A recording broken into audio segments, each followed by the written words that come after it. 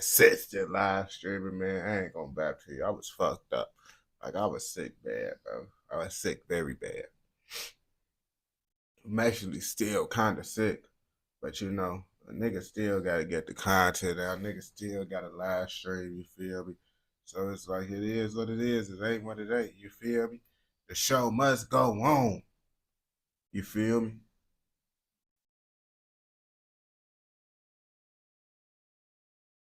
All right, the chat.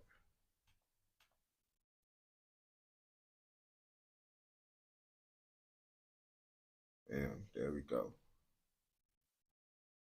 All right. Yeah, man, I had to make sure the chat and shit was all. But what up, my niggas? You feel me? A nigga back in this bit. But yeah, I thought a nigga wasn't gonna be back, bro. That's the only time, bro. That time was the only time you was gonna see me, motherfucking fuck up and not be on live stream consistent, bro. Now, I ain't never missing a day of live streaming again, bro. On game, live streams every day, bro. I can't guarantee what time the live stream gonna be, but I just know we gonna be live streaming every day, you feel me? Now I don't be knowing the exact times, you feel me? I ain't finna get to back and be like, oh, we gonna stream at this time every day. Nah, yo, what's the word? We ain't gonna do all that line say we gonna stream at this time every day, cause my ass would be lying if I tell y'all exact time. It's just randomly, bro. Every day we gonna hop on this bitch, bro, and do a live stream, man. I was just sick, literally. So that's the only reason I didn't be old, because I was fucked up. But now I feel a little bit better. So since I feel a little bit better, I mean I can stream. Gotta get the content, gotta do lots of shit. But you know, motherfucker gotta what? Roll up the thonky. But while I roll up a thonky, let's put on a little video, you feel me? A little video. Michael Drake won't come out my hand.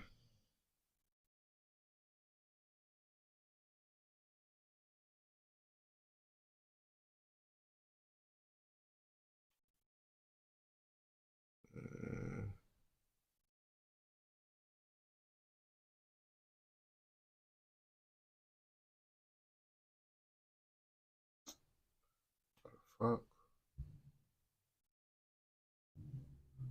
Can I take a minute? I tell you how to do it,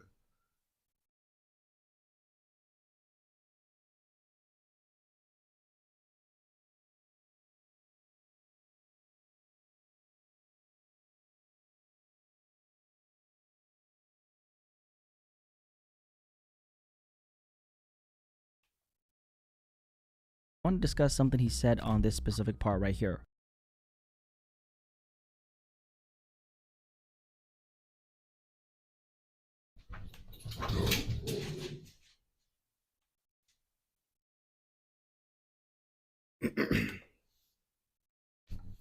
What the fuck happened to Lil Baby? Everybody say Lil Baby fell off. Lil Baby fell off. How about y'all shut the fuck up? Because Lil Baby ain't fall off. Lil Baby have not once made a bad song. When have Lil Baby ever made a bad song? Y'all say, oh, folks say it sound the same. Okay? If you don't want to listen to him sound the same, listen to another motherfucking rapper. I ain't gonna cap to you. But why is Lil Baby not as popular as he used to be? We gotta find out in this video. It's like it's still mind-boggling when I go in there and rap, because it's like the same craft and the same hobby, and it turned serious. Now, Lil Baby is a rapper who was on top just a few years ago. These days, Lil Baby is just not as popular as he used to be. What exactly happened to Lil Baby and his career? This is definitely one of the most relevant conversations in hip-hop right now. Now, what's going on with you today? So today I want to have a little conversation about what happened to Lil Baby, and did he fall off? So you seen the clip I played you at the beginning of this video, which was an episode from Lil Yachty's podcast.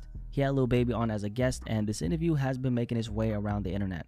Lil Baby spoke on a lot of things like his relationship with Gunna, which is non-existent according to him, which is obviously very unfortunate. He also spoke about the rap game, his career, the streets, which is of course very relevant to his career because Lil Baby is considered a street rapper. More specifically, I want to discuss something he said on this specific part right here. And now I gotta watch what I say. I gotta watch what I do, because I'm watching how society trying to do rappers. You know what I'm saying? I understand why they trying to do it, because some rappers fuck it up for everybody. And it's like, damn, now I'm in this pool. So it's like harder for me to just go in there and rap high. Yeah, I ain't gonna cap to you. the world is becoming a bitch ass place because everybody's so sensitive now. Motherfuckers can't be themselves because they gotta worry about, oh, am I finna get canceled? Am I finna get canceled? Because everybody wanna be pussy nowadays, man. Yo, what's the word? And that's a big part even with me, bro. That's why I'm really on YouTube. I love to be on YouTube because I came from TikTok, bro. TikTok, I can't be myself, bro.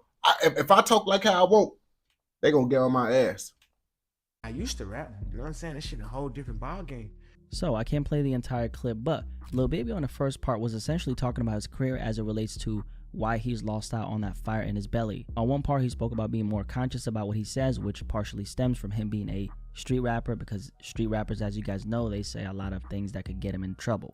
We're going to talk about that aspect later on in the video, but one of the things it sounds like he was hinting at is that he's just not as hungry as he used to be. I'm sure a lot of people know who Lil Baby is, but Lil Baby is a rapper who's been doing it very big in the rap game ever since 2018. That's really when Lil Baby became a known figure on a mainstream level. Ever since then, he's put out a lot of great records, some really great projects like My Turn, which came out during the pandemic in 2020. And 2020 was undeniably Lil Baby's year because that was the year that he reached his peak in popularity. Lil Baby was one of the biggest rappers in hip-hop in 2020. I think most of us who paid attention know that. He was literally everywhere. He was one of the most streamed rappers of that year. A lot of his songs from that particular project did extremely well. My Turn in the end, I would say, became a trap/street classic. I still listen to that project and I think it's definitely held its own weight for sure. And the numbers say the same. During that year, he also dropped The Bigger Picture, which was an extremely impactful rap song that reflected the times. I ain't gonna cap to you. Everybody was trying to get their little buzz off the Black Lives Matter movement, and Lil Baby was the only one that really capitalized off the Black Lives Matter movement. Outside of all them other rappers that tried to do that shit, bro, them niggas motherfucking was tweaking. Lil Baby turned into a conscious rapper for that one record, and the song was a really big moment because of everything that happened back then. Ever since 2020, which was the height of his popularity, like a lot of us know, Lil Baby is just not as hot as he used to be. Now this is for several reasons, but the biggest reason I would say is because the quality of the music just isn't as good as it used to be. Quality is of course subjective, so you can agree to disagree, but the general consensus seems to be that Lil Baby just doesn't sound as good as he used to sound. Aside from the subjectivity, I would say that a lot of it has to do with the repetitiveness as far as the content in his music. Lil Baby is a street rapper who raps about the streets, guns, money, lifestyle, passion, life, women, hunger, getting out the mud, and he makes music that has a story to it.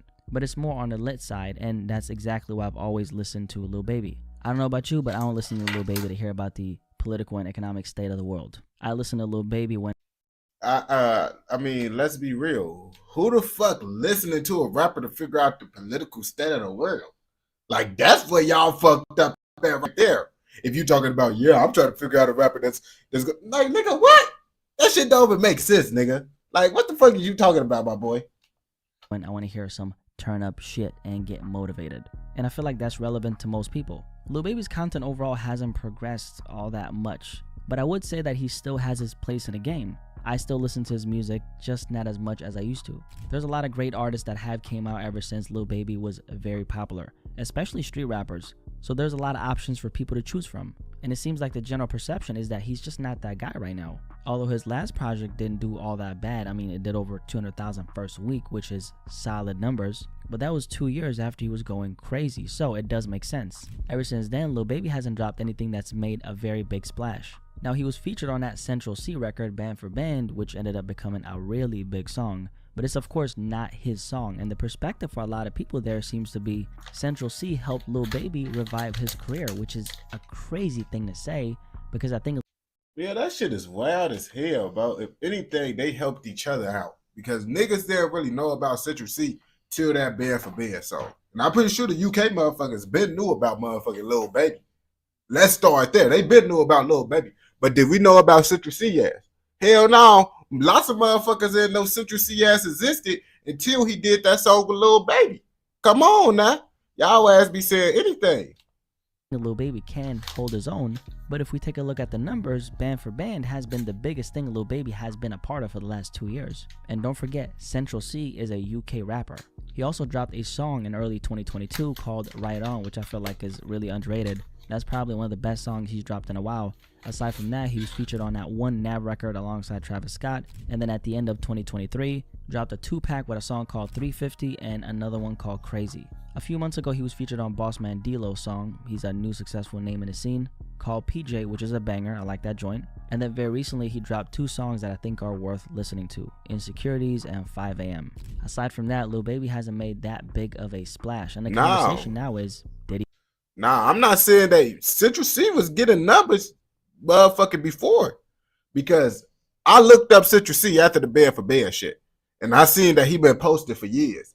But just because his ass was posted for years and shit getting numbers, niggas knew about his ass in the UK. I'm telling you, lots of motherfuckers in America didn't know about Central C ass for real.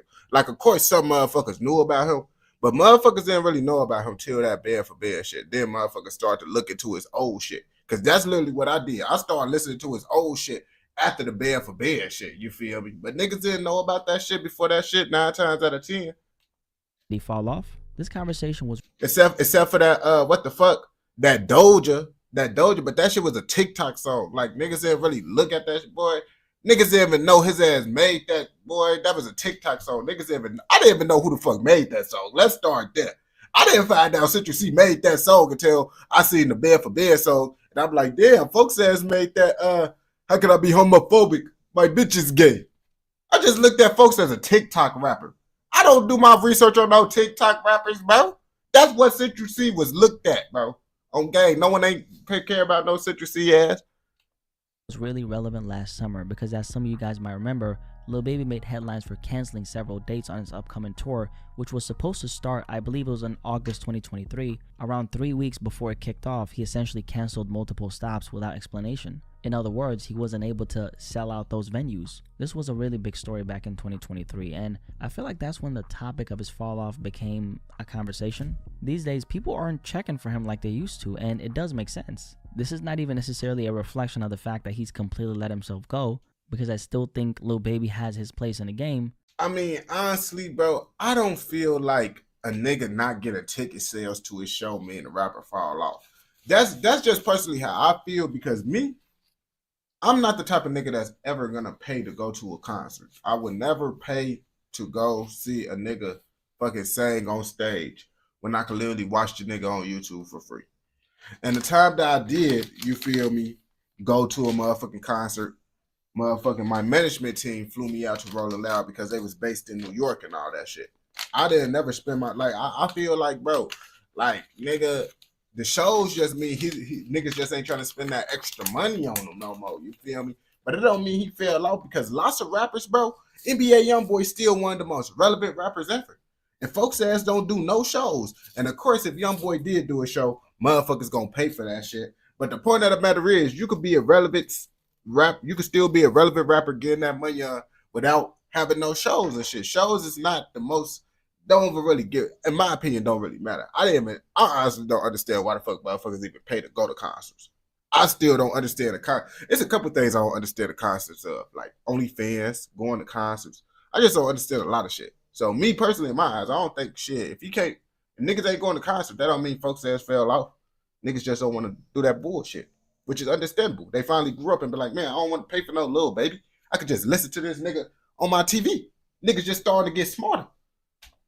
I mean, like I said, he recently dropped 2 very good songs that I've had on repeat personally. So clearly he still got it. It's more that the times in the music industry, but specifically hip-hop, are changing. Ever since the pandemic, a lot of rappers and artists who were hot during that era are just not talked about anymore. Although streaming has dominated the music industry for over the last decade, a lot of the rappers who became hot off of the streaming era have seen a significant decline, and that includes Lil Baby. A lot of it, I think, has to do with how fickle music is now, and if you're not an artist who talks about things that actually matter in the real world on a consistent basis, personally, I don't think you're gonna stick as much as the person who does cover those real-life topics. This is, of course, not always the case, right? But a lot of those rappers who may not be that relevant to the majority of hip-hop fans, like NF is a good example who we spoke about in that Lil Baby video from 2023, a lot of guys like that are literally selling out arenas just like that. I mean, a guy like NF sold out 20K people for multiple stops during his last tour. Who the fuck is NF? That's what I mean, but I don't be knowing lots of these niggas, bro. You feel me? I don't be thinking like niggas. I honestly don't think niggas fell off, bro. I don't think Lil Baby fell off. Y'all compare him to niggas like NF. Who the fuck is NF? Niggas finna get mad at me. I don't know who the fuck Brody is.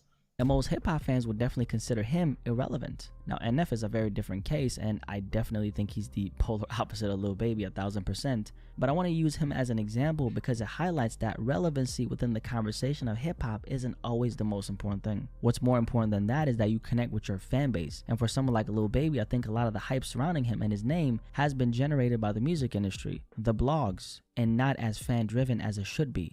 That's why you don't tend to meet diehard Lil Baby fans. I mean, ask yourself this question: when was the last time you met someone who said, "I'm a diehard fan of"? And yeah, that be a big part. You see, no one don't know who Buddy was. But that I be telling motherfuckers that shit. I be like, bro, the biggest motherfucking rappers that got a good ass fan base be the ones that they can relate to. Like they actually see their life and they can understand. Why you think motherfuckers relate to YoungBoy? They ass real life feel like, man, they could relate to Brody, this, that, and the third. And then certain rappers, bro, you don't know anything about them. You just know they ass be rapping. Like, for example, Cowboy. He's a good rapper, but no one gives a fuck about Cowboy. Just because no one don't know anything about Brody. And if no one don't know shit about you, bro, they ain't gonna really give a fuck about you like that. When they see that you drop, they gonna, of course, listen to it because you make good music. But outside of that, niggas don't give a fuck.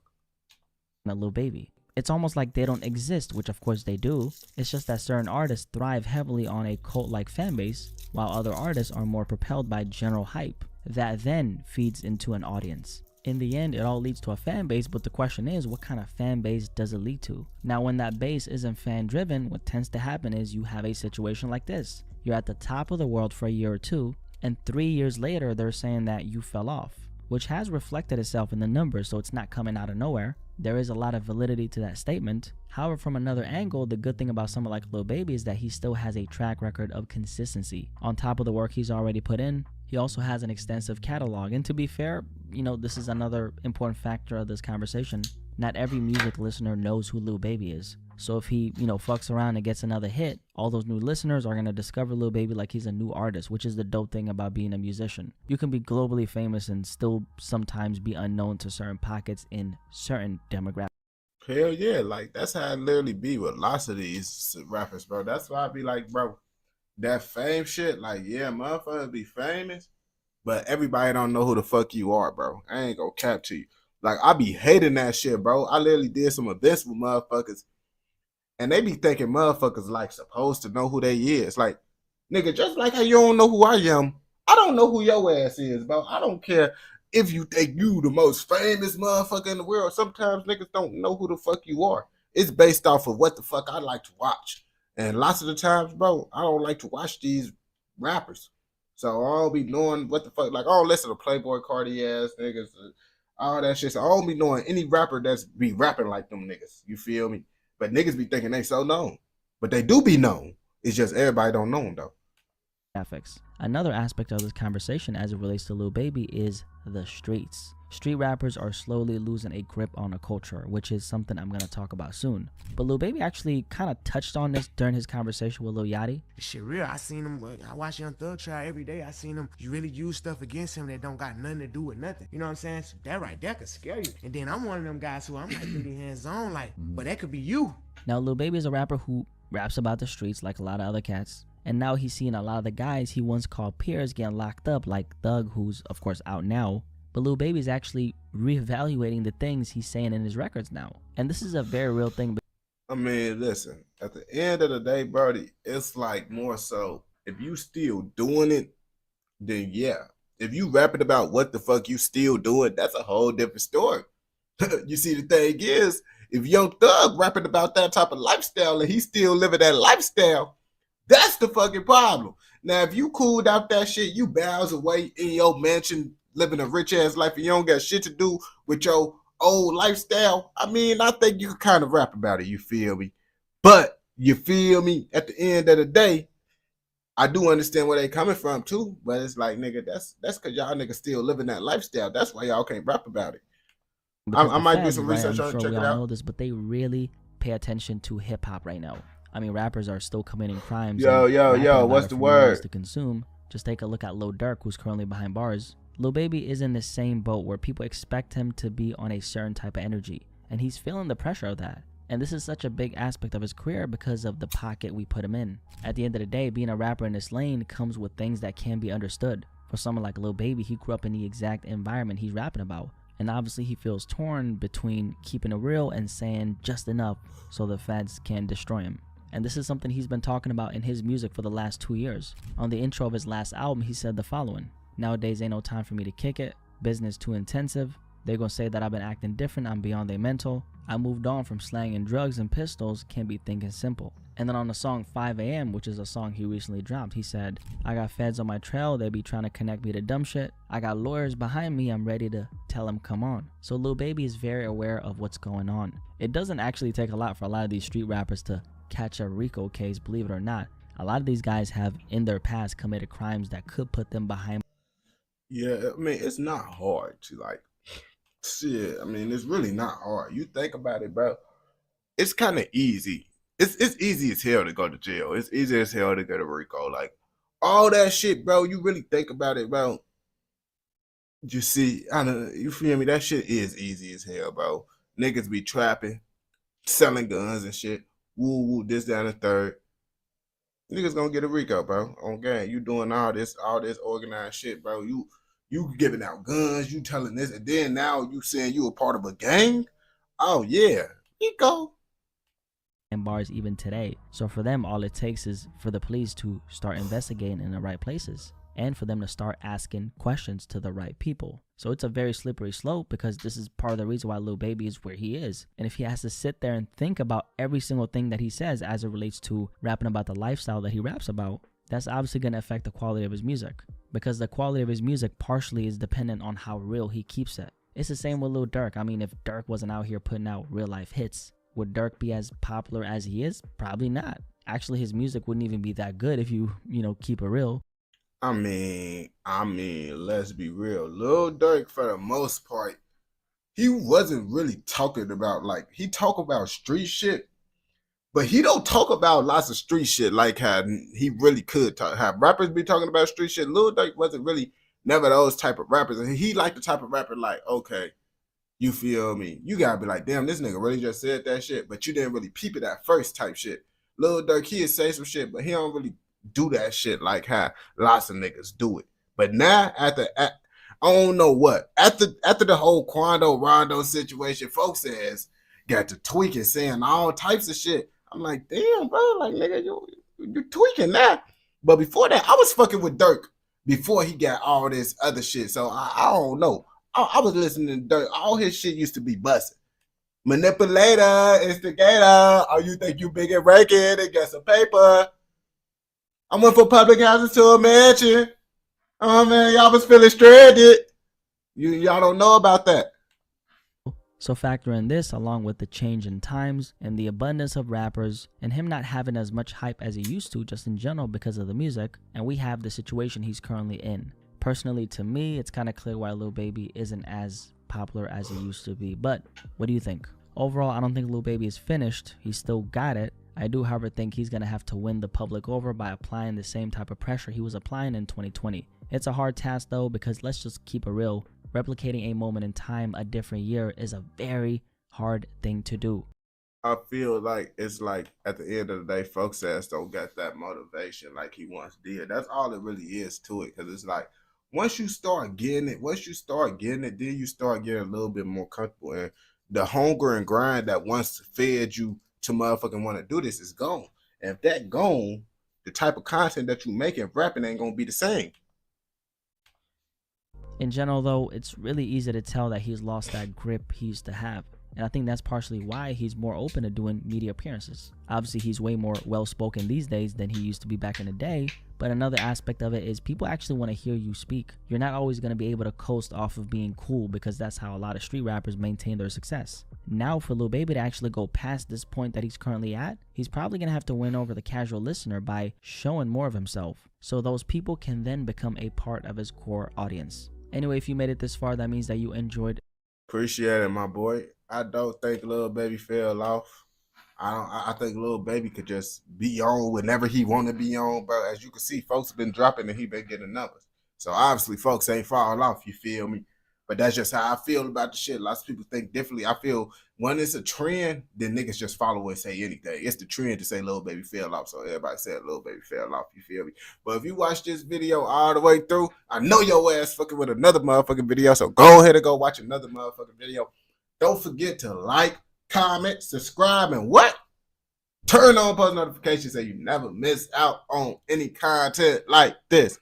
Go! Okay. I mean, how y'all just in place coded always. Okay, try to fuck your bitch, that she called her. Fade on the cover 30 here, get 3 to a nigga. That's how I'm saying to a nigga. Man, that's because I know my name ring to a nigga. Let me see what the fuck going on YouTube. I wasn't even looking at the YouTube shit. Yeah, we had some people at the YouTube shit. What up, my niggas? I didn't even know y'all names, y'all that bitch. Okay, I was looking at the Twitch side of things. Northside Newham. Let me see what the fuck you talking about with the Northside Newham. UK Trail Plug North Side. Newham.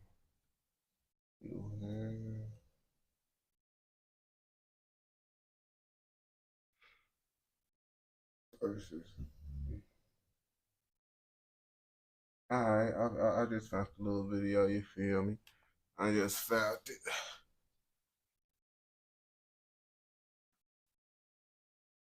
14-year-old Corey. Damn, this bitch 40 minutes. Oh, we about to check that one out. Another one. That bitch long as hell. What the fuck? I didn't even know his video was that. Oh, he celebrates all the shit. But no, we still gonna react to a UK drill plug. Just gonna do that one different day. Let's see. Bristol. I don't know. That sounds like a kind of cool name. I don't know. Bristol. Bristol. Now, the city of Bristol is located in the south.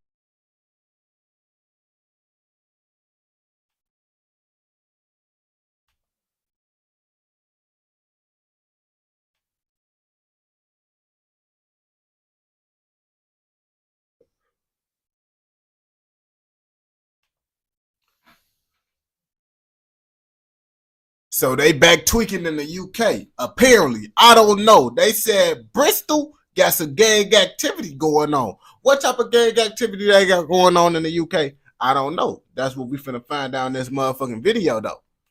Now, the city of Bristol is located in the southwest of England, and as of 2019, the population of Bristol was around 467,000 residents residing within the city, although the population has most likely increased since this census. In both 2014 as well as 2017, the city of Bristol was named as the best city in Britain in which to live. Yeah, why are we making this? Why are we making a video about the best city in Britain?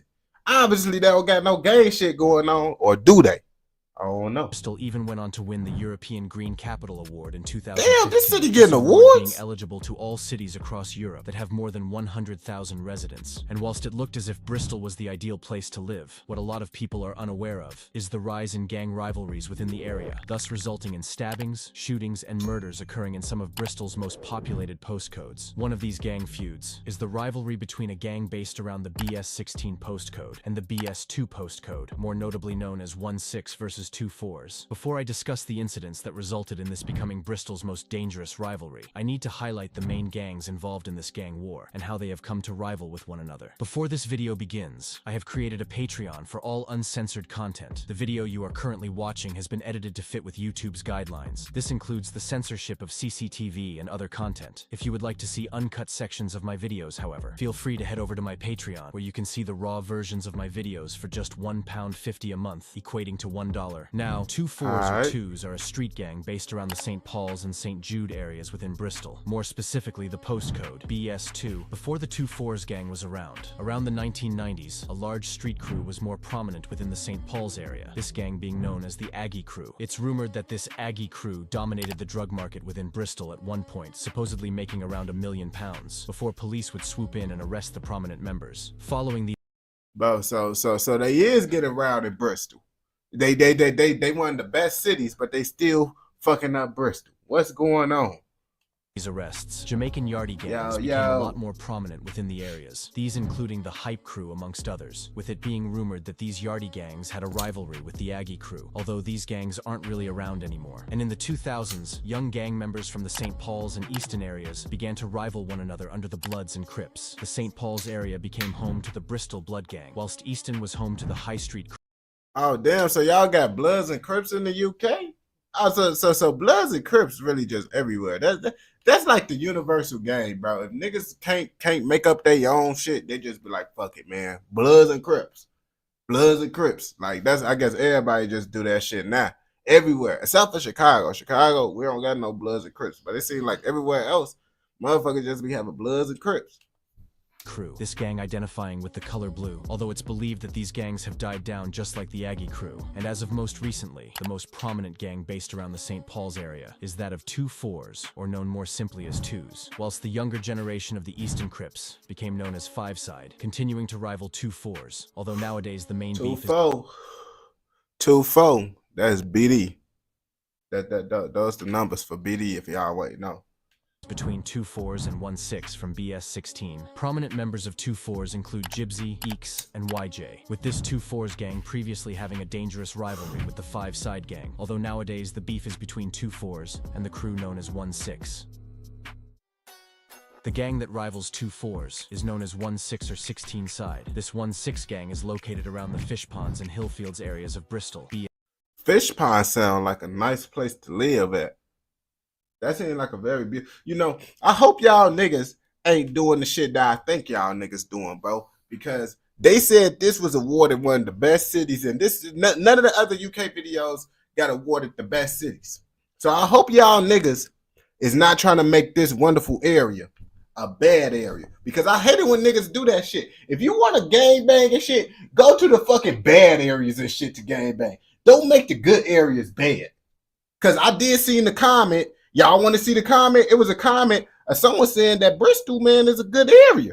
So if they saying this is good, this is actually the first comment right here.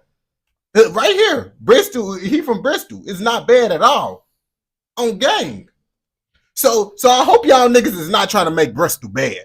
I hope this is not what y'all niggas trying to do. Because there's some niggas in America that try to do the same shit. Try to make the nice, wonderful areas bad areas. Like, nigga, get the fuck out of here doing that shit, bro. Y'all parents work hard to get y'all inside these nice areas for y'all to gangbang in them areas and make it just like the areas niggas trying to get away from.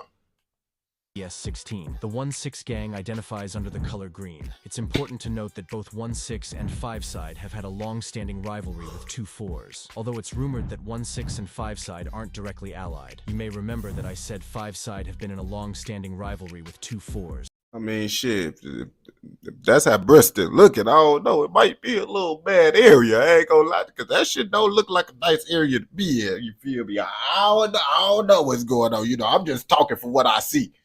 Well, 1-6 also had beef with 2-4s. This beef then leading to one of the deadliest modern-day gang feuds that has taken place in the city of Bristol. Prominent members of the 1-6s include RC or Loki, TK, and JM. Now, you may be confused as to how groups of teenagers from estates only streets away from one another have come to have such a deadly and bloody rivalry with each other.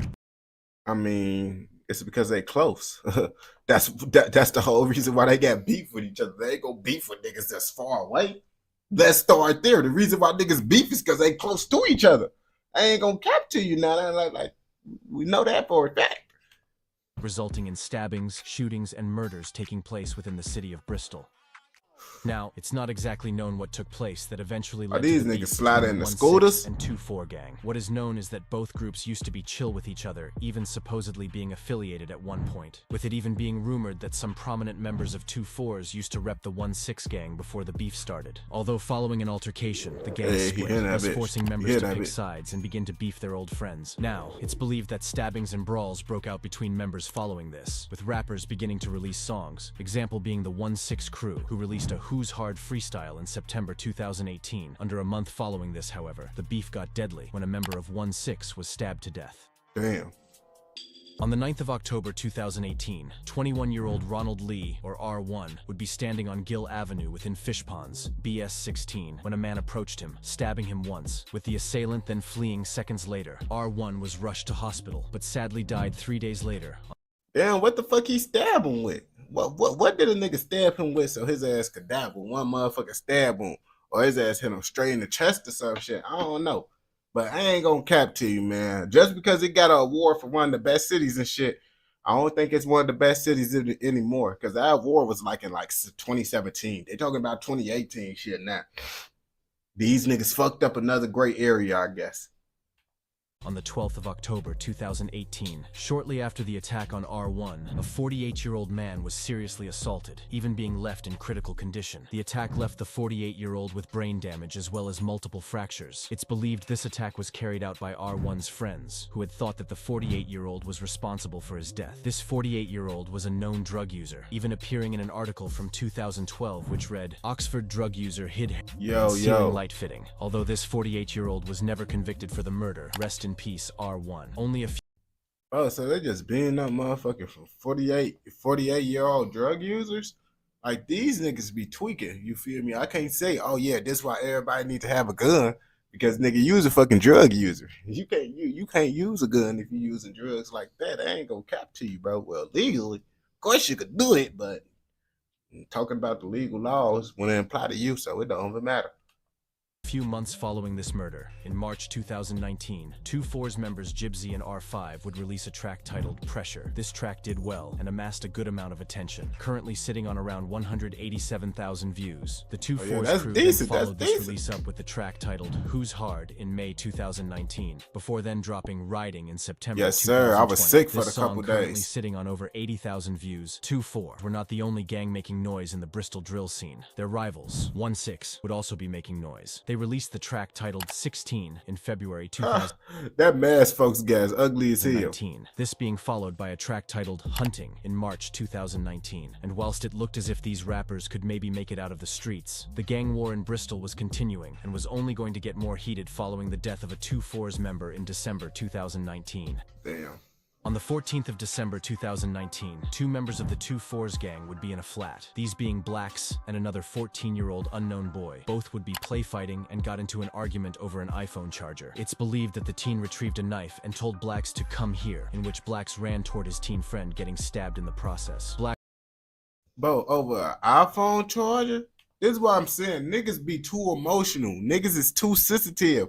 And when you a sensitive ass niggas, you would kill a nigga over some little ass shit like that, bro. I don't see a nigga that kill a nigga over some goofy shit like that. Like, oh yeah, he a real savage, he a real killer. I'm like, he a sensitive ass motherfucker to kill someone over a motherfucking charger. Blacks sadly died moments later, with the teen responsible being arrested at his family home in the hours after. A murder trial took place, in which the teenager claimed self-defense, eventually being acquitted of the murder in May 2020, after the jury unanimously agreed he didn't mean to cause any harm to Blacks. Either way, rest in peace, Blacks. The death of Blacks was an incident that repeatedly got mocked by young 1-6 members. I mean, shit. I mean, how the fuck you ain't mean you do no harm? His ass up the big ass knife up on him. When they released music. A prime example of this being 16-year-old YM, who rapped about the murder in an unreleased song in which he rapped the lyrics. Oh dear, oh lord, got bored and he fell to the floor. Got packed for an iPhone cord, you can cop one of them for less than a score. Man, you must feel sore, could have got a charger in a Poundland store. As I'm sure you can tell, this was a direct... Damn, niggas did get killed. You see, that's what I was saying, bro. Niggas be like, yeah, that is some goofy shit to get killed over an iPhone charger. But the nigga who killed the nigga over the iPhone charger, they ass a bigger goofy.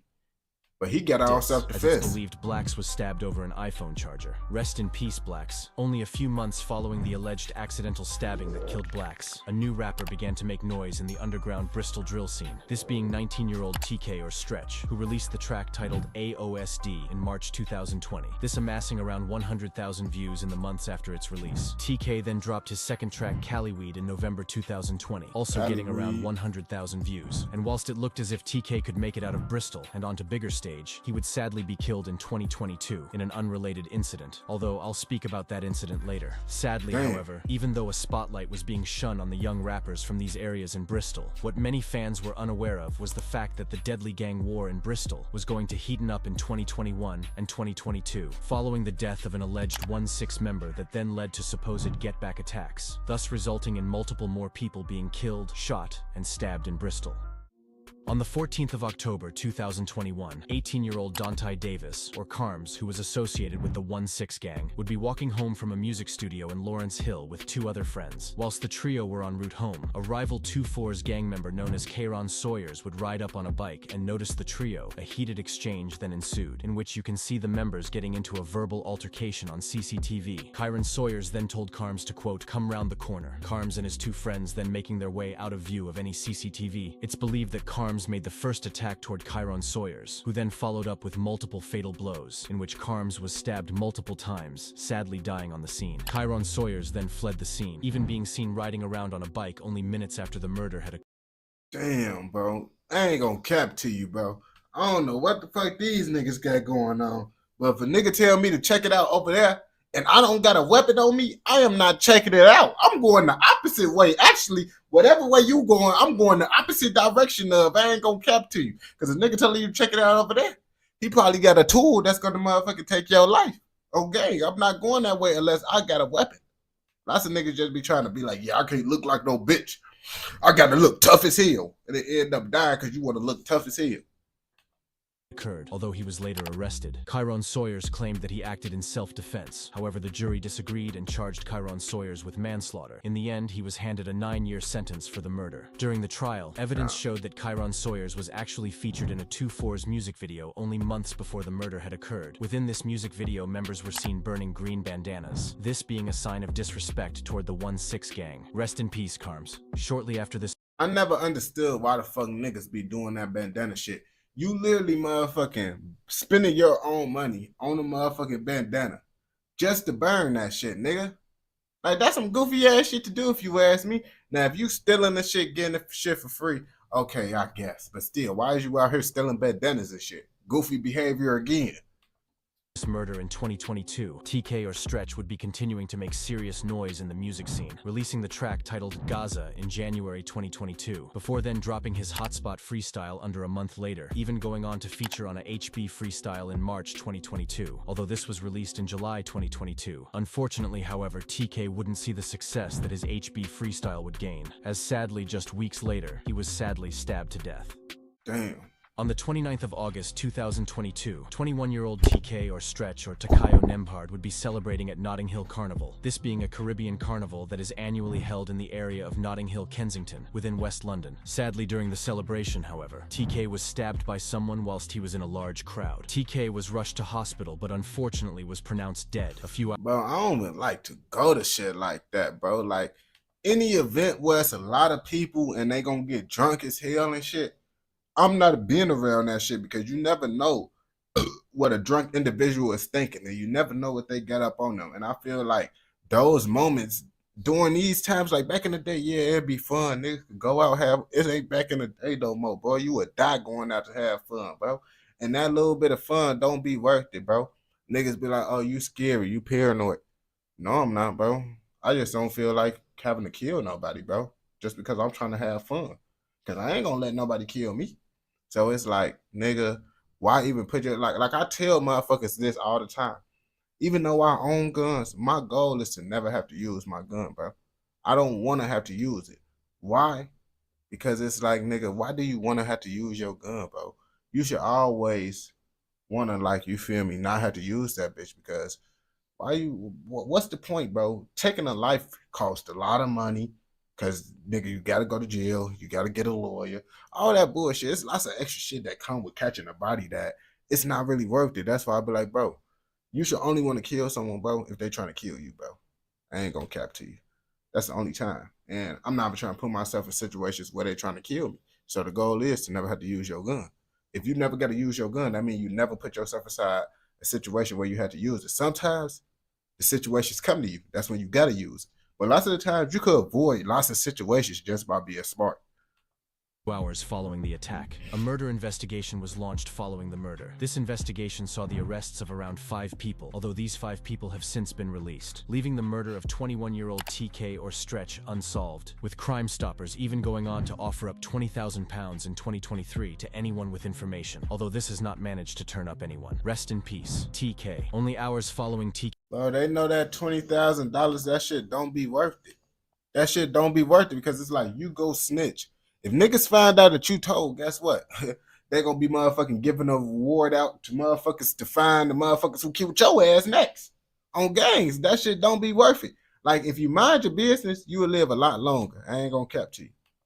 TK's death, his producer released a heartfelt tribute on his Instagram account, which read, 2 years ago, a young 19-year-old man came from Bristol to meet me at my studio with his dad. His name was Takayo Nembhard, aka TK, or Stretch. That meeting took us on a journey. We recorded some great music together. His talent was endless, and I can tell you guys he was close to greatness. So it's with a heavy heart that I bring the news that Takayo passed away last night. TK was a massive loss to the 1-6 crew, who went on to mourn him after his death, with new rappers beginning to make noise in the Bristol drill scene. Example being RC, or Loki, and YM, who released a Loadin' freestyle in July 2022, before going on to release another track with YM, although this song featured JM and was titled Plug Talk. Both of these songs amassing tens of thousands of views. YM even went on to do his own solo Plug Talk, which was seriously cold, and turned a lot of people's heads as he was flowing differently on this song. At the beginning of 2023, RC or Loki, YM, and JM dropped another track together, this being titled All Right. If anything, it looked as if these 3 could become an official trio, as every song they had released gained positive feedback. 1-6 were not the only gang making noise in the Bristol drill scene, however, with 2-4s or 2s also somewhat frequently releasing tracks. These included The Real Truth and multiple Loading freestyles. If anything though, it really looked as if RC or Loki, JM, and YM could make it out of the streets.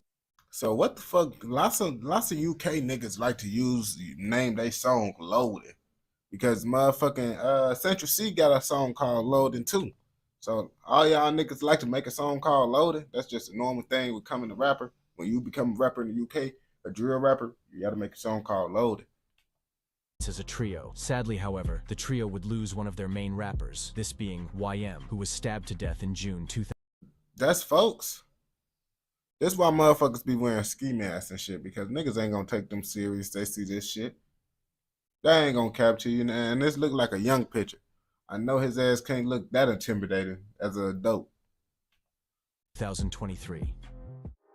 On the 10th of June 2023, 16-year-old Mikey Roynan, known as YM, would be traveling on a bus to a girl's 16th birthday party in Bath. On a separate bus, a group of teenagers would also be traveling to the party. However, it is believed that this group of teens were armed with knives. Upon arriving at the party, YM and others began to have fun at the house party. Although only a few hours after the party had begun, the armed teens that were on the bus hours earlier got into an argument with 16-year-old YM, with one of the teens retrieving a knife and stabbing YM in the neck. People at the party began to phone 999 in an attempt at saving YM's life, with the defendants 999. That's how y'all call the police out there. It's 911 in America.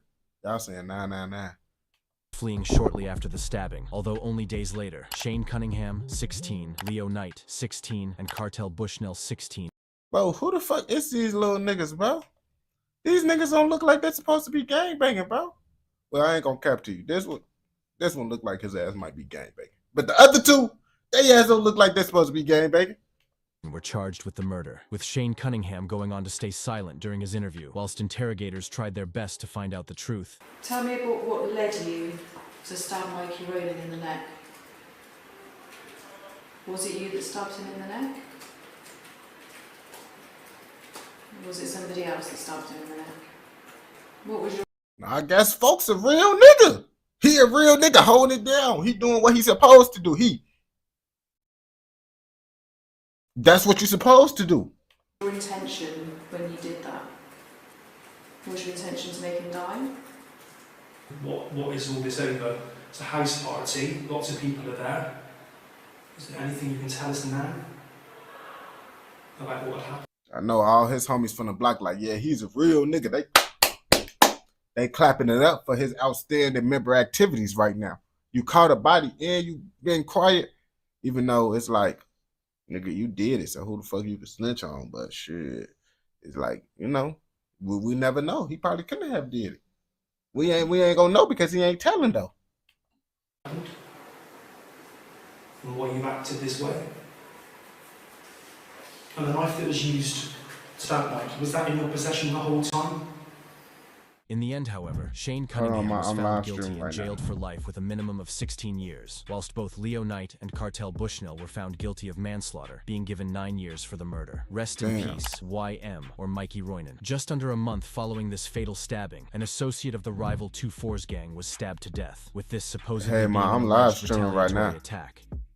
On the 21st of July, 2023, 19-year-old Eddie, or EK, would be walking on Grosvenor Road in the St. Paul's area of Bristol, BS2. He was attacked shortly before 11 p.m. He sustained multiple stab wounds and sadly died on the scene only December? moments later. Upon hearing of his death, police launched a murder investigation. However, Okay. despite multiple arrests, no one has been charged for the murder of EK, with this murder going unsolved. Rest in peace, Eddie, or EK. Whilst it is not known what happened between the 1-6 gang and 2-4's gang following this Okay. murder, what is known is that in February 2024, a member of 2-4's was allegedly stabbed multiple times by a 1-6 member, resulting in the 2-4's member being rushed to hospital. No other incidents have really occurred within the streets, but I hope that all of the members involved I guess these niggas is tweaking out there, bro. These niggas tweaking. They tweaking, bro. They tweaking. I thought it was one of the best areas in the UK to live, but these niggas out here tweaking in the UK, bro. Well, in Bristol to be exact. You feel me? in this rivalry can focus on music instead of the gang life, as realistically this gang life only ever leads to jail or death and never anything positive. These people may Yeah, you saying all that shit don't mean shit, bro. Them niggas will hear you say that shit and do worse shit just because you told them to do better with their life, bro. They don't want to hear that bullshit. Them niggas like to do the opposite. But if you fucks this video and watched it all the way through, I know your ass fucking with another motherfucking video. So go ahead and go watch another motherfucking video. And don't forget to like, comment, subscribe, and what?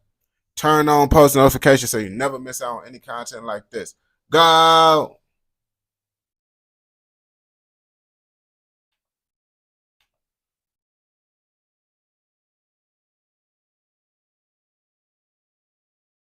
Yo.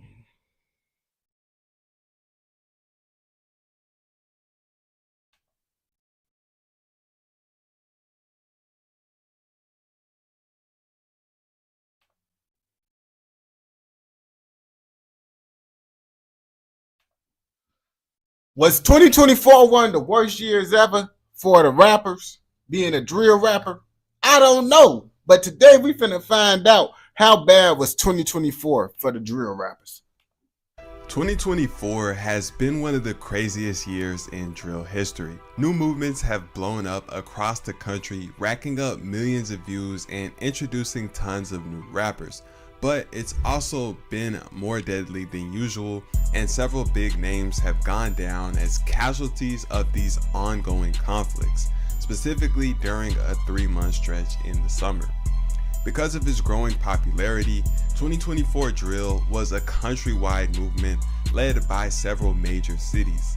Chicago, the city responsible for the creation of the genre, saw a resurgence, but new places like Dallas and Atlanta also had drill scenes take off, gaining tons of attention, introducing new faces to the fans, and making people aware of the rivalries going on. That's that boy LBG Murder. I ain't gonna cap to you. Folks ass be going cool on in the streets. So in this video, we'll take a look at everything that happened in drill through the entire 2024, as well as the continuous cost that this genre comes at.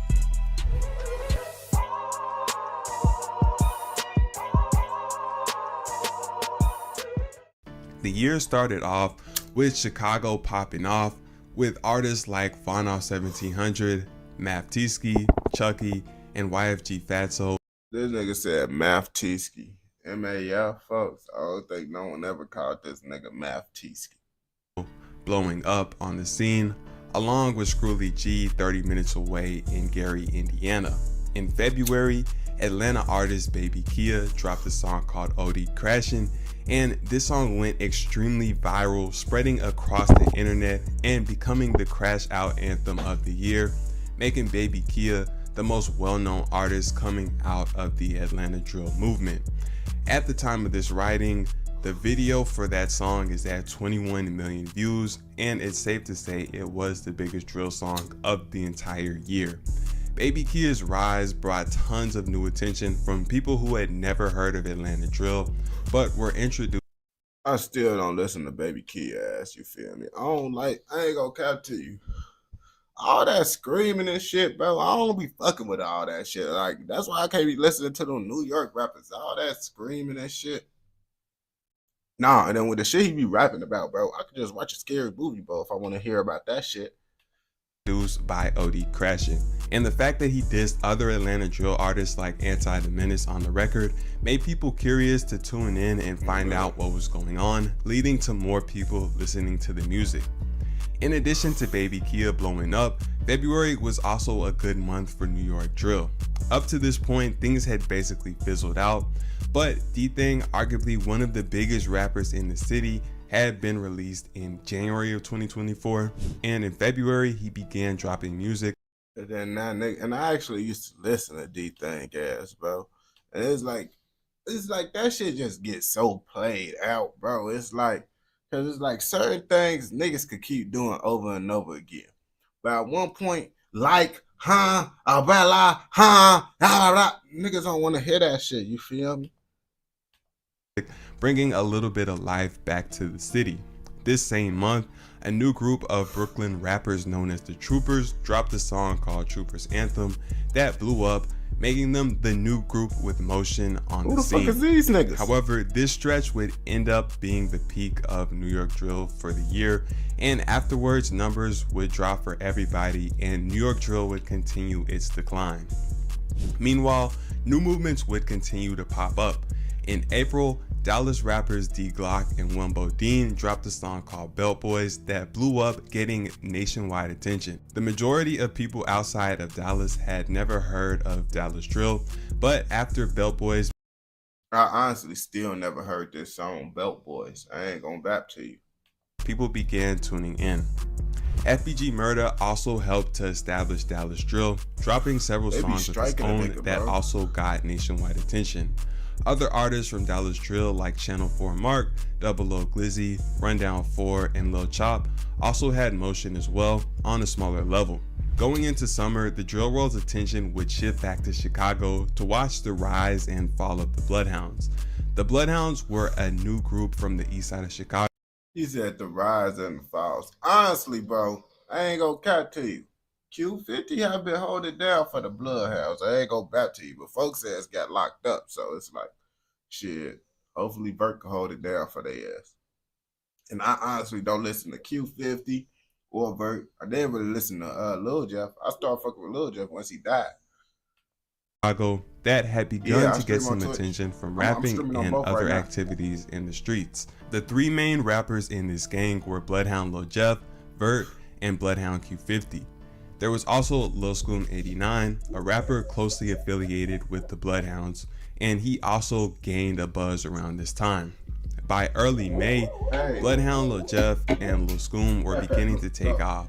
Both artists had songs buzzing in Chicago, and Lil Jeff had Reddit fame for allegedly having 10 bodies. Going into summer, he was continuing to get internet attention for music as well as viral antics. But in early June, the news broke that Lil Jeff had lost his life in a crazy situation where the Bloodhounds had attempted to go on a drill, and in the process of chasing an op into a house, Jeff had gotten caught and returned fire by someone in the house.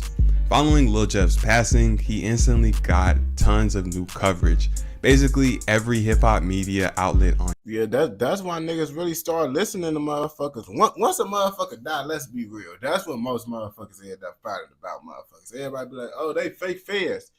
I wasn't a fan back then, and I wasn't a fan, and I'm not a fan now. It's just, I started checking out his music once the nigga died. Just like with Pop Smoke. I don't got a line, shit. Niggas be babbing. Oh, I been was fucking with him. No, you wasn't, nigga. Stop that cat. On YouTube was talking about him, and his situation was getting tons of Sometimes. publicity. He was getting King Von comparisons, and fans started glazing him the way they do every rapper that passes away. Lil Scoom was already buzzing before, but after Lil Jeff passed, he began getting even more attention. However, in July, just 1 month after Jeff passed, I ain't gonna cap it. Lil Scoom was the best rapper out of that whole little group that they had going. Even though Lil Scoom now is from their hood, you feel me? But you know, the Lil Jeff and all them niggas, but Lil Scoom was the best one. Scoom would also meet an early end after he was backdoored in the rack. In the time between Lil Jeff and Lil Scoom passing, down in Jacksonville, Julio Foolio also lost his life in a crazy situation where he leaked the location where he was celebrating his birthday, and his ops came and got him. Damn. The people believed to be responsible. That's because his ass got too comfortable, bro. Niggas keep getting shot at and surviving. After a while, you feel like, man, can't nobody do shit to me, nigga. I'm Superman. I'm Deadpool in this bitch, bro. Nigga shoot me, I'm gonna be surviving, nigga. These niggas ain't no shit. And you thinking that shit is why niggas end up getting fucked up because you think it can't happen. Oh yeah, you good. Were caught a couple of weeks later. Jacksonville drill was basically over by this point, but the passing of Foolio marked the official end because he was the face of his side of the beef, as well as one of the last rappers from his neighborhood still alive and free. After Foolio passed, Young and Ace made a song dissing him, but given the current state of things, this might be the last diss song that Ace ever Appreciate it, puts my out. boy. In late summer, the drill world would take another loss, but this time up in Philly. By 2024, Philly drill was fizzling out. The movement lost the majority of its big rappers in 2023, but OT7 Kwani and YBC Duel were still carrying the city. Kwani was sticking to his proven. I ain't gonna cap. So I fucked with YBC Duel, and I was fucking with YBC Duel before he actually died. You feel me? Lots of rappers I be finding out about him and listening to him after they died, but Duel, I was fucking with Duel. Formula of barely dropping anything on streaming platforms and teasing music occasionally. By 2024, he was known across the country, and the few songs he dropped music videos for on YouTube all did multiple millions of views. He even ended up linking with Trump, endorsing him, and getting a shout out at a rally. YBC Duel was also sticking to his formula, dropping extremely disrespectful music and pulling antics, even going as far as to dig at a gravesite. He had songs like McButtons and McNuggets and California Dreamin', racking up more views than he ever had. He was also tapped in with the new Chicago drill scene and collaborating with artists like Vono 1700. Come on, let's be real. Everybody, Von like to link up with every disrespectful, like depending on who you are, bro. He like to link up with the ops of the main niggas. I don't know why, but his ass linked up with D-Thing, folks linked up with Duel, motherfuckers just linking up with all the disrespectful niggas he want to link up with. If you disrespectful from a different state, Von gonna fuck with you because he like that disrespectful shit. Lil Scoom and Lil Jeff before they passed. Brandon Buckingham, a YouTube documentary maker, saw this motion and decided to go to Philly and film a documentary for Duel. But just 2 days after the documentary was released, Duel had his life claimed in Philly, allegedly by a 16-year-old. This crazy situation got nationwide coverage, but basically marked the official end of Philly drill, leaving Kwani as the only big Philly drill rapper who was alive and free. Foolio and YBC Duel were two of the most disrespectful drill rappers ever, so their passing didn't really surprise anyone and was another example of the kind of target artists put on their back when they pull antics and go to extreme lengths in order to disrespect the dead just to go viral. In September, the fans' attention was shifted back to Chicago. Following the passing of Bloodhound Lil Jeff and Lil Scoom, their friend Bloodhound Q50 had been blowing up, dropping music to keep their names alive. Q50 was cool with and often collaborated with Screwly G, another up-and-coming drill rapper, and in September, these two found themselves in a beef with Billionaire Black, one of the originators of drill music back in 2011, along with the whole FBG group. This beef would generate tons of attention, shining an even bigger spotlight on the Chicago drill scene. It started with Scrooly G previewing a song where he said if he caught an op trying to shop at the store, he would pop out and do him like Duck. He claimed, I'll be ready for that shit to like get the views up first, let them get their views before I just come on and react to it when it just got posted. This wasn't a diss and just a reference to a situation, but FBG and their side weren't trying to hear it, and several rappers blasted him on the internet. This led Scrooly to drop an official diss with Bloodhound Q50, where he took shots at Billionaire Black, King Yella, and Swag De Niro, and Q50 decided to diss Tuka, one of FBG's fallen members. This song drew response disses from Billionaire Black, as well as other FBG members like Young and Dutchy, and basically all of the songs passed 1 million views. The situation brought even more attention to Scrooly G and Q50 and temporarily made Billionaire Black and FBG relevant again. In October, Fully Chop and Q50 with Damn, he said temporarily. But I mean, shit, that is true because outside of that shit, niggas ain't talking about FBG. What Duck was really their last hope. Once Duck passed away, folks, it was damn near over with for FBG. Lil 50, 2 more Chicago rappers blew up, but Lil 50 ended up losing his life extremely early, passing just 1 day after doing his second ever interview with DJU TV, becoming the 3rd up-and-coming Chicago artist to lose their life that year. This brings us to the end of 2024. Drill is still thriving across the country. Chicago's drill scene is still very active and they have a ton of artists doing numbers. Atlanta drill is rolling along steadily on a smaller scale, and Dallas drill still has motion as well. New York and Philly drill are basically over, but the Philly sound in particular is popping all over the country. Summer of 2024 was extremely bloody, with the drill world losing Bloodhound Lil Jeff, Fulio, Lil Scoom, and YBC Duel all in the 3-month period. At this point, drill music seems like an unfortunate reality that automatically comes with any environment that has the impoverished conditions that lead to gang violence. The negatives outweigh everything else, but the music does provide opportunities for a select group of individuals, and the fans enjoy it. Yeah, the fans enjoy them niggas crashing out and going to jail. That's what they like to see. But then they be like, damn, we don't get no more rappers. Because y'all promote the bullshit, you feel me? Y'all know how it go. But hopefully 2025 get better. But we don't know. Seems like every year it just get worse and worse. If you fucks with this video and watched it all the way through, I know your ass fucking with another motherfucking video. So go ahead and go watch another motherfucking video. Don't forget to like, comment, subscribe, and what? Turn on post notifications so you never miss out on any content like this. Go! Hold on, I'm finna be right back.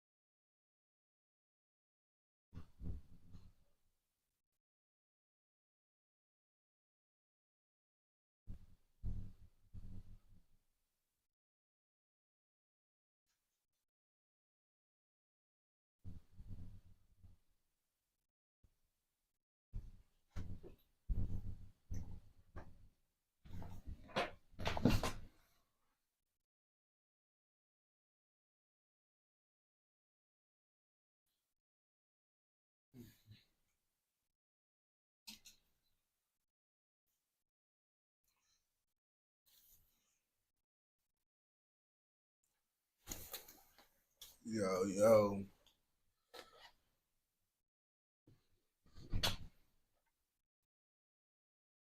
Mhm.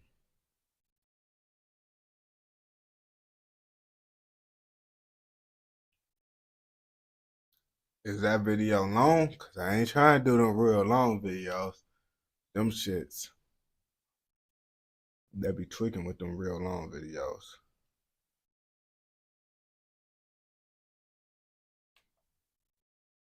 Similarly to my last video, in this video we'll be Alright, I'll see what's to it then. If it's only 11 minutes still.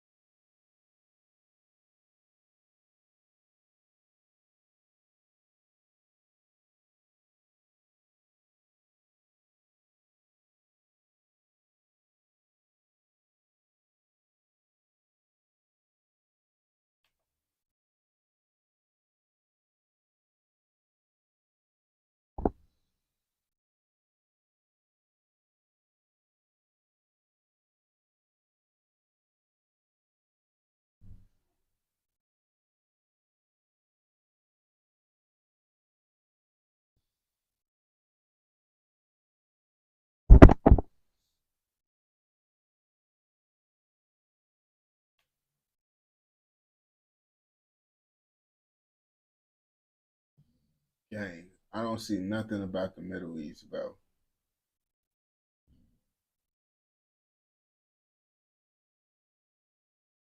All this shit say London.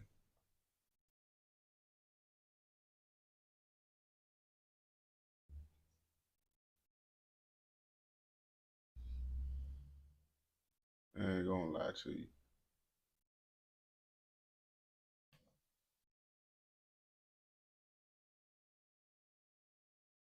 I don't see nothing about.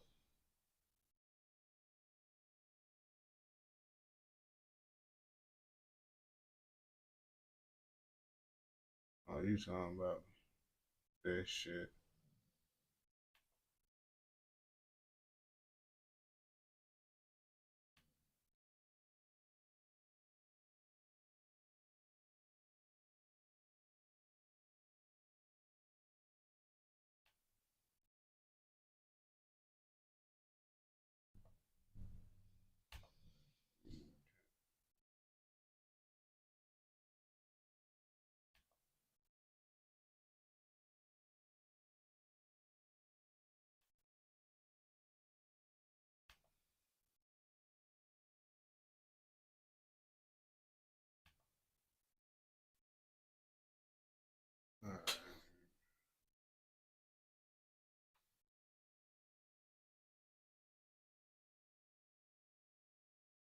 We finna see what's to the Molly Strip. Now they said this shit dangerous in the UK. I don't know about it. I always thought London and shit just got tea and all that shit. So let's see what it's really about out there. Jaden Moody, 14 years old. He was murdered on the 8th of January this year. According to Trident, they're responsible for 7 murders in 3 years or less, that we know of. In this video, we are heading to East London, specifically the borough of Waltham Forest, where a large street gang named Molly Strip operates around Leighton. Molly Strip is divided into 2 different sets, one being L Tizzy, which controls the E10 postcode, and one being SJ, which controls the E17 postcode. Molly Strip formed in the early 2015s. Before, members were a part of the Beaumont Boys, but the olders would split off and make their own set, naming it Molly Strip. This was most likely to make more money. Molly Strip doesn't really focus on postcode wars, but instead the local drug trade, being one of the richest gangs in London. They even keep track of police number plates and police presence in order to not get arrested. A few streets away from Molly Strip Also, these niggas advanced with it. They keeping track of the police and shit. Okay, I see what they going on. This advanced niggatry. are their main ops named LGR. They were once allied with Molly Strip in one gang called the Beaumont Boys, but would begin to have a rivalry after Molly Strip would separate from Beaumont Boys. Beaumont Boys is not really a gang anymore, with it now being LGR that run the Beaumont estate. The Beaumont Boys have been around since the 1990s and is referred to as LGR by the younger generation. LGR stands for Let's Get Rich and Leighton Green Riders. Molly Strip also has a deadly beef with nearby Priory Court, which has been going on for a few years as well. In 2015, Molly Strip members would start shotting on Beaumont's block. Allegedly, a fight would happen between Molly Strip members and Beaumont. Shotting. What the fuck is shotting? What is shotting? Olders. LGR would get involved after an LGR older shot Hunter Molly Strip to death in 2016. Oh, shooting? Shooting? Oh, shot it? Oh, shit. This would spark LGR, which was a younger set from Beaumont, to start beefing Molly Strip. On the 7th of May 2017, a Molly Strip member named EJ was out in Walthamstow High Street with a friend. Allegedly, him and his friend were out trapping that night. 2 LGR GMs would also be out that night and would ambush EJ and his friend. The 2 LGR members would stab EJ once in the stomach. EJ would run into a cafe and collapse, and his intestines had started to fall out of his stomach as a result of the attack. Sadly, you see, this why I don't fuck with all that. I say that knife shit is way worse than getting shot, bro. I ain't gonna lie to you. Cause nigga, when you get shot, your intestines and shit not finna get to falling out your body and shit. Niggas cutting you, slicing you up. Hell nah, bro. I don't got time for that. It's already bad enough. You got blood and shit falling on your hand and shit. Now you get your testes falling out. Nah, bro. I can't deal with that knife shit. EJ would be pronounced dead 2 hours later. The LGR GMs were caught on CCTV fleeing the scene. Damn, them niggas sliding on bikes. They would be caught by police just a few days after the incident. Ezra, LGR, and Morgan, LGR, would be convicted and given life sentences for this incident. Rest in peace to EJ. My thoughts and prayers are with his family. A few days after EJ's death, Ezra, LGR, who was EJ's killer, was in an arcade in Walthamstow. 5 Molly Strip members would find Ezra and shoot at him whilst he was in the arcade. This was all caught on CCTV, but it is way too graphic to show on YouTube. Ezra would be arrested not long after this for the murder of EJ.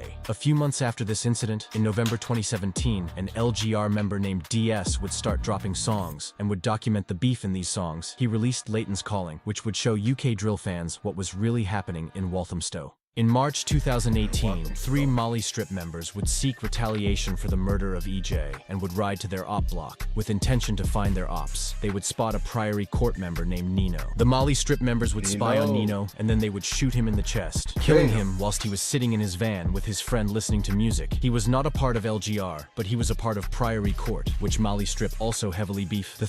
You see, I ain't gonna cap to you. Why the fuck is niggas sitting up in the car, motherfucking just listening to music, knowing they beefing with niggas? That shit don't make sense to me. Like, niggas just don't care about their life at this point. Because if I know I got ops and shit, niggas trying to kill me, bro, I'm not finna be just sitting in my car. Do. Okay, here we go now, doom. Like, come on, bro. I'm not finna be getting groovy in the car knowing niggas trying to kill me, bro. That shit crazy. 3 Molly Strip members were handed life sentences for his murder and will likely remain in prison for most likely the rest of their life. The gun used to murder Nino was allegedly the same gun that was used in the murder of Nisha by Wood Green. One of the members that killed Nino was named Hammers. He was also found guilty of the murder of Kizzy in 2017. Kizzy was another Priory Court member. Hammers was sentenced to 28 years for the murder of Nino and was also found guilty for the murder of Kizzy. During the court trial, police would search Hammers' home and would find a hit list that Hammers wrote. This had the names of many different ops. The hit list had the names Nino and Kizzy crossed out. It is likely Hammers. Nigga, what the fuck you think this shit is, bro? This fucking movie and shit, you making a hit list? Nigga, you could remember everybody you want to smoke. And if you can't remember everybody you want to smoke, then I don't think you need to be trying to smoke them niggas unless you out here getting paid like you a bounty hunter and shit. Nigga, you a bounty hunter. But still then, nigga, you can remember that shit, bro. These niggas, yo, ops that's gang banging and shit. Will never see life outside of jail again. Rest in peace, Nino. Rest in peace, Kizzy. With this much violence surrounding Molly Strip and their opposition, police would start to watch what the gangs did closely. But it wouldn't be until 2021 when the police would crack down on Molly Strip and arrest members for selling Class A drugs. On the 8th of January 2019, an LGR GM known as Jay Sav, who was only 14, was out selling drugs on his bike late at night. On this same night, 5 Molly Strip gang members were riding out in a stolen Mercedes looking for ops. They would spot Jay Sav and would drive into him whilst he was riding on his moped, instantly killing him. The Molly Strip GMs would then get out of the car, stabbing him 9 times, even though he had already passed away. Come on, bro. Come on. That's like a little 14-year-old. But niggas say, bro, if you gang banging, that's on you, bro. Niggas ain't care about that age, but why did you have to get out and stab him and y'all knew that he was dead? Y'all like, shit, I'm trying to make sure he dead. Okay, I guess I understand where you coming from, bucko.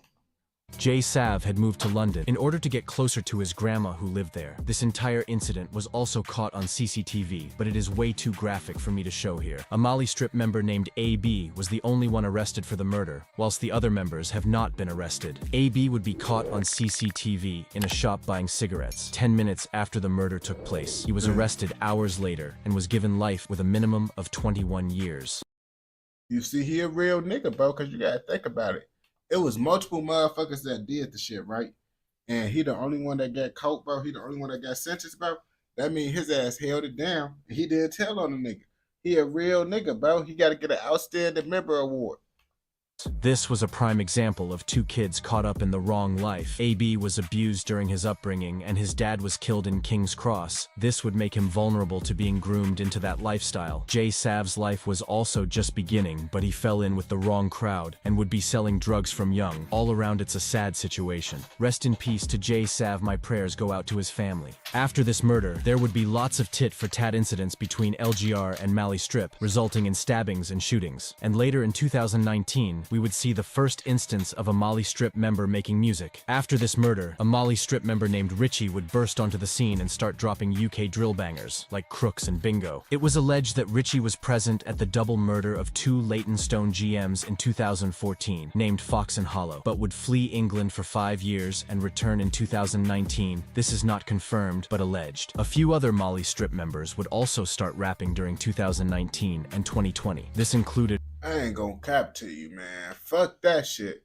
If I know, nigga, I'm on the run and shit, I'm gonna motherfucking leave. I'm staying. I'm not coming back 5 years later because it's like they still will get on your ass 5 years later. I ain't gonna cap.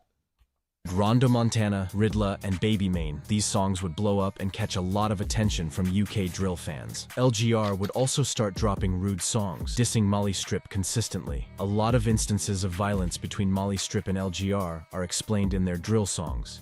Got shift, got shift, got shot, got shift, got shift, got shot, but the punk somehow didn't end up dead. Shut up your mouth. Whole P, NT green on the beat. I see this icy freeze gonna eat. They got the numbers, we got the heart. You know, it's like 100 man v10 right now. Guaranteed they still run so fast. Them man gas, cause they killed one kid. We done took more than a few of your dogs. Rest in peace, Jay Savage, a next shot savage of more than heart. I swear you done jack. Rims dipped in through the window, we did a limbo where the car was swerving. That day when the youth got bun, his bro tried ramming, his youths ain't learning. 19 pellets in his. In June 2020, Richie would announce. I ain't gonna cap to you, gang. That shit was ass, bro. And I don't care what none of y'all niggas, boy, that shit was ass. The first nigga that they had play before them niggas was better. That shit was ass, bro. Cheeks, doo-doo garbage. He was leaving the road life and quitting music to focus on religion, which is the best outcome from this road life. In a lot of instances, it's jail or death, but it is good to see that Richie has left that life behind. Rondo Montana was recalled to prison in 2020 after dropping his first song. He would start writing bars in prison, and when he came out in 2021, a lot of his friends were arrested and charged with conspiracy to supply Class A drugs. This is when Rondo Montana would start taking music seriously, as he saw what the roads had done to people around him. Ridla and Rondo would drop duo freestyles together that would get hundreds of thousands of views. Whilst Molly Strip still frequently diss LGR and Priory Court in songs, the beef is not as active as it was in 2017 nowadays. The truth about this life is that no one is winning in these situations. Both gangs have lost close friends and have lost friends to prison. Rondo Montana recently did an interview about his life as a Molly Strip member, and you can tell he is very hurt about losing EJ, who was his friend. And the person, I guess, who murdered your friend, what happened to him? He got arrested still. He's in jail, he's right the life for it right now.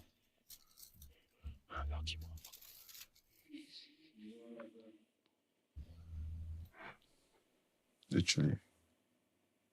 Shit storm. That's You right. birded. Whilst this life that drill rappers live looks appealing, it's really killer or be killed when you're surrounded by Nigga, why the fuck, nigga, who the fuck said that shit is appealing? I do not see this gangster life and be like, oh shit, like man, that's the lifestyle I want to live. Like, oh boy, if you see this gangster life as appealing, bro, your ass is a fucking goofy right along with them niggas on game. Like, let's start there. And I tell these niggas and shit too, but my family members that's gang banging and shit. Tell them, but they ass goofy as hell too, bro. I ain't gonna cap to you, bro. Ain't shit appealing about this shit at all. This shit broke niggas behavior. Broke nigga that don't got their life together behavior on game. But it still be entertaining though. I ain't gonna cap to you. Seeing niggas do shit that is very, very dumb. this life. If you enjoyed this video, make sure to like and subscribe for more videos like this.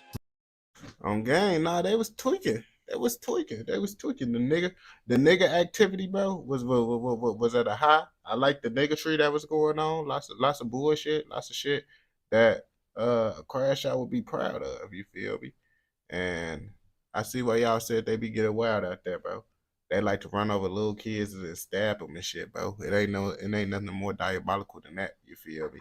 But if you watch this video all the way through, I know your ass fucking with another motherfucking video, so go ahead and go watch another motherfucking video. Don't forget to like, comment, subscribe, and what? Turn on post notifications so you never miss out on any content like this. Go! I was listening to Face Code all the way.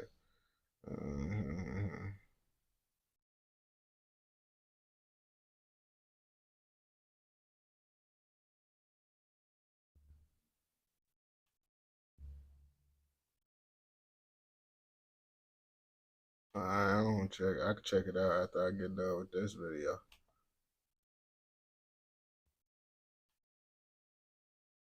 Fuck yeah, I ain't finna watch no Chicago shit.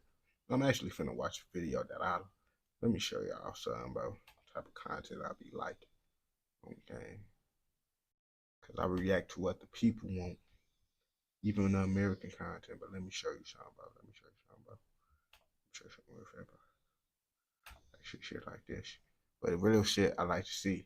You can't show that shit on motherfucking social media. Cause that shit be fucked up.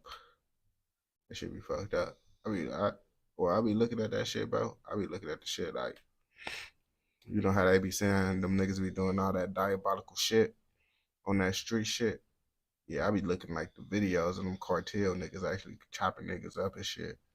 I be watching that shit. That shit be crazy. I'm like, damn, I don't want to be that guy.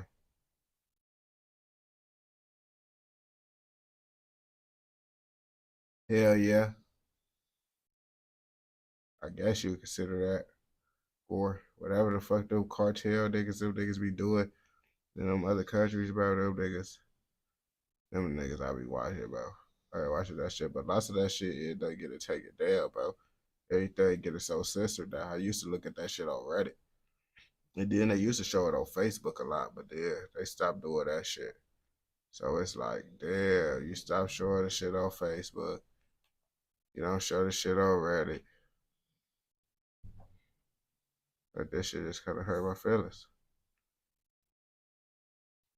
I really used to watch that Imagine shit, being like, on an overnight flight to Hong Kong. I really used to watch that shit like a lot. Like really, when I was younger, like in middle school, I used to watch that shit like with the ISIS shit. With them ISIS niggas and shit, I used to be watching that shit, bro. I used to be showing people around me. They used to be like, bro, that's fucked up. Why would you watch that shit? Because everybody was like talking about that ISIS shit at the time. And I just used to watch the videos of them niggas. They were like, damn, bro, these niggas actually doing this type of shit. They was like running niggas over with tanks and shit. I'm like, damn, bro. One video fucked me up, though. I seen the shit, bro. They cut off the nigga head. They put his face up in the camera and his eyeball was like hanging out. He was like that. Bro, what the fuck, bro? That shit fucked me up. I had to rewatch that video again, though. On gang. I ain't gonna lie to you. I had to see what's to it. I'm like, bro, why the fuck would make someone want to do that shit? I don't know why. But niggas be doing that shit. And that's why I stay away from those areas. Cause that shit be crazy.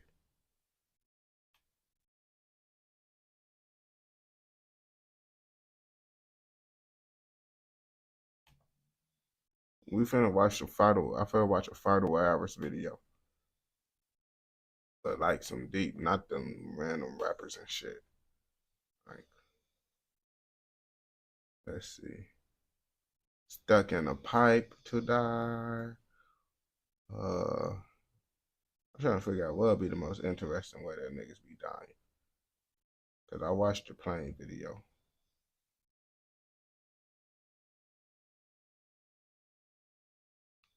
No, I guess it's stuck in a pipe.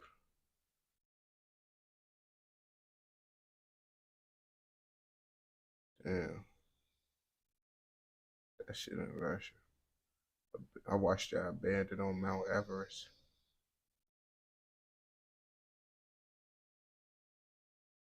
But they took down lots of Reddit shit, bro. I ain't gonna lie to you.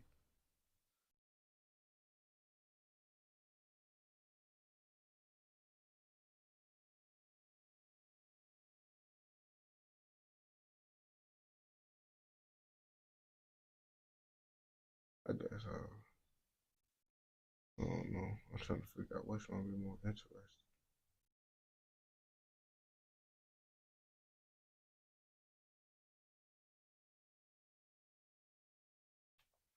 These niggas tweaking.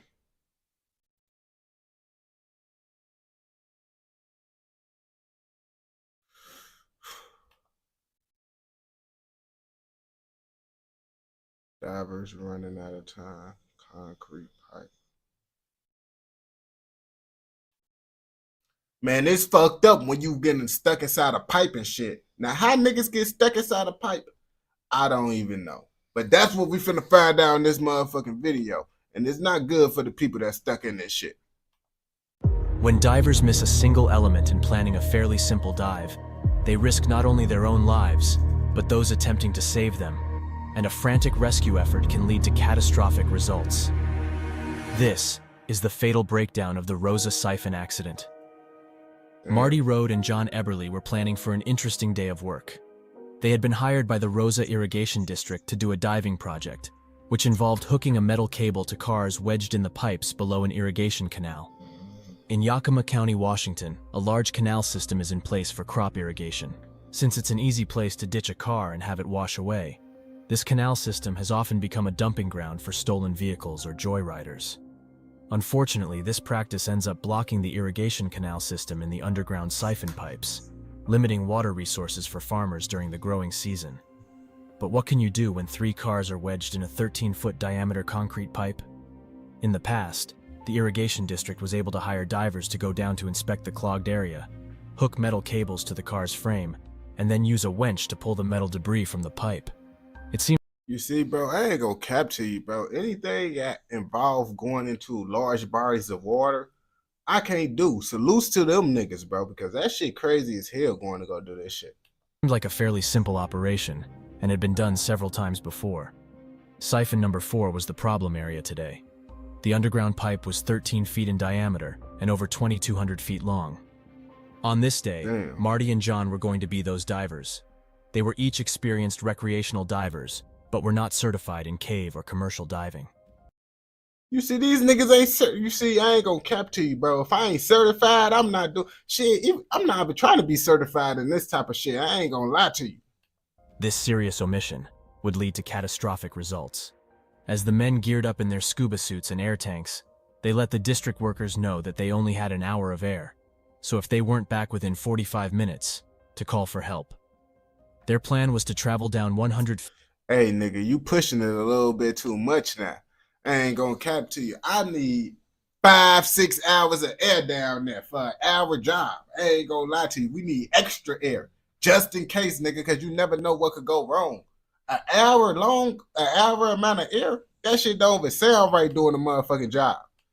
Feet in depth and over 1,000 horizontal feet to locate the tangle of cars, hook the metal cable, and come right back to the surface. Days, boy. They roughly estimated 15 minutes to get down there.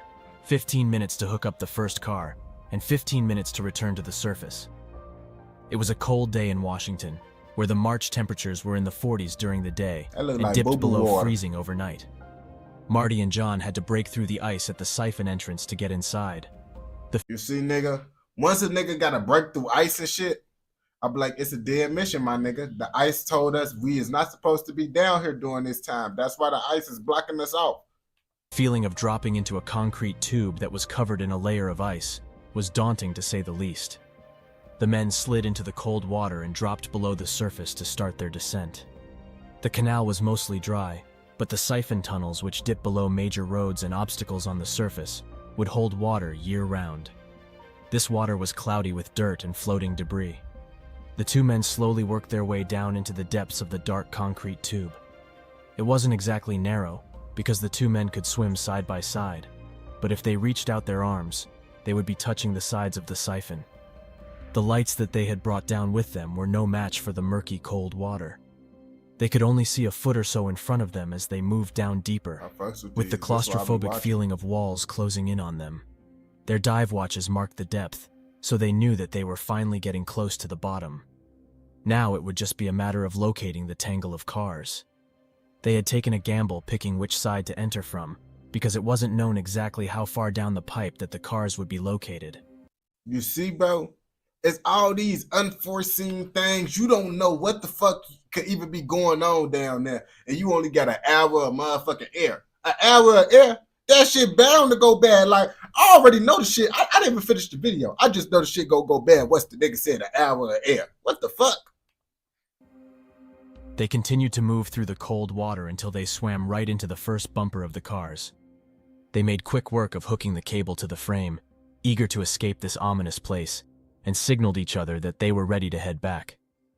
Marty took a look at his pressure gauge, and he was stunned. Inexplicably, he had already used more than half of his air. There was more than 1,000 feet of water between him and the exit.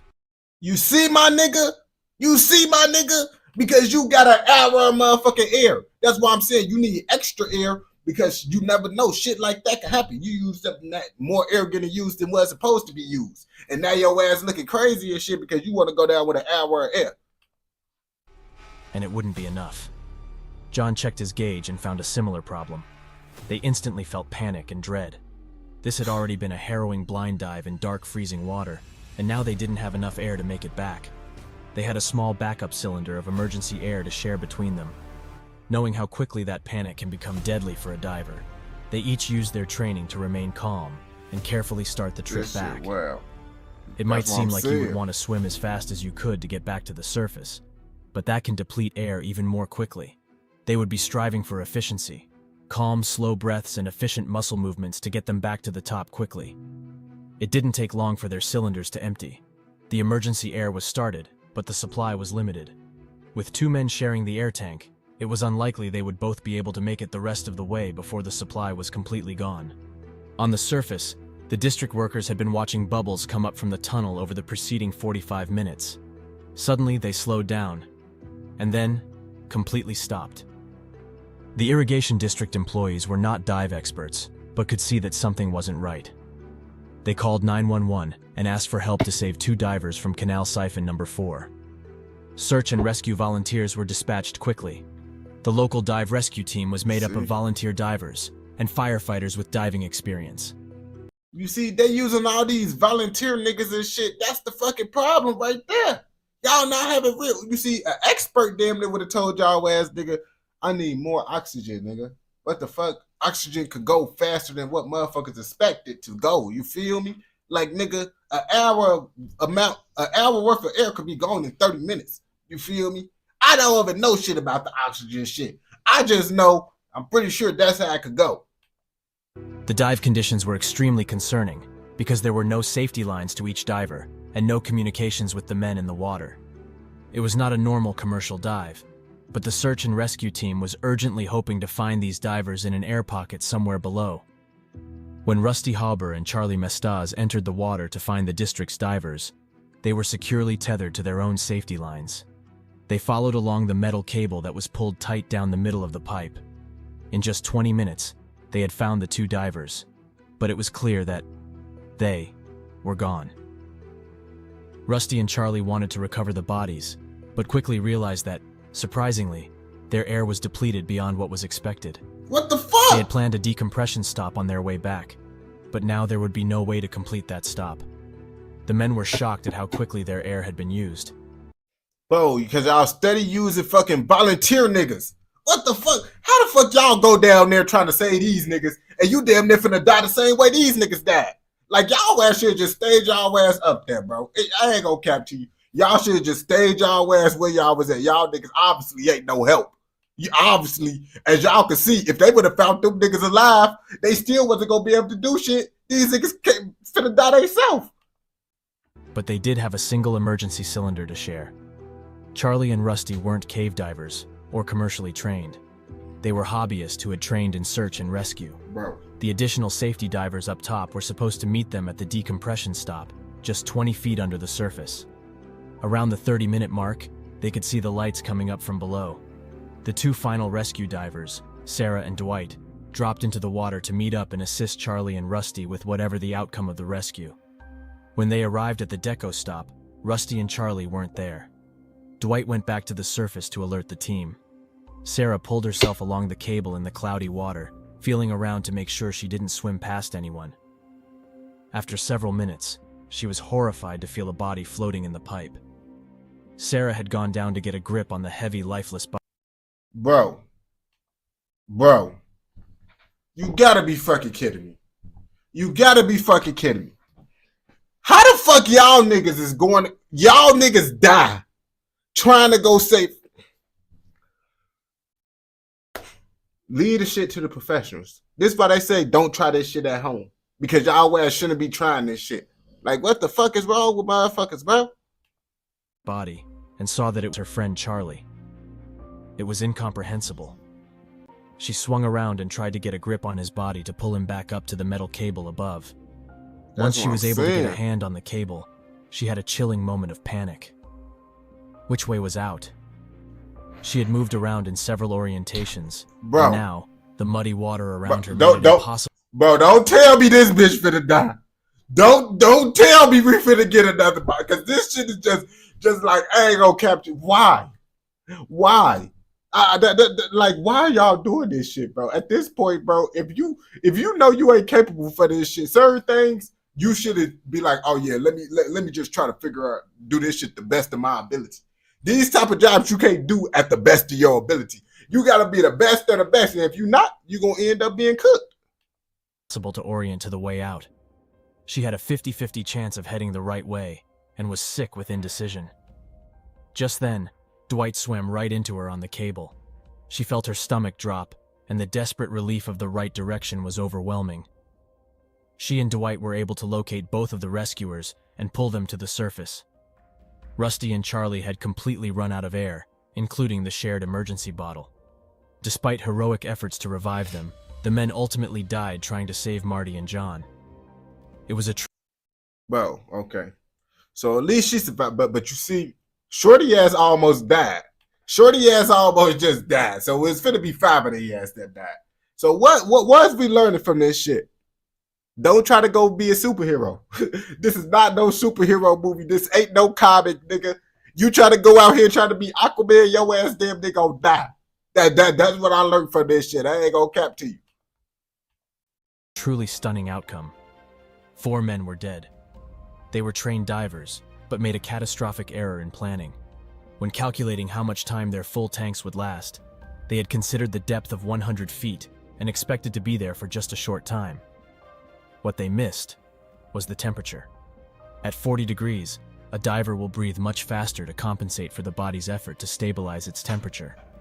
You see, if they had the professionals or this nigga that's doing the YouTube channel, they probably would be alive. But they got niggas that think they know what the fuck they doing. That's the problem right there. The metabolic furnace is burning oxygen trying to warm up the core organs and survive a deadly condition. When the breathing rate increases, the cylinder simply empties out much faster. When the men reached the bottom and realized that they only had a limited amount of air left, they probably started breathing even faster. Okay. Psychologically, it's hard to resist the urge to breathe deeper and faster in this panicked situation. Unfortunately, this just hastened their deaths. They probably knew that they wouldn't have enough to make it back, but gave it every effort they possibly could. The volunteer rescue team was also unaware of how significant the cold would be to their air supply. How the fuck you the rescue team and you don't fucking... Nigga, this why I say, bro, motherfuckers be acting like they know some shit, bro, and then your ass gonna die. How the fuck y'all try to rescue the motherfuckers and you don't even know what the fuck you doing? This is why I don't listen to people. This is why I don't listen to people. Because the nigga that's supposed to save your life damn near don't even know how to save your life. They were expecting to be in the water for less than 30 minutes, so how could they run out of air? The confined and murky passage would have them feeling high anxiety while searching for a body. They weren't cave divers, or even commercial divers. In open water diving, if you are close to the surface, you can always make a swim for it to save your life. In this case, swimming up was nothing but a concrete wall. It was a sickening outcome for the rest of the rescue team. Detailed analysis done in the months after, reviewing the evidence and dive computers for each man, it was clear that this tragedy was the result of lack of training and improper preparations. Marty and John had no business performing this complex, confined space diving. Commercial divers are specifically trained to do work in these conditions. But I'm suing the fuck out of that company on gang. I'm suing the fuck, not me, the family member. If I'm the family, I'm suing, boy. You're supposed to make sure my family member is equipped to be able to complete the task at hand. And obviously, if the rescue motherfucker just died, y'all knowing that it wasn't equipped at all, bro. I'm suing. And are equipped with communications and an umbilical of air coming directly from the surface. This job was not appropriate for scuba. The other major conclusion was that the search and rescue team should not have been conducting a rescue, but a recovery. A slow, methodical plan would have been ideal to avoid the many possible pitfalls of this kind of dive location. The rush to get down there to save someone. Yeah, that is true. They ass was rushing trying to save a nigga, but these niggas are already dead. If they ass was just trying to move like they was dead, they wouldn't have been rushing. But it's like the shit happened so fast, they was thinking, man, what if they got into an air pocket or some shit and they still could be alive? Someone was the critical error. This devastating loss resulted in many changes in local dive rescues, commercial diving requirements, and procedures with the Rosa Irrigation District. Damn. Rest in peace to them niggas, man. This shit fucked up, man. Don't try to be a hero, man. This shit not it. This shit not it, boy. Be a villain. Be a villain. Or just mind your fucking business. That's the best thing, man. Rest in peace to everyone that passed away in this video, man. And if you fuck this shit and watch this shit all the way through, I know your ass fucking with another motherfucking video, so go ahead and go watch another motherfucking video. And don't forget to like, comment, subscribe, and what? Turn on post notifications so you never miss out on any content like this. Go! Shit was crazy, boy, how they did my boys. They ass tweet. Nah, but that's the type of content I really be liking to watch, bro. That's the real shit.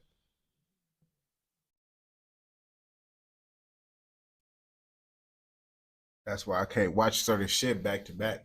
If I watch certain things back to back, I ain't gonna watch it. Like, I'm the type of person, bro. If I get tired of something, bro, I ain't gonna be able to watch it no more, bro. Then my reaction is gonna be more bogus. So that's why I make sure I don't do nothing like back to back to back too much, bro. I'm gonna be like, fuck this shit. That's what I'm saying. That's why I be fucking with it. No disrespect, but to them, but nah, that shit was niggas was tweaking and shit. They was tweaking for sure. They ain't gonna lie to you. These niggas was out here wild. They ass wanted to be superheroes, gang. That's what happened. You want to be a superhero, gang.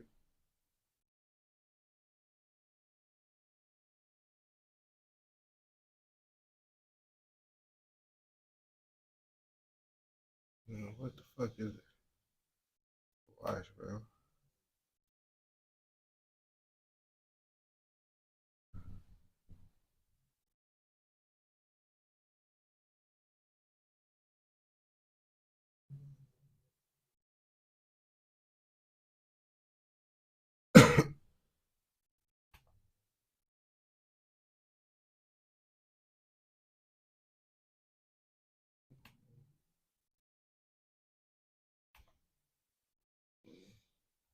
Hey, y'all, bro. Y'all finna have to get out, bro. Y'all keep on sawing, bro.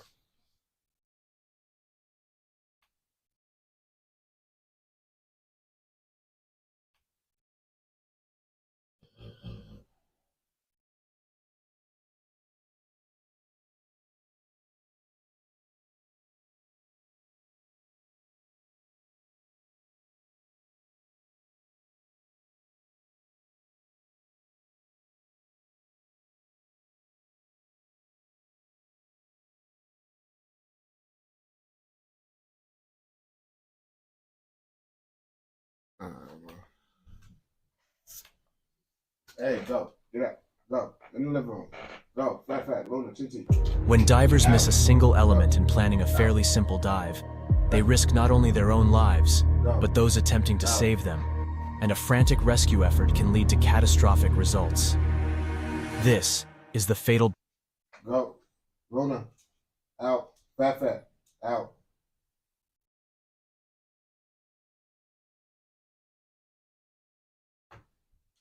Luna, you too.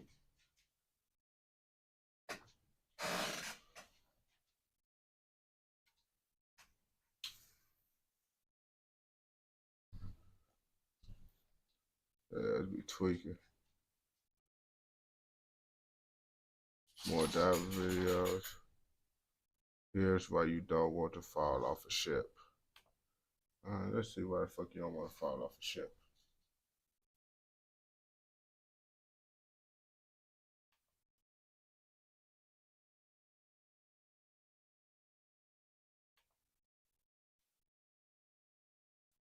The main reason I don't want to be on the boat because I'm scared to be inside that water. Because once you fall inside that water, you damn near could. But this video finna explain why you don't want to fall into that water. I don't even need to know why you don't want to fall into the water because I already know I'm not even trying to be inside the water.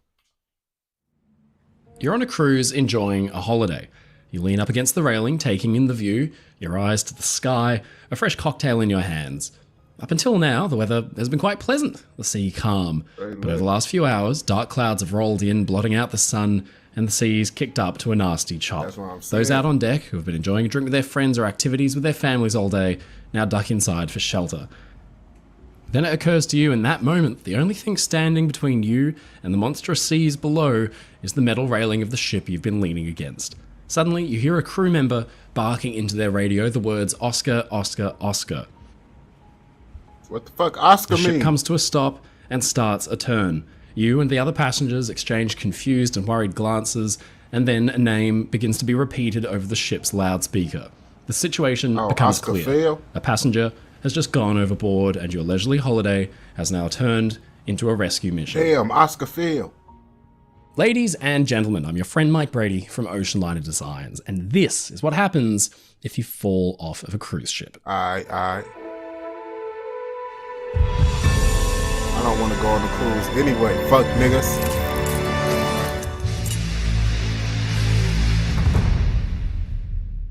The idea of a passenger falling overboard from a ship might seem somewhat archaic. It was, after all, more common in the age of sailing ships, where safety regulations, ship design, and crew training were not yet as advanced as they are today. As early as the late 19th century, ships began to introduce more widespread safety measures to prevent passengers from falling overboard, and today's cruise ships come equipped even with features like man-overboard detection systems that will automatically alert the crew in the event of a passenger falling off the ship. But we'll go over those in more detail later on. Despite these advancements, accidents still do occur, with some 325 people going overboard ships or ferries between the years 2000 to 2018. Yeah, those bitches is tall. Reasons for these accidents range from slippery decks to poor lighting, rough weather, and sheer human error, usually exacerbated by intoxication. But no matter what sent a passenger over the railing to begin with, once they're overboard, it becomes a... Nigga, I don't even want to be drunk close to the motherfucking railing. What the fuck? If I'm drunk, I'm staying far away from that motherfucking railing. I ain't gonna cap to you. Race against time if they wish to have any hope of survival. Those who fall overboard at night or with no witnesses tend to have the most grim outcome, because once the ship has moved on from their position, it's unlikely they'll be spotted again, because the ship can't double back in time.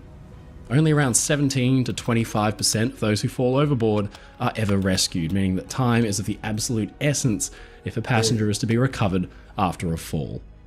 Historically, man overboard incidents, or MOBs as they're referred to in the maritime industry, aren't really tracked or analysed that much because they're kind of seen as something as a blip on the radar, an outlier from usual events. But one man, Ross Klein of the Memorial University of Newfoundland, has been tracking MOB data since 2000 to give us a better picture of the modern day statistics surrounding these incidents. The data has proved invaluable to demonstrate an important aspect of safety at sea that's generally ignored. But the fact that these records only go back as far as the... Man, that's why they don't want to motherfucking do research on the shit, because niggas ain't gonna want to take the cruise ships and shit. And if niggas don't want to take the cruise ships, they gonna lose that budget. They don't want niggas to know about niggas falling off the ship. Year 2000 underlines how little of that data has been publicly known throughout history. While Klein's records have given us a much greater understanding of the frequency of MOBs since the new millennium, there's still much to be learned from these occurrences. It might be tempting to believe that the slim odds of survival and falling overboard on a modern cruise ship would mean that man overboard incidents in the age of the ocean liner must have been essentially a death warrant. But stories exist of passengers taking a spill from the decks of ocean liners back in the day and living to tell the tale. On November 4th, 1907, a trimmer intentionally jumped overboard from the German liner SS Bremen. Why the nigga intentionally jump? Like, what the fuck type of dumb? This nigga's stupid. Like, what? Or he trying to test to see, like, shit, is they really gonna save me or I'm gonna die? Or he just a suicidal motherfucker? Which one is it? Alarm was immediately sounded because somebody saw him, and the ship was turned around back toward the trimmer's position. A lifeboat was lowered quickly with an officer and 4 sailors aboard to ferry him back to safety. Having clearly changed his mind about his intentions, the trimmer was quickly spotted swimming strongly enough to keep up with the rough seas, and within half an hour he was safely back on board his ship. Oh shit, he back. 6 years earlier, in March 1901, a crew member of the SS Austral lost his footing during a boat drill and slipped overboard into the sea. A keen sailor's instinct kicked in, and he promptly swam away from the ship as he hit the water to avoid being sucked in toward the propeller. A lifebuoy was thrown from the ship and drifted some... See, it'd be fucked up, motherfucking. The ship motherfucking try to come save your ass, then bam, they try to save you. You get sucked up by the propeller, you get killed because they try to come back to save you. But if they didn't come back to save you, you wouldn't have got hit by the propeller, but you still would have died. So which one would you want to happen? I mean, of course they could, then they come and save you still, and you don't get hit by the propeller. 2 miles before he was able to take hold of it, and a manned lifeboat wasn't far behind to pull him to safety.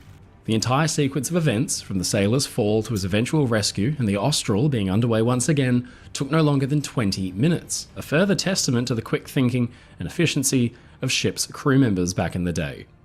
Now, not every historical incident had such a happy ending, and in fact some pretty serious mysteries surround a few of these. One of the most interesting is that of Mr. Rudolf Diesel, known for the invention of his famous engine. He boarded the steamship Dresden on September 29th, 1913 for a quick overnight voyage from Belgium to England. At the end of the night, around 10 p.m, he retired to his cabin, but the next morning he was nowhere to be found. His bed had not been slept in, his nightclothes were still laid out neatly. But sometime in the night, Diesel had stepped out of his cabin, never to return. Damn. Days later, his body was found floating by a pilot boat, but the events surrounding his death sparked endless speculation. Some claimed that it was an accident, some claimed that it wasn't. Conspiracy theories assert that his death had actually been a homicide perpetrated by the German government, who weren't too happy that the German-born... You see, bro, I ain't gonna cap to you, bro. That's why I don't want to be on no shit. I feel like ships and all that shit, that's an easy way for a motherfucker to just kill your ass, boy. Push you off the boat when no one ain't looking, boy, your ass cooked. And motherfuckers just gonna be like, oh, well, maybe he just fell off. Yup, he just fell off. Born inventor was on his way to show off his handiwork to the British Admiralty. The theories and speculation run rampant to this day, but it's safe to say we'll likely never know the truth regarding the demise of the famous inventor on board the Dresden. But how did older ships actually try to prevent man overboard situations? Well, in the case of early great ocean liners like Olympic, lookouts remained at their posts around the clock, especially in the stern section, where typically a quartermaster kept a close watch for anyone going overboard from the ship's docking bridge. If someone went overboard, they could verbally raise the alarm, and once the rest of the crew were alerted to the fact that a passenger had gone overboard, the ship would reverse course and make its way back to the... Now what if the motherfucker fall asleep on job? Now you cooked. Niggas falling off of shit, you won't even know because the nigga fell asleep. victim's last known position at reduced speed. Life rings were kept around the ship's railing so they could be thrown after the person who'd gone in. It would help them keep afloat, and they would also make it easier to see them. The ship's 2 emergency cutters, which were kept swung out permanently with a lamp burning each night, would be manned by a few crew members and lowered to the sea in an attempt to search for the poor victim. Now, later ships like Aquitania and the Queen Mary actually employed more advanced motor launchers for this purpose. They actually had their own engines and they could go searching out into the ocean. Lifebuoys were also kept close at hand should the victim be spotted in the water close enough to the ship to be within some reach. Other ships like Lusitania made use of a really clever device called the Night Lifebuoy, which actually floated and ignited flares on contact with the water so it could easily be seen in the dark. But despite all of this, the odds of actually surviving a man overboard situation were dreadfully slim. Once word of the incident reached the bridge, the first order of business was to stop the engines and initiate a turn, which was in itself a complex and very time-consuming process. A ship the size of Queen Mary, for instance, travelling at speed, would take anywhere from 5 to 10 minutes to stop and fully execute the turn, and in this time the ship would have travelled considerably far away from the victim. At a speed of 24 knots, for example, the ship will have travelled a half mile per minute, meaning that by the time the ship was even on its way back, they'd already steamed as much as 5 nautical miles away. You see, bro, this shit, yeah, I said yo to him, you see? That ship ain't gonna be able to turn around and really save your ass fast enough anyway, bro. Y'all ass be thinking this shit a game, bro. Being on those ships, bro. Once you fall over, your ass damn near cooked. And I don't even like to, that's why I don't like to take planes and none of that shit. Because when that shit crash, your ass damn near cooked.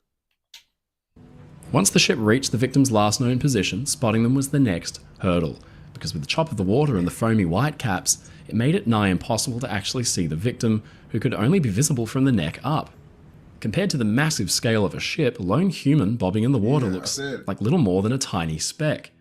Sound, unfortunately, doesn't travel very far in the open ocean, so the victim's shouts could likely go unheard. If not immediately rescued, a person who's gone overboard faces a very grim and certain fate.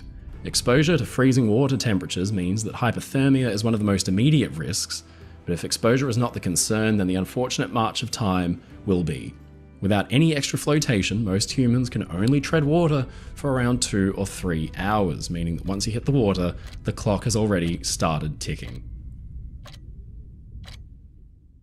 It's a bleak fate, and one that's unfortunately not unlikely, as on modern cruise ships, 1 or 2 people come face to face with this nightmare scenario almost every month.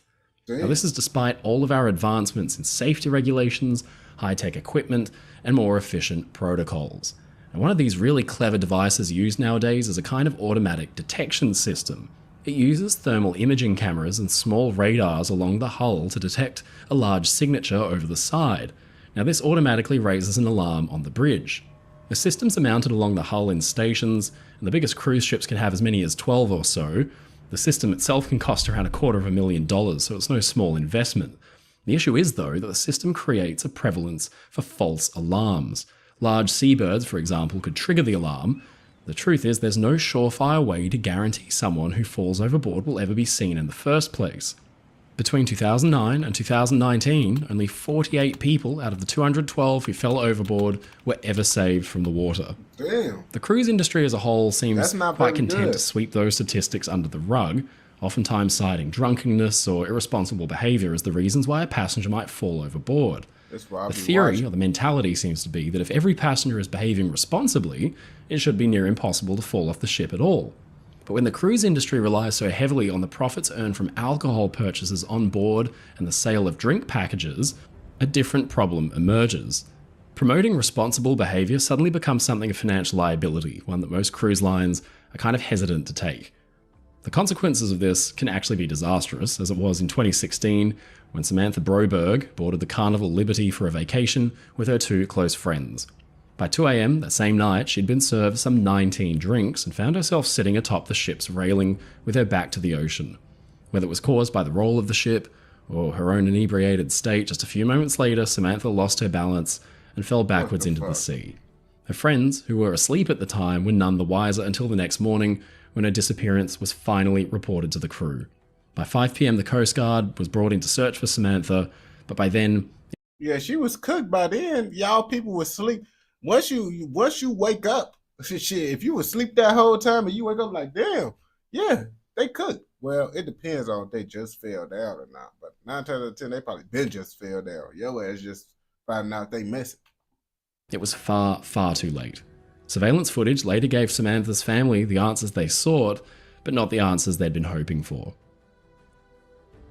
Cruise lines also like to assert that some of the man overboard situations are intentional, and while this may very well be the case for some, the dead, as we all know, tell no tales.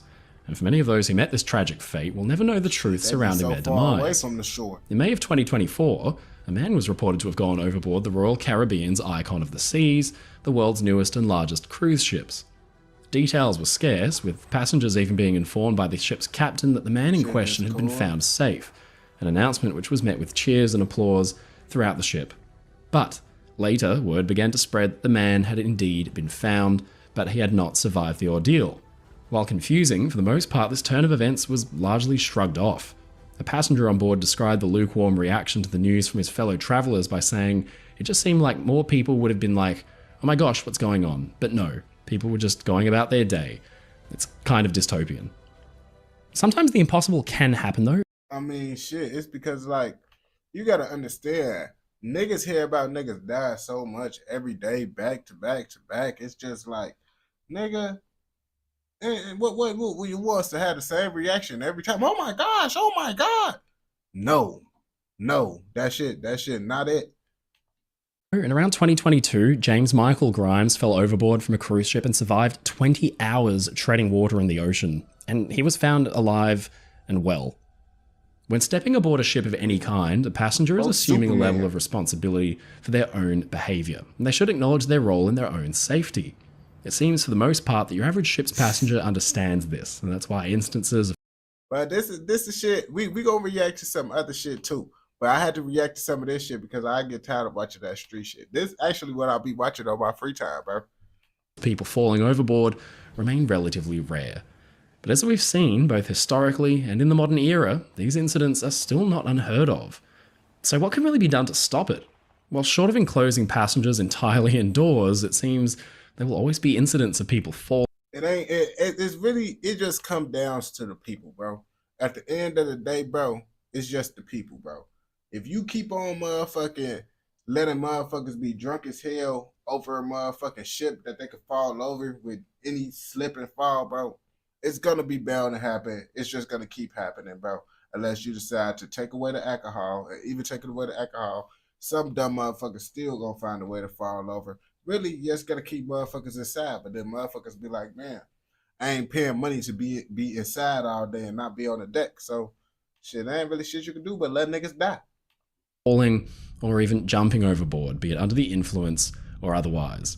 These incidents are just rare enough that cruise lines see them as little more than a blip on the radar, so the bulk of the responsibility falls with the passenger to be aware of their surroundings and keep a close eye on their friends, family, and fellow travelers. Yeah, now that's really just so motherfuckers. Me personally, I feel like I'm not gonna be doing no shit like that. I know how to control my high, my drunk, all that shit. So it's like I'm still conscious of what the fuck I'm doing. So I know, like, okay, I know I'm fucking, wobbling. My balance might be a little bit off. So what I'm gonna do, not be by shit that if I slip and fall, I'm gonna be fucked up. But motherfuckers don't have that consciousness that they even fucked up when they off that shit. And that be the problem right there, man. But if you watch this video all the way through, I know your ass fucking with another motherfucking video. So go ahead and go watch another motherfucking video. And don't forget to like, comment, subscribe, and turn on post notifications so you never miss out on any content like this. Go! Yeah, I've never been on a cruise ship. I ain't gonna bap to you. But the reason is I'm scared to be on that shit, bro. I'm scared to be on a motherfucking cruise ship. I'm gonna let it, but I'm killing the rotisserie chicken from Walmart. They went crazy. Nah, I ain't gonna catch you. That chicken do be going cool from that shit, though. It do be going cool. Cool, crazy.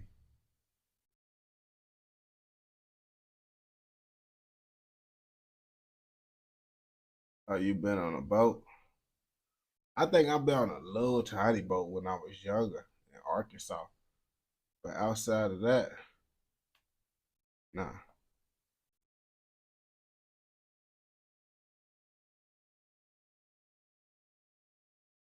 Bro, this nigga is fucking goofy.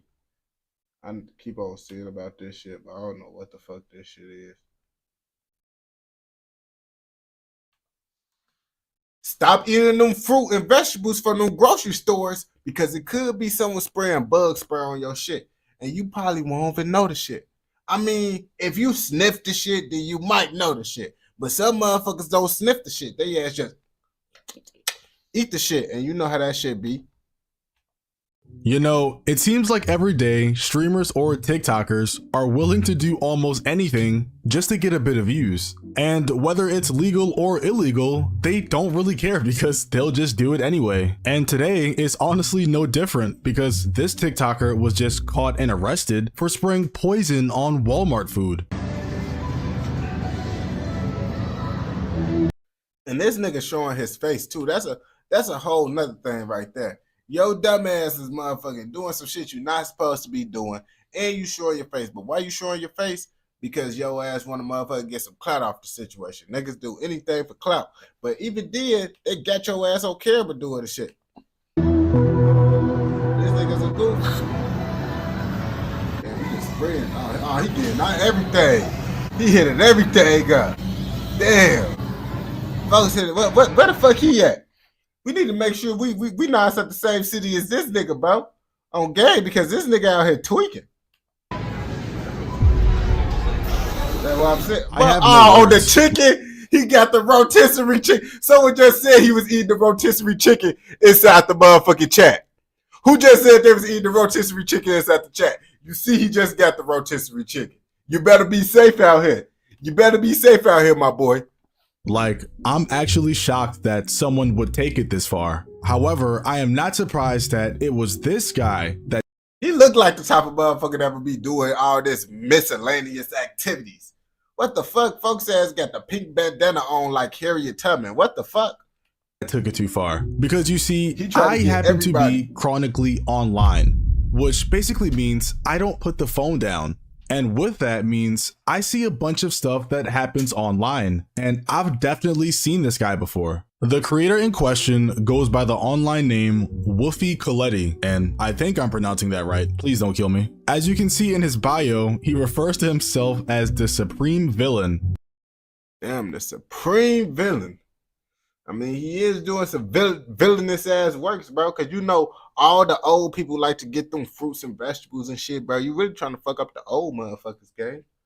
Or whatever the fuck that means. And if you take into account the intro clip of him spraying poison on food that people get from the store and his bio calling himself the Supreme Villain, I'm pretty sure you can guess what type of content he makes. But if not, let me play you another clip.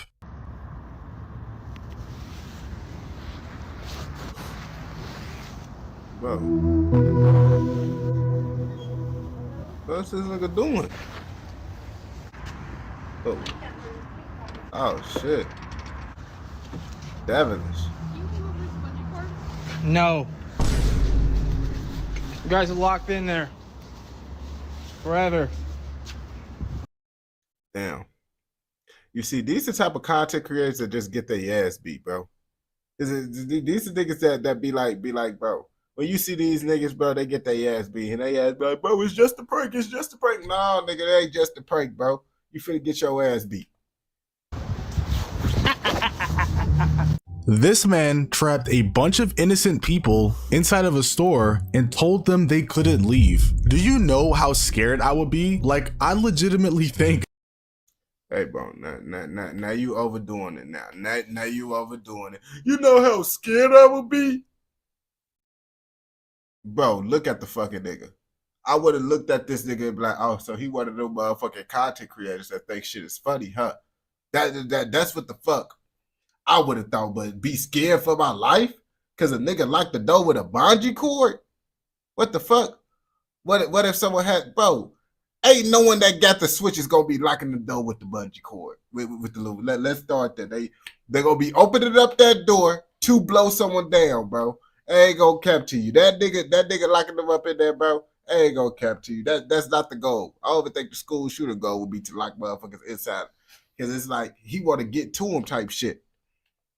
I'm about to die or something. Like, this lady looks terrified. And I think the worst part is he somehow finds this type of thing humorous, as if it's like a joke or something and not a crime. Oh, shit. Which, by the way, you said, well, if someone that does this got, if you do this, someone that got a switch, he fucked up. I misread what you said. Locking people inside of a store is definitely a crime. Now, if you haven't guessed it by now, Wolfie's content is primarily centered around either harassing people or just being a public nuisance. And of course, we've seen this type of content before, mainly with wannabe. Bro, this nigga. Like, niggas like this, who actually is entertained by this shit? Who is entertained by this bullshit, bro? Like, niggas see this nigga just fucking with motherfuckers and be like, yeah, this is the type of content I want to watch. You need to stay away from those type of motherfuckers that think this type of content is cool. The kick streamers or people like Jack Doherty and Johnny Somali, but Wolfie definitely takes his to a new level because it's honestly like the guy commits a new crime every time he picks up the camera. And I'm not kidding, I mean every single time. But before I show this next snippet, I want you guys to try and get inside of the mind of Wolfie and ask yourself why. Why would he do something like this to a person probably already struggling? Because he knows it's going to get views. You making a whole video about this nigga, and this nigga just do demonic ass work at Walmart and social events and shit, bro. So obviously, bro, he know you know why he doing this shit. Because honestly, I don't have the answer.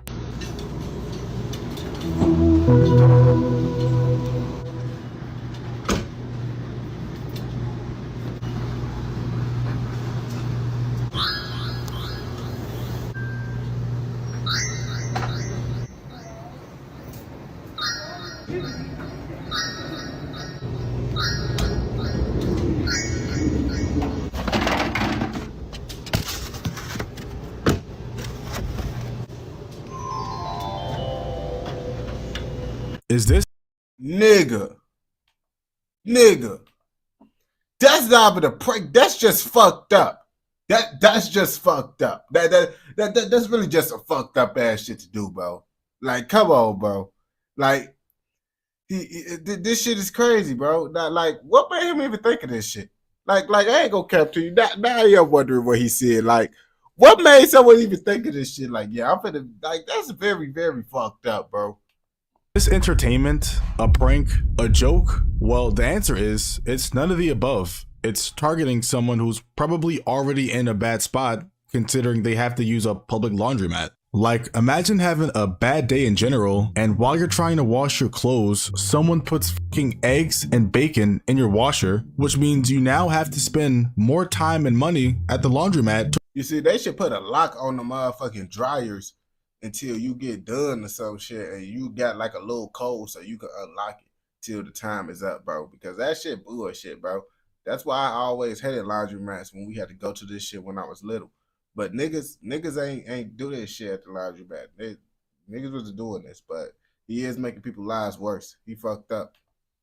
To rewash your clothes. Like, I would legitimately lose my mind. I'm also glad the comments on this post aren't hyping him up, with some of the comments telling him that he went too far and just overall calling him out for his terrible actions, because all too often I feel like this support and positive reinforcement probably makes them feel like what they're doing isn't terrible, even though it is, and people just shouldn't be supporting that. And I think what sucks the most is that he most likely wouldn't get in trouble for that, because people have better things to do than call the cops on some idiot who puts eggs and bacon in a washing machine. However, recently his luck would finally run out, because he has now been arrested for one of his dumb stunts, which was spraying food with pesticides. Now, for those who don't know what pesticides are, they're basically just chemicals that are used to kill things like pests, insects, and rodents, which means these things are highly toxic to human consumption. Like, if you consume these things, you will die. Knowing this, Wolfie decided to spray pesticides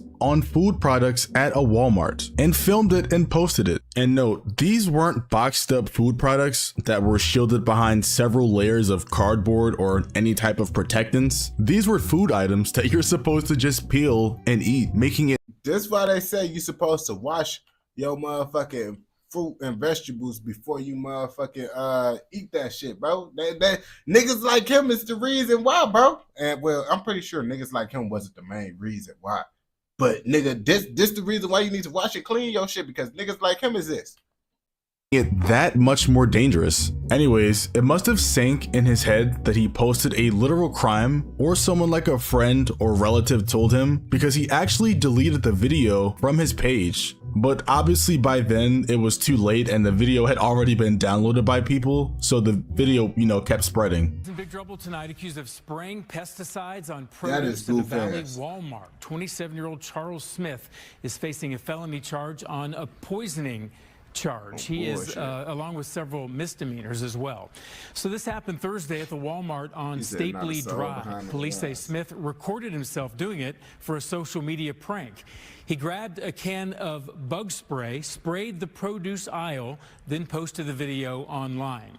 Detectives saw it, contacted Smith, who then turned himself in. Once again, I will never understand the concept myself of people committing crimes on camera and then posting it on social media, especially one that's as heinous as this and like not funny and potentially harms the general public, because usually I don't get involved with people's dumb drama and let them live and do whatever. But if I saw someone doing this in a store that I frequent, I'm calling the police. How about you call the police? Nah, I'm gonna beat the shit out of that nigga, bro. I'm gonna hit that nigga with the meanest while he doing the shit. I'm gonna come up behind him, hit him with the knocker. He going, oh shit, what the fuck happened? On game. Police! Help! Like full stop, because what are you doing? You're telling me I have a chance at dying because you want more views on TikTok or Instagram? Are you out of your mind? Regarding Wolfie's charges, from what I can find online, apparently he was charged with multiple misdemeanors and a felony, and the misdemeanors range from criminal damage to endangerment and theft, because I don't know if you guys know, but even the pesticide that he used to spray the groceries with, he didn't pay for it, so they charged. I mean, I kind of figured that shit, because it's like, nigga, if you already doing some fucked up shit like this, I don't think you're gonna take your time out your day to buy the shit. You just gonna use the shit at Walmart, spray the shit, then leave the bottle up in there. And shit, if you got bed bugs and shit, you might take it home with you. You never know. He maybe started this trend because his ass was going to go get some bed. He was going to get bed bug spray because he got bed bugs. Then he realized, since I'm having a fucked up day because I got bed bugs, let me spray the bed bug spray on everybody's fruit and vegetable. And that's how this whole shit started. Him with theft. And honestly, good on them, because let's start keeping criminals away for a long time. The felony charge he got was apparently for introducing poison, which I'm guessing is because pesticide is literal poison, and if someone was to eat the fruit that he sprayed, they'd die. However, I did read somewhere that after he sprayed the fruit, he made an Instagram story saying, "Promise I threw them away," and I think Walmart even confirmed that he threw the fruit away afterwards. Nigga, but did you pay for that shit? Did you pay for that shit? Because now you stealing still. You still stealing all the fruit, because you can't just fuck up the fruit and then just throw it away and be like, oh, everything is good. No, nigga, your ass is going to jail. You just stole that fruit.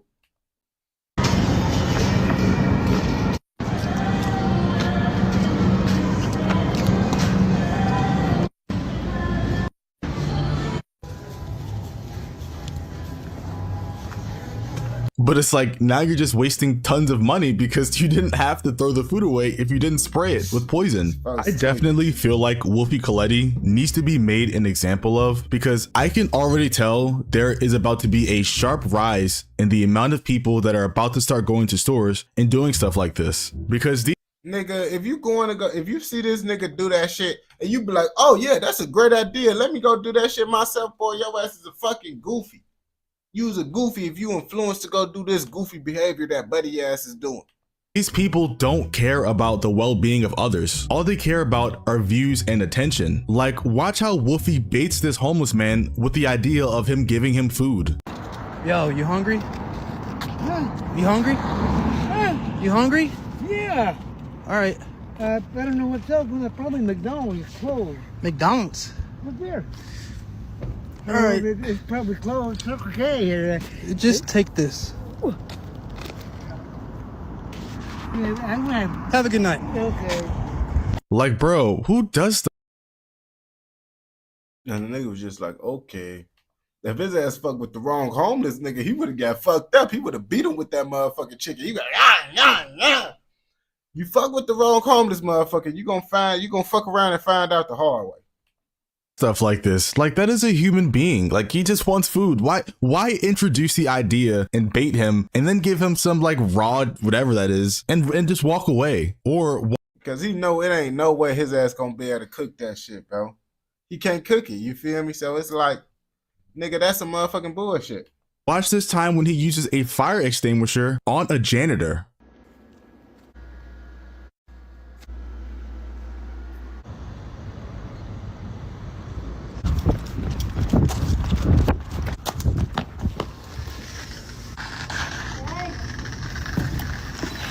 People like him and Johnny Somali don't. This what niggas think is cool. That's the topic, bro. He gonna get fucked up, bro. He lucky he in jail because someone gonna fuck him up eventually. Don't care about anyone they're potentially hurting as long as the views are good and they're getting paid. So it's ironic that both of them right now are currently facing legal action at the same time. And while they're going through that, I'll just sit at home and pray every day that the both of them are found guilty and the full extent of the law and maximum sentences are dealt. Nah, that mask and shit. That mask was some goofy ass shit. Like, Brody, it's just funny because why the fuck are you doing this shit? That's what make it funny. Like, as a grown man, why are you doing this? Like, bro, come on.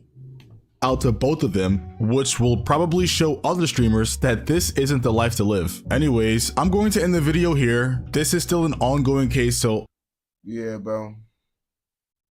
These niggas be tweaking. These niggas is tweaking, man. I ain't gonna cap to you. You be fucking with these niggas, bro. We gotta watch out for you, cause you might be on the same goofy activity that they be on. I ain't gonna lie to you.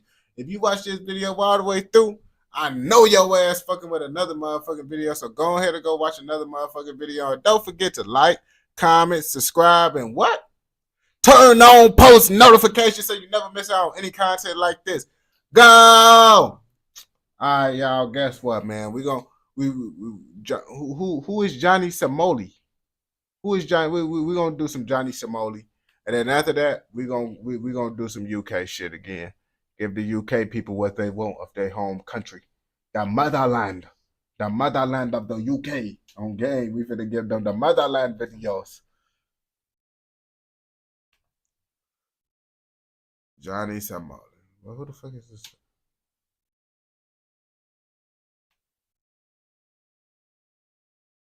The new Johnny Somali. The real region South Korea. Well, what the fuck is even going on? I ain't gonna cut to you. I don't even see no videos of this nigga for real.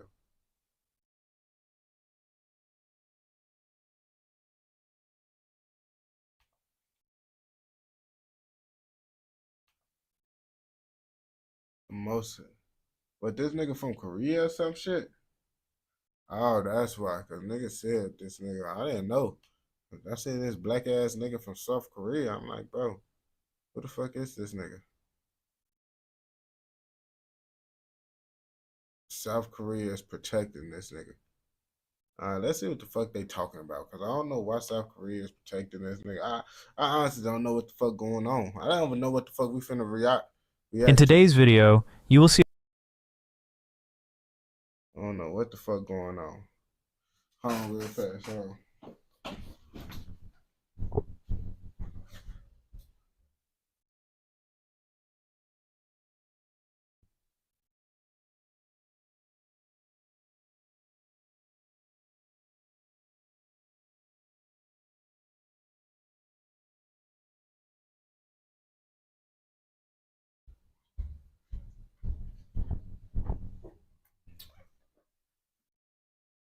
Niggas from orange juice, bro.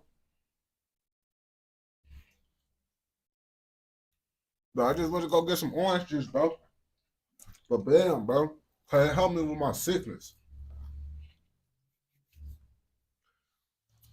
I don't know who the fuck Johnny Somali is. Johnny Somali, whatever the fuck his name is. But they said South Korea is trying to save this nigga or protect this nigga or some shit. I don't even know why, but we finna find out today. In today's video, you will see a compilation of all the communities Johnny Somali has hurt during his lifetime. Johnny Somali is known for his controversial actions and is now potentially facing 29 years in prison for his incidents. But 29 years in motherfucking prison? But what this nigga do? Wait, that's not new. In a recent TikTok video surfacing on the internet, Johnny Somali and Gino were seen bowing down in front of the police, seemingly apologizing for their mistakes.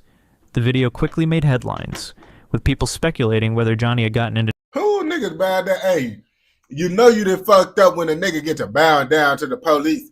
Ha! They watching this nigga just to lock his ass up after that shit on game. Yeah, this shit pretty funny. After you get done embarrassing yourself, we still gonna lock your goof ass up. Now he looking dumb. new trouble. However, it was later revealed that the incident was an old one. Maybe they were apologizing for other mistakes. But Johnny Somali has caused so much harm and hurt numerous communities. Bro, look like his ass just be on bullshit. You know those certain niggas that you just look at them and you be like, bro, this nigga just do bullshit. His everyday life is bullshit. When you look at this nigga, he just look like a bullshit ass nigga. I ain't gonna cap to you. Including Muslim communities, black communities, and most notably, gangster communities. Even if law enforcement decides to release Johnny Somali, it will be extremely difficult for him to survive in the outside world. This could be the main reason, though this is just my assumption, not confirmed, that the Korean government has postponed his trial date from December to March. It seems they recognize that Johnny is not safe outside, and that releasing him could lead to serious consequences. Damn, what the fuck did Johnny do where if he get released, they're gonna smoke him, bro? Is he beefing with the cartel? Did he do a prank on the cartel? I hope this nigga ain't trying to prank the cartel and shit.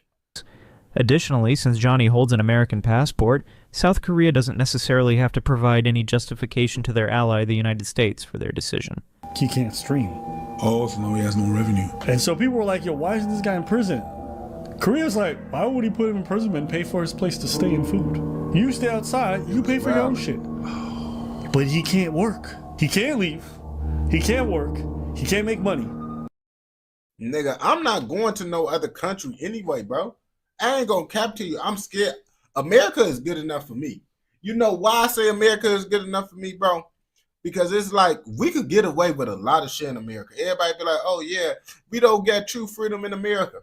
Compared to other countries, we do got a lot of motherfucking freedom. And I love that shit. I love that shit a lot, bro. Yes, it's discrimination. Yes, it's racist motherfuckers. But that shit is everywhere. At least motherfuckers could do drugs. Motherfucking have guns. Nigga could do all that shit, bro, that y'all can't do in them other countries, bro. I don't got time for all that bullshit. I love America, bro, on game. And even though it's lots of bullshit in America, I still fuck with the freedom. I prefer to have freedom, you feel me? And yes, bullshit come with freedom. But I'd rather have freedom than not have bullshit on game. But he can buy. But he has to spend money. His phone, computer, and other belongings have been seized by the government, and he is prohibited from working in Korea. As a result, he is unable to earn money in any way. Considering the kind of incidents he has been involved in, I don't believe anyone in Korea will be willing to help him with anything. So he can't leave. He can't work. He can't make no money. Like, it's so much shit in America, bro. It's no need for you to even go to the other countries for real, gang. Like, and I ain't gonna cap to you. I'm scared to go to them other countries because guess what? You go to a certain state, bro, you will get fucked up. But at least, you know, the legal system is American-based legal system, you feel me? So you still would damn near get a pass, you feel me? You go to them other countries and shit, bro, they will cook your ass over something like this. They will cook your ass over something like this. Now, they would do this. They would cook you in Texas for something like this. So I know them other countries, they cooking you. They is going to cook you. And it's going to last at least another 4 or 5 months. So they're basically just draining him of everything he's got before they even do the court process. Months, y'all know that ruler. And you know, you might feel bad. Oh, this guy was out on bail and he decided to do the exact same thing he's being accused of. What's even more concerning is that many people are actively looking for him outside. If he were actually in jail, it might be better for him, as at least he would stay safe there rather than risking his safety by walking freely outside. In this video, Johnny was receiving life-threatening calls. This nigga look like a Diddy disciple. His ass look like he could most definitely be like a Diddy disciple. From a gang member. Instead of responding politely or trying to de-escalate the situation, Johnny decided to provoke him further. I believe this has only made Johnny's troubles even more severe. Go man aside, brother. What's up? What is that supposed to mean? You are not funny guy, but you are watching you. What is that? Is that supposed to be a threat? Be prepared. Be prepared. We are watching you. Make it a threat. Wherever you go. I ain't gonna capture you. I might be a little bit worried, man. A nigga get on my phone be like this. We all watching you. We all watching you. Wherever you go. Wherever you go. Why the fuck is this nigga with this Chinese accent motherfucker telling me he finna fuck me up? I'm gonna be worried because the only time I talk to Chinese motherfuckers is when I'm ordering Chinese food. Now if they calling you saying, we are gonna fuck you up, you done fucked up, my nigga. You done fucked up badly. I ain't gonna cap to you. You're going to you go to Korea. What are you gonna do to me? What are you gonna do to me? We are watching you. What are you gonna do to me? What do you mean? What are you gonna do to me? Guess what? There have been no verified reports of a direct threat made via a phone call to Johnny Somali in recent developments. But he don't care about the threat, and in response, Johnny's saying that do something. You can guess what?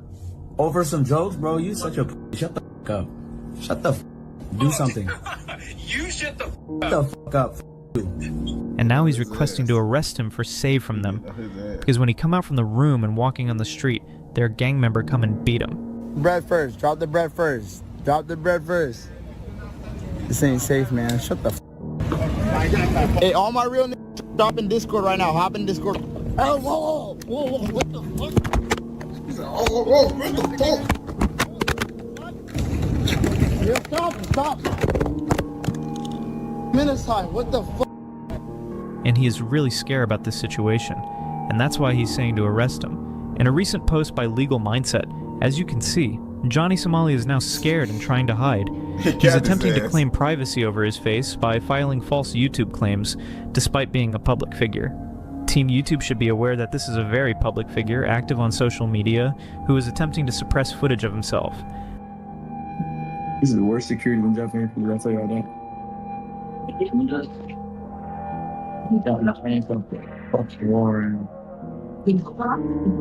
In this video, Johnny Somali has also managed to trigger members of the Japanese Yakuza, as well as gang members in the United States. As you yeah, you know them Yakuza niggas, bro. Shit. I heard them Yakuza niggas, they be getting wild. Do your research on them Yakuza niggas, bro. They will fuck you up. Saw in my previous video, these individuals are actively looking for him, and their intentions are far from friendly. The potential risks awaiting Johnny Somali every day outside are staggering. So, Mr. Somali, you're over in Korea, my homeland, playing the game of the elites, when you're not even qualified to. You're lucky. Who the fuck this nigga think he is? The motherfucking Korean Joker or some shit, bro? You're not even qualified for this shit. Alright, Birdie. I didn't hear about you in Japan because I actually hold a very high rank over the Yakuza, and I could have easily had you removed from Japan. Johnny Somali, just know, wherever you go, if there are Korean people, you're gonna watch your back. We're not to be f***ed with. You fuck with us in LA, we go on the roofs and literally snipe motherfuckers. You f*** with us in the... Who the fuck is this BTS ass nigga, bro? What the fuck? This motherfucker look like a part of the boy band or some shit, bro. What the fuck he got going on? Part of mindless behavior, bro. This nigga talking about sniping a nigga or some shit. But nah, this how they be looking, bro. This how they be looking for. They ass be going around fucking niggas up, looking like they're part of a boy band and shit. The motherland, you're fucking dead. Like, you gotta watch your fucking back. I don't know, the way he talking, he might not be from the motherland. I don't think they respect him inside the motherland because folks says, I don't know if he about that. I'm telling you. Here you've seen the two individuals who have come forward. However, there are thousands of other gang members who haven't come forward yet, but harbor intense anger toward Johnny Somali. If they ever get hold of him, they won't hesitate to show it. Many of you have questioned in our previous video whether these two gangsters are genuine gang members, as you believe real gang members wouldn't show up in front of a camera. Look, since they claim to be gang members, we've presented that to you. While we cannot confirm their authenticity, what we can say for sure is this. No matter what, in our opinion, Johnny Somali being in jail is currently the safest option for him compared to being outside. In this video, you'll see that even though Johnny Somali is a Muslim, he has attempted to gain fame and recognition by associating himself with the famous streaming platform Kick, and by trying to get close to another top streamer, Adin Ross. He claimed that by becoming more like Adin Ross, he could get closer to him, which would lead to more money and even greater fame. A Twitter... Nigga, you doing all that shit to link up with another nigga like Ada Rouse, bro. Come on now. Get the fuck out of here, bro. I ain't gonna cap to you, man. Fuck all that shit, bro. Just do what you gotta do, bro. But you try to do this shit to get around Ada Rouse, that shit goofy. He not been Muslim. Folks says he probably is bapping. Why the fuck is he doing this shit? He's supposed to be Muslim. Post was surfing on the internet saying, when Johnny Somali was in the Middle East, he was confronted by Palestinians because they heard he was calling himself a Jew. Under pressure, Johnny Somali admitted he's a Muslim and Somali, and not a Jew. But Johnny looked so scared it looked like he was going to cry. I'm YouTuber. When he was instigated by these people, Johnny then took his words back and tried very hard to prove. Oh, when them niggas get on your ass, that your ass. Oh no, I'm one of you. I'm one of you. Oh yeah. Oh, I thought you was. I thought you was one of them, nigga. That. You see, niggas be acting all that tough shit till a real nigga get on your ass about that shit. Prove that he is Muslim. He even attempted to recite the Muslim Declaration of Faith, desperately. Okay, and you doing this shit in the Middle East? You doing these type of activities in the Middle East? You see how they just grouped up? One nigga just turned into 30 niggas. Just like that, boy, they ready to fuck your ass up, gang. And it ain't gonna be no problem in the Middle East because you playing with the Muslim culture. They don't give a fuck. Everybody on your ass out there. Desperately trying to convince others that he is indeed a Muslim. What are you with the guy has a hat on? He's just showing me this area. Jewish. Tour guide. Tell him tour guide. Tour guide. La ilaha illallah. I'm Somali. Why is he? He is even telling lies here, claiming that he is Somali. I'm Muslim. I was born Muslim. I have passport, American passport. In this video, his former moderator revealed Johnny's true intentions. It turns out he wanted to gain fame by claiming to be Jewish, thinking it would make him relatable to one of the biggest streamers on Kick, Aiden Ross, who is also Jewish. This nigga, bro, this nigga is fucking lame as hell, bro. This nigga's a fucking goofy, bro. He doing all this shit to be like another nigga, bro. I ain't gonna cap to you. If you try to be like another nigga, bro, you ain't gonna have success for a long ass time, bro, if you do get success. Johnny believed that by associating himself with Adin, he could generate massive earnings from his streams. Johnny even managed to upset his own mother. She couldn't believe what he was doing, denying his faith and claiming he is not a Muslim. Because his family is Muslim, and he basically says, I'm a Jew, I'm a Jew, I'm a Jew. That's what... You see, he playing. He playing, motherfucker. You can't be playing with that religious shit, bro. You play with that religious shit, motherfuckers gonna get on your ass. I ain't gonna cap to you. That's what you're not supposed to be playing with, bro. You can't be disrespecting motherfucker. Like your family come from that shit. You acting like you Jew, you really Muslim, like shit like that, bro. That get you fucked up, gang. I ain't gonna cap to you. But the first fight happened between him and his parents. Basically. That shit is gay. Right. His mom was like, "What the fuck are you saying? You're a Jew. You're a Muslim." Was he doing that to antagonize other Muslims? Yeah. He did that. The Jew thing he did because of Kick. Because Aiden Ross is Jewish. Right. Yeah. For these types of behavior, even his parents don't like him for what he do. Now it seems there's no. Boy, his pops got that motherfucker extended forehead. Yeah. For these types of behavior, even. Folks got the extended forehead. He might as well just give it up. Just give it up, bro. It's over with, bro. Just give up the hair. His parents don't like him for what he do. Now it seems there's no miracle that can save Johnny Somali. Whether he's in jail or roaming free, Danger's got his address. Even if he ends up behind bars, his problems won't be on vacation. They'll still be lurking. And if he's out, well, let's just say he's got a VIP pass to the danger zone. So in the comments, tell us, where do you think Johnny will end up next? Jail or somewhere even more? Damn, in today's jail or somewhere even more. Yeah, bro, these niggas be doing all this shit for clout for what, bro? This clout shit, bro, don't get you nowhere, bro. But fuck you up. You try to clout chase, you gonna get fucked up eventually. I'm not gonna cap to you. That clout chase is never be worth it. If you a real nigga, you shouldn't want to clout chase. Let's start there. But if you fuck with this video and watch this shit all the way through, I know your ass fucking with another motherfucking video. So go ahead and go watch another motherfucking video. And don't forget to like, comment, subscribe, and what? Turn on post notifications so you never miss out on any content like this. Go! Let's go. Know what I'm saying? Cloud get you sent to the clouds like folks said, bro. That shit don't be worth it, bro. Niggas be out here tweaking.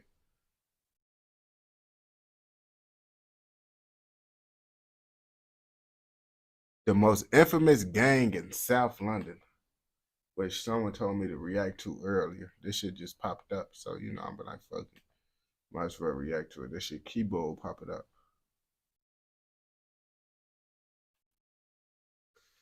What's the most dangerous gang in London? I don't know, but today y'all finna find out the most evil motherfucking diabolical gang in motherfucking London. Note, all of the opinions used within this video are mine alone. Everything in this video has been taken from publicly available sources, and any footage or video used falls under the doctrine of fair use. I have made every effort to ensure all of the sources used within this video are accurate. However, I am not responsible for content that third parties publish. Without further ado, sit back and enjoy today's video. Now, as of a 2021 census, the London borough of Lambeth was recorded to be home to around 316,000 people. The borough was actually ranked among the top 10 most dangerous London boroughs, which is crazy. As of a 2023 report, the crime rate in Lambeth was recorded at just over 130 crimes per 1,000 people. All right, so they tweaking, but I think we watched a little video on Lambeth already, though. This then coming in 27% higher than London's rate of 103 crimes per 1,000 people. The borough of Lambeth is located in South London and is among the boroughs that form Inner London. What a lot of the people currently living in and around the borough of Lambeth are unaware of, however, is that a large street gang based around Brixton Hill has been terrorizing the streets. That's a lot of gang activity, lots of niggatry going on. I ain't gonna cap to you. Streets of Lambeth for years, having multiple rivalries with other street gangs in the area, with these rivalries getting quite deadly, as you will see throughout this video, as well as the gang's rise to prominence in the UK drill scene, with young rappers from the crew releasing UK drill anthems, in which they can be heard disrespecting both their dead and alive rivals. This street gang being none other than 674 or 67 from Brixton Hill. As a quick disclaimer before this video starts, if you take anything from this video, make sure that it is to stay out of the gang life, as well as far away from the roads, as this road and gang life you see these rappers living often only leads to two outcomes, these being jail and death, and rarely anything positive, as what the rappers involved don't tell you is they have lost most of the people around them to either the roads and gang life or jail. Also, all information used within this video is obtained through public sources and is alleged. I will not be speculating on any cases that are yet to be 100% finished, but without further ado, sit back and enjoy this video. And despite the efforts of the emergency services, two men, both in their 20s, sadly died at the scene. Damn. Oh my god! Oh my god! Niggas find that shotgun, bro. UK is the niggas that's. I never seen so many niggas slide with shotguns as much as the UK, bro. Like I didn't even never really hear about niggas slide with shotguns. Like that's a very rare thing in America for niggas to slide with shotguns. In the UK, this shit normal as hell. How old were you guys when you first started getting it? Bro, who the fuck is this nigga with this goof at? Like, nigga, all your other peoples don't got a mask on, gang. You don't gotta wear this goof ass mask, bro. Obviously, it ain't that important if these niggas don't got their mask on. Really involved in street shit. Knee high. Yeah. Now, 67 or 674 is a street gang based in and around the area of Brixton Hill, SW2 and SW4, more specifically around New Park Road, Tilson Gardens Estate and the Rupel Park Estate. The 674 name has been in use since the 2010s, but before this, the gang was known as OSG, or On-Site Gang, and BHB, or Brixton Hill Bullies. Shit, he could be serious all he want. It still don't change the fact that the mask is goofy. It's still a goofy mask, whether the nigga serious or not. Bloods. In fact, when OSG is typed out onto a trap phone keypad, the numbers 674 are visible, this possibly being where the 674 name derives from. Other sets in Brixton Hill during the late 2000s and early 2010s included NPG, or New Park Gunners, and the Marga Lane Gang, who actually made music. It's also known that around 2020, a smaller set known as RP, or Rupel Park, which was based, as I'm sure you can guess, around Rupel Park, would absorb into 674 or 67, with the members of that crew repping 6-7. Another name that 6-7 go by nowadays is SAD, or Search and Destroy, Spot and Drop. You see, so you telling me all these other niggas, they got these raw ass masks and shit, and that nigga walking around with the bogus ass Dr. Doom. Come on now, I'm not finna play with this nigga in this bogus ass mask, bro. It look like the nigga chopped that shit out himself too. Europe. Amongst other names, the 6-7 gang is affiliated with nearby they got way better LTH mass from Lower over here. Tulse Hill, as well as 5-5 or GID from Streatham. The gang is also a part of a larger alliance known as Hillside, which I have actually made a video on. 6-7 have a rivalry with 150, 410, Up Top, and also 17 Wano from Wandsworth Road. Prominent members of 6-7 include LD, Dimsy, Monkey, Dope Smoke, PR Sad, Brucka, and R6. Monkey, I ain't gonna cap to you. Having the nickname Monkey while being black is some pretty diabolical work. That's pretty diabolical if you ask me. For you being a black ass nigga in your day being Monkey, I would have been like, nah, we gotta get another nickname.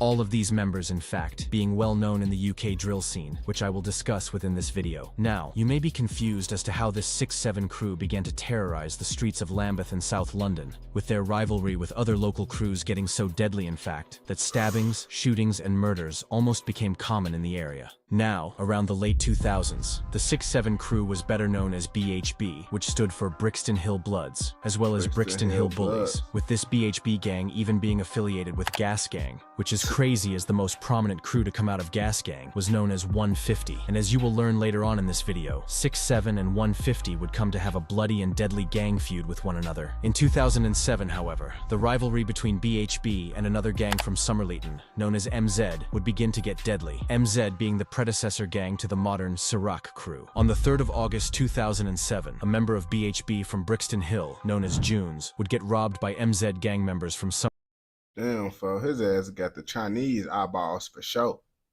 Somerleyton. His chain was taken by the members, who then fled after the robbery. Junes decided after he was robbed to spin back and retaliate. A few hours later, Junes armed himself with a gun and drove around Brixton looking for BHB gang members. After a few minutes of looking, Junes noticed an alleged BHB member known as Bowser, who was sitting with a few friends on a wall. Junes let off shots toward Bowser, who was hit 6 times, with one of the bullets even hitting his heart. Damn, bro, they fucked up Bowser, bro. Like, I ain't gonna cap to you, bro. That shit pretty normal, bro. Like, really, shooting a nigga is pretty easy as hell to do. Y'all other UK niggas, bro, y'all the ones that I'm worried about, bro. The niggas that like to shoot niggas and start cutting them up and shit, bro. Them the niggas I'm worried about. Junes then fled after the shooting, with Bowser sadly being pronounced dead shortly after the attack. Police arrived on the scene and launched a murder investigation. 17-year-old Junes was quickly arrested in connection to the shooting and was charged with the murder of Bowser. Later in 2008, after a full trial, 17-year-old Junes was found guilty and was sentenced to life in prison with a minimum of 21 years. Rest in peace, Bowser. It's known that the death of Bowser caused tension between the gangs in Brixton, although it wasn't the breaking point which occurred years later, when a TN1 member known as Lil Zach was killed by Gas gang members, TN1 being a gang from Tulse Hill that was closely allied with BHB, although I'll explain this incident later. Now, around this time, BHB was actually active in the music scene, often releasing freestyles. In 2008, Dimsy from 6-7, who was repping BHB at this time, can be seen freestyling on his estate in an old video that was recovered and uploaded in 2017, although it's believed that the video was in fact shot in 2008. BHB also had a track with Gas Gang, which has since been re-uploaded. This is crazy, as not long after this, BHB... Oh, these niggas rapping in 2008. These some older head niggas. I ain't gonna cap to you.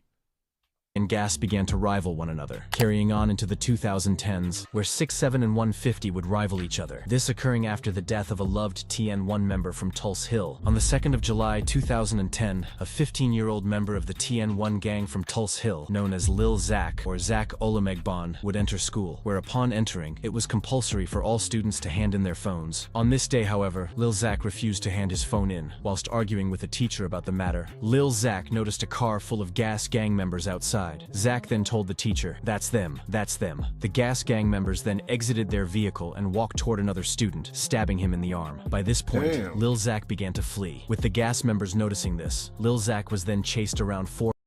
Damn, niggas doing this shit at the school, gang? At the school, bro? Come on, bro. It's like, bro, come on, bro. Y'all niggas, bro, at least wait till the nigga get out of school. Let the nigga at least get his education. Because maybe when he get his education, he'll realize that what he doing is some dumbass shit. But since he ain't get his education, he ain't gonna know that shit, bro. And y'all not even getting him a chance to learn. Like, damn, can y'all just go fuck with the grown ops? And then, you know, if you catch the younger ops outside of school, then okay. But you try to go to the school to catch a nigga lacking, bro? Come on, now.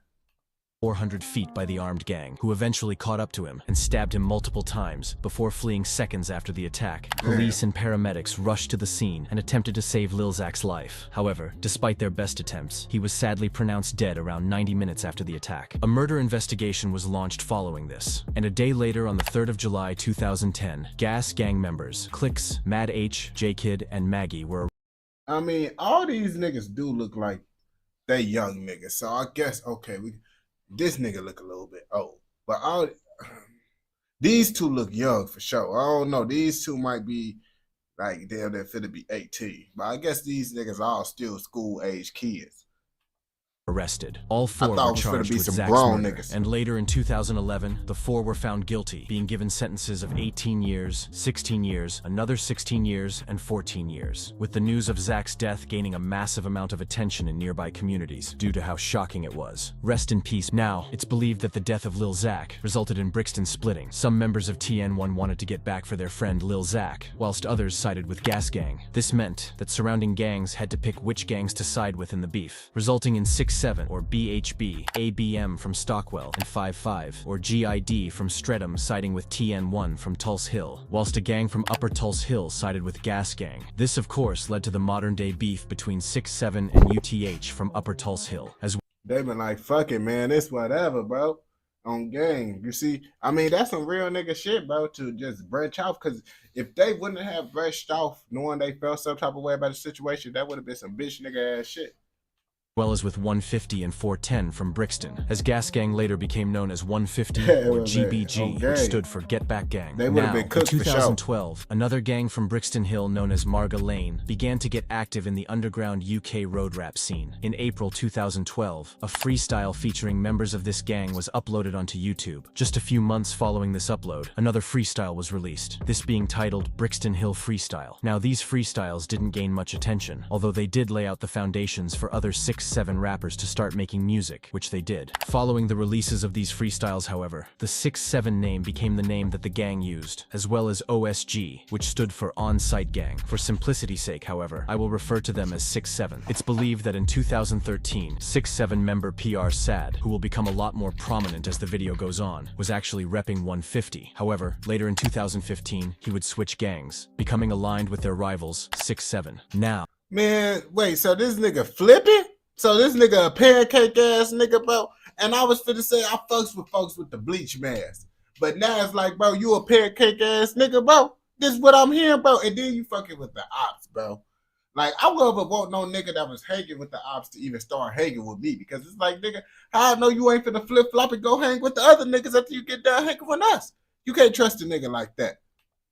At the end of 2013, the first instances of both 6-7 and 150 sending shots to each other in music would occur. In December 2013, 150 rappers Styx and M Darg released a track titled It's Cracking. Within this song, Styx rapped, "I f with O'Trey so f broad day. It's cracking." O'Trey being a reference to the 031 gang, whilst Broad Day was the name that ABM from Stockwell went under at the time. Throughout this song, Styx and M Darg would send multiple shots towards 6-7's most prominent rapper at the time, Scribs, who later became LD. Anyways, later in February 2014, 6-7 members Dimsy, Scribs, and Monkey directly responded in a track titled It's Frying, in which they used the same beat and flow to disrespect 150. Dimsy responded to the Broad Day line, in which he rapped, "I'm OJ so fuck O'Trey, bitch be frying." LD then stated in his verse that he does not fuck with Ciroc, previously known as MZ, and that 6-7 runs Brixton, as well as stating his ops walk around with knives, whilst he is armed with guns. Both of these tracks gained millions of views. Damn, who I ain't gonna cap to you. If you got a gun in the UK, bro, that's basically like you being having the ultimate weapon. I ain't gonna cap to you. If you got a gun in the UK, I'm worried about them niggas. Them the niggas you really gotta be worried about. Cause I always said, bro, man, that knife shit, bro, that shit fuck you up. But as long as you fast enough, you can get away from them niggas with a knife. A gun, shit, you ain't gonna outrun no bullet. I ain't gonna cap to you. You try to outrun a bullet, bro, your ass gonna get fucked up. and shone a spotlight on both groups, who during the 2010s gained a massive amount of attention, establishing the UK drill sound. Despite this success, however, in 2014, 6-7's leading rapper Scribs would be handed an ASBO, or an anti-social behavior order. This ASBO prevented him from performing his music in public under the Scribs name. To combat this, Scribs changed his name to LD and began to wear a unique mask, which he has even continued to wear 10 years later. In the same year of his ASBO being issued, LD released the track Live Corn, which has since... So that's why he changed his shit up. Like, nigga, what's the point of them even doing that shit if the nigga could just change his name up and then motherfucker just continue rapping and put a mask on? Like, that shit is pretty stupid, bro. Just let the nigga... UK laws be so fucking dumb, bro. Like, ain't no rapper being forced to motherfucking change their name up and all that shit, bro. Since garnered around 7.6 million views. Within this track, he openly stated that a fellow 6-7 member had a Mac-10 machine gun, comparing the sound of it shooting to a drum, and that if you mess with the 6-7 crew, you can get shot. This song, as well as other 6-7 and 1... Alright, so these niggas got that shit. So when I'm hearing the nigga with the Dr. Doom mask and shit, his ass got them guns for real. 50 tracks really laid out the foundations for the UK drill genre. Around this time, however, the rivalry between 6-7 and 150 would really kick off, when in February 2014, a member of 150 would be killed by a 6-7 gang member, this being the death of SQ. On the 25th of February 2014, only a few weeks after the back and forth between 150 and 6-7 in diss tracks, a member associated with 150 known as SQ or Squirrel would be driving through the Angeltown estate, home to the 150 gang. Whilst driving, he noticed his friend being chased by a 6-7 member known as Incy. SQ then decided to intervene and help his friend, who was fleeing by this point. After SQ exited his vehicle, 6-7 member Incy turned his attention to SQ, who was then chased down and was stabbed in the heart, with Incy fleeing seconds following. Nigga, I was finna say, bro, I was waiting to say something to see if the nigga motherfucking had a weapon before I said something. But nigga, you was about one goofy ass motherfucker. If you know that motherfucking you don't got no weapon, you trying to save a nigga that's getting chased down. Like, nigga, you can't help nobody if you don't got no weapon, bro. You can just die with him. The attack. Police and emergency services arrived on the scene seconds later and transported SQ to a hospital, where he sadly died 2 days later, on the 27th of February 2014. Incy was later arrested and charged in connection to the murder, and in December 2014 was found guilty, being given a sentence of 12 years in prison, with it being believed that the death of SQ escalated the beef between 150 and 6-7 further. It's even known that PR Sad showed love to SQ in 2014 after his death, as around this time PR was aligned with 150. This is crazy, as only months after his death, PR Sad can be seen in a 6-7 music video titled Skengman, in which SQ was disrespected multiple times. Rest in peace, SQ or Squirrel. Now, as 2015 came around, both sides continued to make music. In January 2015, 6-7 released a track titled Skengman. This track was very disrespectful, and as a result, the original music video was removed from YouTube, although re-uploads of the track do still exist. Shortly after the release of this Skengman track, 6-7 member SJ would be stopped by police and was found in possession of a revolver. SJ was then arrested and charged, eventually being given 5 years for the incident. It's believed that SJ had taken a minicab from Kennington to Herne Hill, however, redirected the driver. I mean, that shit not that bad, 5 years for a gun. I was thinking, like, you get caught with a gun in the UK, bro, your ass is cooked. 100 years, gang, your ass is over with playing with guns in the UK. But your ass only getting 5 years for that shit? Somewhere else and promised to pay him extra for the inconvenience. Shortly after this redirection, armed police stopped the vehicle and arrested SJ, leading to his sentencing of 5 years. He was later released in 2018, where he continued to make music. Now, around this time, 6-7 would really be shining within the UK drill scene, previously releasing tracks that have since gained millions of views. In August 2015, however, 6-7 members, Monkey, LD, Dimsy, and ASAP, released a track titled Take It There. Within this song, Monkey rapped that 6-7's rivals were doing drive-bys, but hitting no one, claiming it was a waste of bullets. LD then followed this up by rapping that he had a skeng, or gun, in a 4-door truck, and him as well as other 6-7 members didn't mind taking it to the op block. I mean, 5 years is, nah, shit, niggas be getting bumped with pipes out here too. You see, the thing is, guns is legal out here, you feel me? In certain places it's legal. But if you can't legally own a gun like lots of these niggas in the UK, your ass would be sitting, like lots of niggas right now is sitting in jail. You feel me? I heard you get 1 to 3 years. that's where you wrong. It's all types of shit that go into the shit now. You feel me? Me, it depends on the state, all types of shit. So me, I got locked up for a gun. Now, I owned the gun. I legally owned the gun, you feel me? But I wasn't supposed to be carrying the shit. So they locked me up. I was supposed to, they said, what, 2 to 4 years or some shit like that. Whatever the fuck they said, bro. Some bullshit. Or 1 to 4 years. Some shit, some bullshit, right? Then my homie, he got locked up with me. He had a pipe, but that wasn't inside his name. And that bitch was a D-face. So now since it's a D-face, it's an up felony. He got a higher felony than us. We had a class 4, he had a class 3, you feel me? So it's like he getting more time than us now. Now it just depends. You get 5 if it's your first time. Shit, if you get, man, if it's your first time getting caught with a weapon, nigga, you damn near gonna get out of jail and do 2 years probation and be in the first time offender program if you under the age of 21. So they now gonna put it on your record. Anyways, this Take It There track was released in order to promote 6ix7's upcoming album titled In Skangs We Trust. This album then being released a month later, on the 25th of September 2015. This was a 20-track album and featured multiple songs that have since garnered millions of streams. Around this time, 6ix7 was basically the biggest thing coming out of the streets, gaining hundreds of new fans every day. So much so, in fact, that popular Peckham rapper Giggs started to watch the crew, eventually hopping on a feature with 6ix7 in February 2016. This being titled Let's Lurk. This song did numbers and currently sits on 23 million views, which is crazy. During 2016, the 6ix7 gang continued to make music with popular 6ix7. Yeah, in America, it's legal and shit. Like, I don't know if y'all be seeing it, but I be making gun content too. I got an AR, I got a Glock 26, got a Taurus G2C 40 cal. Now, Illinois got more stricter gun laws than some of the down south states, so I can't get as much shit as, you know, the down south motherfuckers, but I still got me a decent little amount of artillery and shit, you feel me? Member R6 releasing the track Redrum Reverse at the end of 2016, this solidifying him in the scene, as he was supposedly a younger during this time. Also in December 2016, 6ix7 appeared on a DJ Vlad interview, in which they spoke on the hood politics in Lambeth, even discussing the blood and Crip wave that the borough had been affected by in the prior few years. Yeah, I mean, you can get ARs down here, bro. I got an AR on gang. It's just they just recently passed a little ban in Illinois, so you can't have the AR. Like, but if you had the AR before the ban, then you could still keep your AR. That's why I still got my AR. I got a 5.56, a Smith & Wesson M&P. You feel me?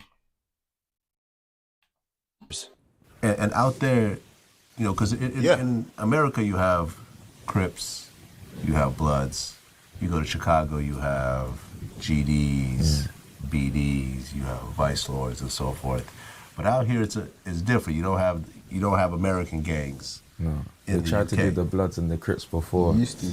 Oh, really? Wow, yeah, they tried it still. A long time ago. Okay, because you see, you know, I remember. They've tried it before, but it went wrong. It went wrong. Explain. Too much areas try to be Bloods, and they don't even know each other. Then they had like a name for themselves and everything. It was Brits and No Bloods, Blood Set. Okay. So that's what they called themselves out there. Then, yeah, they used to beef the so-called Crips and that. But that's all fake. It was all fake. What, so did a Crip set pop up somewhere? Yeah, there was a Crip set somewhere. At the same time? He was Crip set again. Crip set was ABM, innit?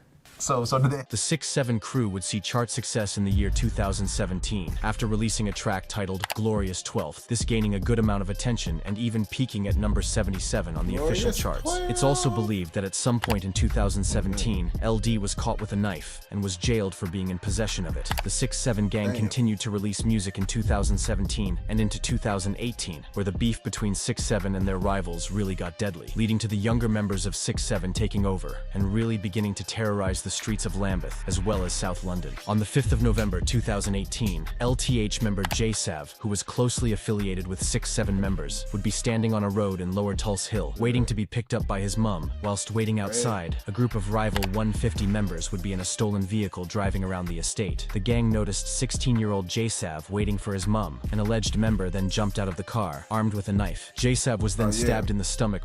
We reacted to somewhat of this shit, bro. Why was his ass waiting motherfucking outside, bro? Why was he waiting outside, bro, knowing he got ops, bro? That shit is an easy way to get fucked up, bro. Yeah, I ain't gonna cap to you. I don't know. We reacted to some of this shit, bro. I guess he added some of his old clips into this video because I remember hearing about this on another one of his videos. Multiple times by the gang members, who then fled after the attack. Jasav's mom had actually witnessed the entire attack and quickly rushed to Jasav's aid, phoning police and emergency services, who arrived minutes following the stabbing. Sadly, however, 16-year-old Jasav was pronounced dead moments after the stabbing, with a murder investigation being launched. Despite an entire investigation, however, no one has ever been arrested in connection to the murder, with it remaining unsolved. Rest in peace, Jasav. Now, following the death of Jasav, his friends from both LTH and 6-7 would begin to retaliate for him, leading to 2019 being one of the deadliest years. So much so that even today, 6-7 rappers can be heard referencing the year within their songs, as it was so bloody and deadly. You see, shit would have been different. I ain't gonna cap to you. Shit would have been different if it was in America. Cause it's like, I ain't gonna cap to you. My auntie, she carry her pipe.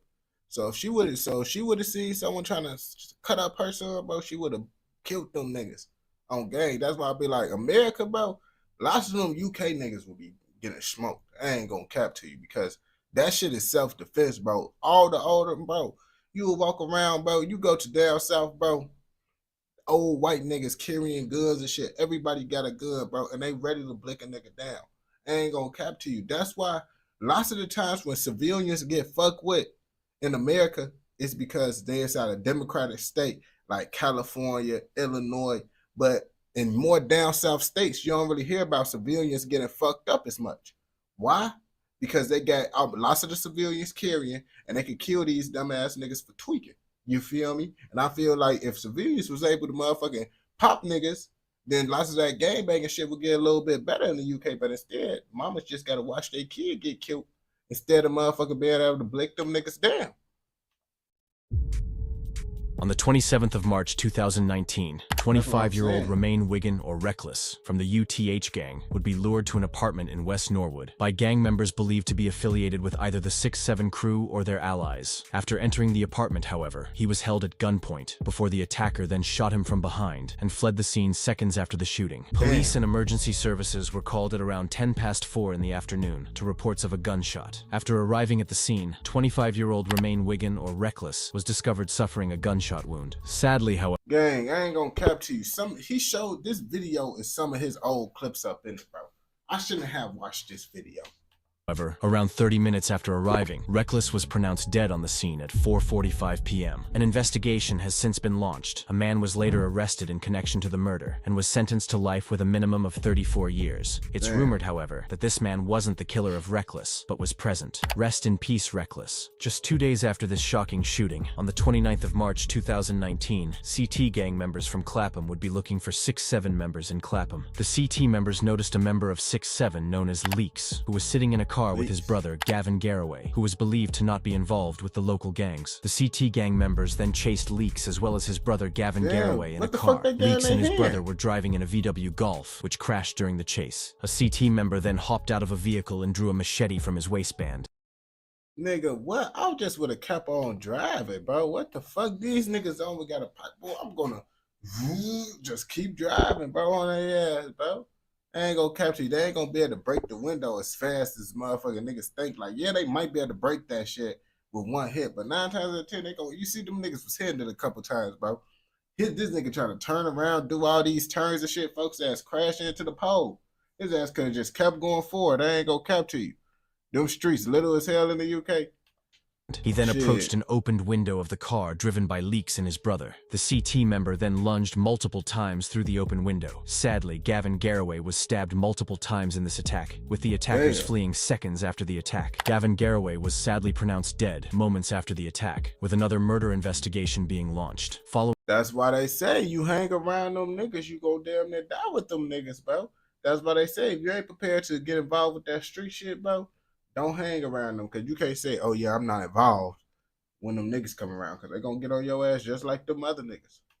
Following a trial, a CT member from Clapham would be arrested and charged in connection to the murder, eventually being found guilty. Rest in peace, Gavin Garraway. Just under 2 months following the murder of both Reckless and Gavin Garraway, in June 2019, a CT member known as Stomps, or Shayon Evans, who was also affiliated with 37, would be... Yeah, I remember this shit. This nigga just literally reused an old video, bro, because I remember him.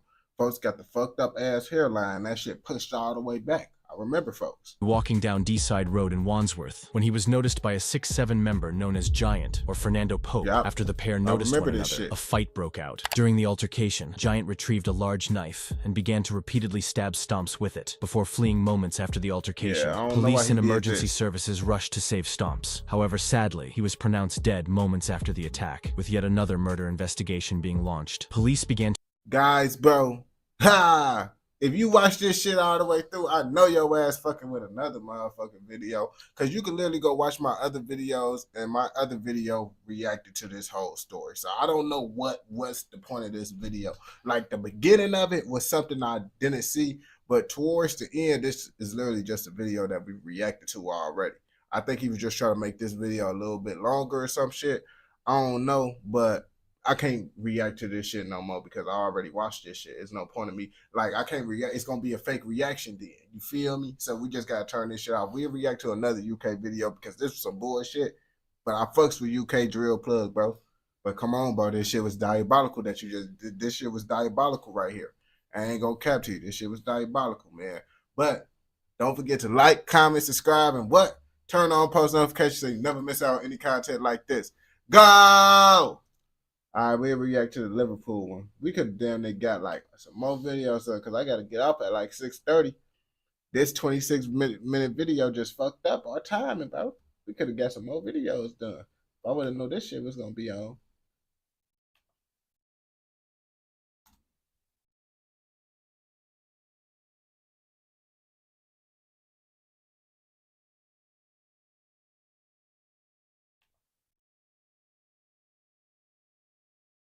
Okay, do you think the UK was this crazy? I didn't know the UK was getting wild like that. I wasn't expecting this shit. Where's the Liverpool? What do I type in for the Liverpool? Because nothing Liverpool ain't really popping up. I type in UK Drill Plug.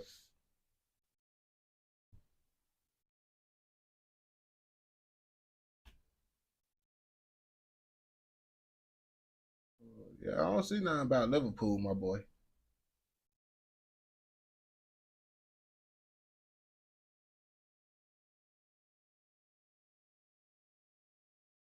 Where is Liverpool even at?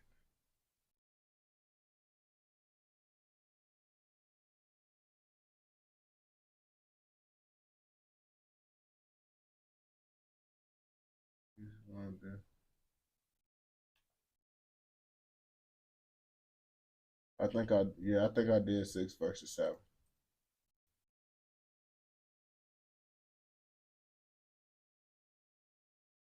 It better not be no long ass video. I ain't gonna cap to you. We ain't gonna watch it, gang.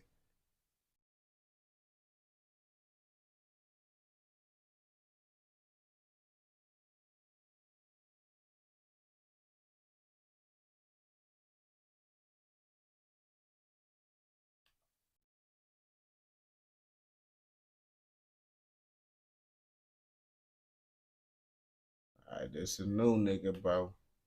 I said this shit popped up. I don't be reacting to new niggas because they be sounding weird, bro. Hope he uses AI shit. All right. It sound like a nigga that's finna be talking UK, bro. This finna be a long video right here. I ain't gonna lie to you. This shit be hard, bro.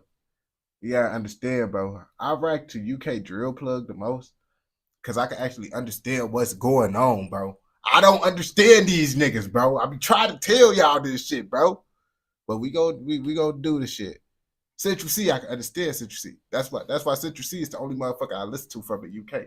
And Dave, because I can understand them. All that other shit, bro.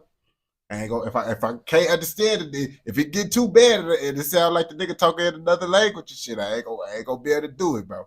Cause I tried with the rappers, bro. Couldn't understand. We got multiple requests for Liverpool. Now, this is not the UK Drill Plug, but this most definitely happening in the UK. Now, what the fuck going on in Liverpool that's so deadly? I don't know. But that's what we got to find out in this motherfucking video. Welcome to Liverpool. a city located in the northwest England with a population of around 500k. Liverpool is famous for being the home of the Beatles, Anfield Stadium, the Albert Docks, and its vibrant citizen known as Scousers. Liverpool is a port city, making it a historic hotspot for trafficking drugs and weapons, and as with most cities, for decades high levels of... I ain't gonna cap to you. We gotta start off with the mic, bro. I thought my mic was bogus, but this shit is fucking bogus as hell, boy. I ain't gonna cap to you. We starting off bad already, bro. That's why I fucks for UK Drill Plug.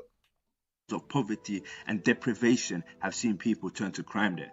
Professor Simon Hardin, director of the National Center for Gang Research, said, as a port city, the movement of weapons has been easy. There's a big Irish diaspora. Liverpool has been supplying weapons to Irish Republicans since the War of Independence in 1919, where you then saw that continue through the Troubles, so the routes for acquiring weapons are all well established. Today, I'll be looking into the deadly war between two gangs located in the L11 postcode, the Crocky Crew located in Croxteth, and their rivals, the Strand Gang, aka Nogger Dogs, located in Norris Green. On New Year's Day in 2004, Danny McDonald, the leader of the Crocky Crew, was having a drink with a friend at a Royal Oak pub in West Derby. A Strand Gang member got the drop. There had been about 60 people drinking in the pub at the time when the Strand Gang gunman had come into the pub wearing a jacket with a hood up concealing his face. Danny McDonald had been standing when a Strand Gang member shot him 4 times. His friend would also... Damn, these niggas tweaking. He shooting niggas and shit, bro. But it's hard for me to listen. I ain't gonna cap to you. I'm already listening through this bogus ass PS4 headset, bro. So it's like the quality gotta be on point for this motherfucker to sound good. Right now it sounds like I'm listening through a motherfucking brick through this shit. Y'all gotta understand, bro. This shit sound horrible through this shit. Y'all probably ain't listening to what the fuck I'm listening to right now. I ain't gonna cap to you. Be shot once in the stomach. Danny McDonald will sadly die, but his friend, John Paul, age 19, was rushed to hospital and had to undergo emergency surgery. Damn. For a bullet lodged in his kidney. However, thankfully, he would survive. Many sources claim that the Strand Gang member responsible for the shooting was none other than Liam Smith. Although 5 people were arrested for his murder, no one was charged and the murder remains unsolved till this day. It was said that Danny McDonald might have been targeted after a nail bomb was thrown into the Dickie Lewis pub on Walton Road in Kirkdale the previous September. The bomb had been filled with screws and nails. However, the fuse on the bomb had fizzled out and it didn't explode. So these niggas trying to make bombs and shit? What the fuck do these niggas got going on with screws and shit, bro? These niggas trying to be motherfucking evil adventures and shit, and that shit not working out in their favor. I ain't gonna cap to you. The attack itself was thought to have been in response to a car bomb that had gone off a week before outside the club 051 Club in Mount Pleasant. The bomb had been planted in a Peugeot 205 and had gone off at about 11 PM, but no one was injured. Now on August 23rd in 2006, Smith went to visit a friend who was serving time in Outcourse prison. While visiting his friend, he had a bitter dispute with a convict known as Ryan Lloyd, who was a central figure of the rival gang, the Crocky Crew. The dispute is understood to have happened in the visitors area, where Lloyd was being visited by his sister. Immediately after the dispute, Ryan Lloyd got on the phone and informed Crocky Crew members of Liam's whereabouts. When Smith left Oak Course prison, he was ambushed by about 20 members of the Crocky Crew who had hidden in the bushes. Moments later, I ain't gonna cap to you, gang. Like with his accent, bro, it's hard for me to take this shit serious, bro. Like with UK Drill Plug, cause it's like I don't know the accent, bro. It's like, bro, cause listen, bro. I try to play this shit around the females, my homies. They don't be fucking with the accent. I give motherfuckers a passes because I'm kind of used to it. And Central C, you feel me? I listen to Central C, so I'll be like, okay, I can get the other niggas a pass. But this shit right here, bro, that I'm listening to, first of all, the mic bogus as hell. And then it's like, nigga, I could barely, like, the Crocky Gang. Boy, this shit sound goofy as hell. I'm not finna bap to you, bro. You can't take this shit serious, bro. This shit probably a normal accent to y'all. But that's a big reason why motherfuckers don't take the UK shit serious, bro. Because the way y'all talk, it sound funny as hell. Like, you could be talking about some dangerous ass shit, But if you don't get that deep ass voice, like the UK rappers that got the deep voice, niggas is not gonna take that shit serious in America. I'm telling you this shit right now, bro. I'm telling you as an American right now. If niggas talking like this, bro, talking about Crocky Gang and shit like, bro, niggas is not gonna take the Crocky Gang serious till they come kill somebody. The Crocky Gang, if someone told me, if this nigga got to telling me this shit about this gang history right now, I promise you, I would laugh. I would be like, bro, so it's a bunch of motherfucking British motherfuckers that's doing bad shit on their free time. That's how I look at it when I hear this nigga talk. But if I would have heard UK Drill Plug, I'd be like, okay, they doing gang banging activity. But this, okay, these British motherfuckers just doing bad shit on their free time just by how he talking. That's what I get from how he talking. 18-year-old Liam was shot in the head with a sawn-off shotgun. Damn, bro, this nigga shoot niggas in the head, bro. What the fuck? You see these niggas tweaking, but it's like, I could just understand that part, bro. The other parts, bro, I wasn't understanding. It's because the mic's so bad, and I got this bogus ass headset. At point blank range. He died in hospital a few hours after the cold-blooded shooting. 4 men were charged for... He said the cold-blooded shooting. The UK Drill Plug don't be this corny, my nigga. He don't be saying this corny shit like that. Now, I hear him say rude. Okay, that's a normal thing that y'all say in the UK, rude. But cold-blooded murder. That's the joke that motherfuckers, when we making fun of the UK motherfuckers, that's what we literally say. Oh my gosh, that was a cold-blooded murder. And this nigga actually saying this shit, talking about a murder. How can we take this shit serious, my nigga? For the murder of Liam Smith, Liverpool Crown Court heard that following their feud, Ryan Lloyd ran back to his cell and grabbed a contraband mobile phone where he was overheard shouting, quick, give us the phone, I'll get the boys here to pop him. 4 people were jailed for quick their part in the killing of Smith. Ryan Lloyd, 19, Thomas Forshaw, 18, and Sean Farrell, who was just 16-year-old, were convicted of Smith's murder. Liam Duffy was convicted of manslaughter and received 20 years, of which he will serve 10. But you see, these niggas in the UK don't be getting that much time. Like, these niggas be doing all this diabolical ass shit, and these niggas only be getting like 20 years in prison. Like, what the fuck be wrong with y'all? Lloyd received life with a minimum of 28 years. Forshaw was sentenced to life with a minimum of 20 years. Sean Farrell was sentenced to life with a minimum of 18 years. Judge Mr. Justice Saunders said Liam Smith was killed because he was a member of the Strand Gang and was hated by members of the Crocky crew. A previous attempt on his life by shooting had been foiled, but police had no chance of arresting the perpetrators of the offence because Liam Smith did not report it, preferring it to sort it out his own way. In 2007, Miss Smith spoke to Echo after her son's death and urged boys playing with men's toys to put the guns down. She said it's sad to think a lot of these involved had grown up together in the same areas and gone to the same schools. In the past, kids will fall out and in some cases have a fight, but a few weeks or months later, they... What the fuck? R.I.P. Smigger. Who the fuck is Smigger? This shit getting wilder and wilder. And this nigga just clean this shit up like, fuck it, I just gotta do my job. Will be friends again. Now they use guns. Boys playing with men's toys. When guns are used as a possibility. He said boys playing with men's toys. Can y'all, we can't, come on now. Y'all can't expect me to take this shit serious, bro, when this nigga talking about boys playing with men's toys. Come on now. Possibility that someone dies and there's no coming back from that. You can't say sorry and make up a few weeks later. This deadly gang war would gain nationwide attention on the 22nd of August. He put the mic closer up to his face now. The first anniversary of the killing of Liam Smith. Sean Mercer, a member of the Crocky crew, got word that several Strand Gang members were seen on their territory. Armed with a revolver, he cycled to their whereabouts, which was at a car park. Now a hooded Sean Mercer on a silver BMX approached his target before firing 3 shots. Sadly, an 11-year-old Reese Jones, who was making his way back home from football training, was hit in a crossfire. Nigga, these fucking goofy ass niggas, bro. And I was finna say, nigga, you better not miss your shot because with a revolver, the most you damn near get is like what, 6 shots or some shit, bro? You just shot 3. So you got 3 left, my nigga. And then you use your 3 bullets to hit a kid.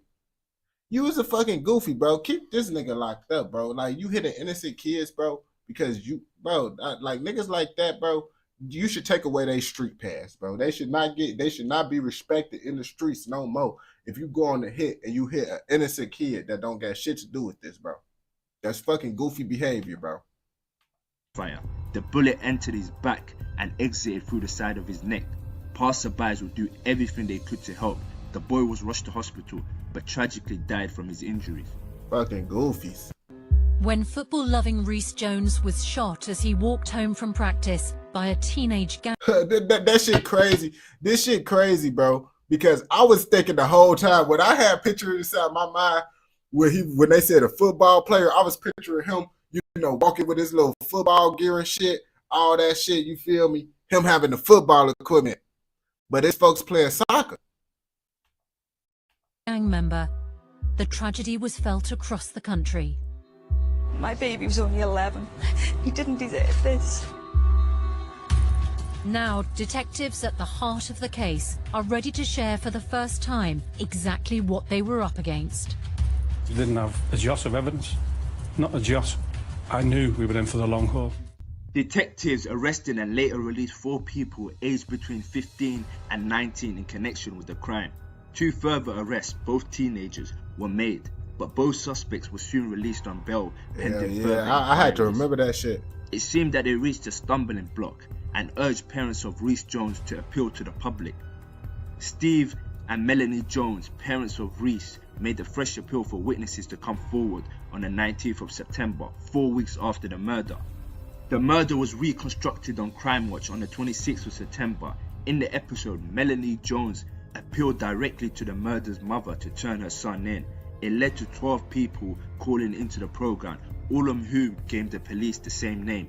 Despite reports that the killer's name was widely known and had appeared on internet sites and in graffiti, Merseyside police continued their appeal for witnesses to come forward.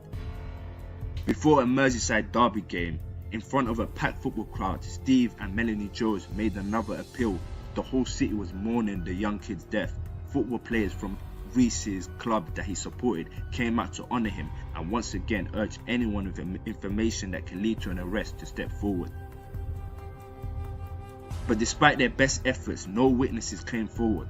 Merseyside police may have had the prime suspect and motive in Sean Mercer, but in practice they had little hard evidence to present. You see, nigga, it's like, I feel like, gang, certain situations, bro, niggas need to get killed or someone need to tell on their ass, bro. That's how I personally feel on certain situations. Like, nigga, if you hitting an innocent kid, bro, that kid can't get their life back, bro.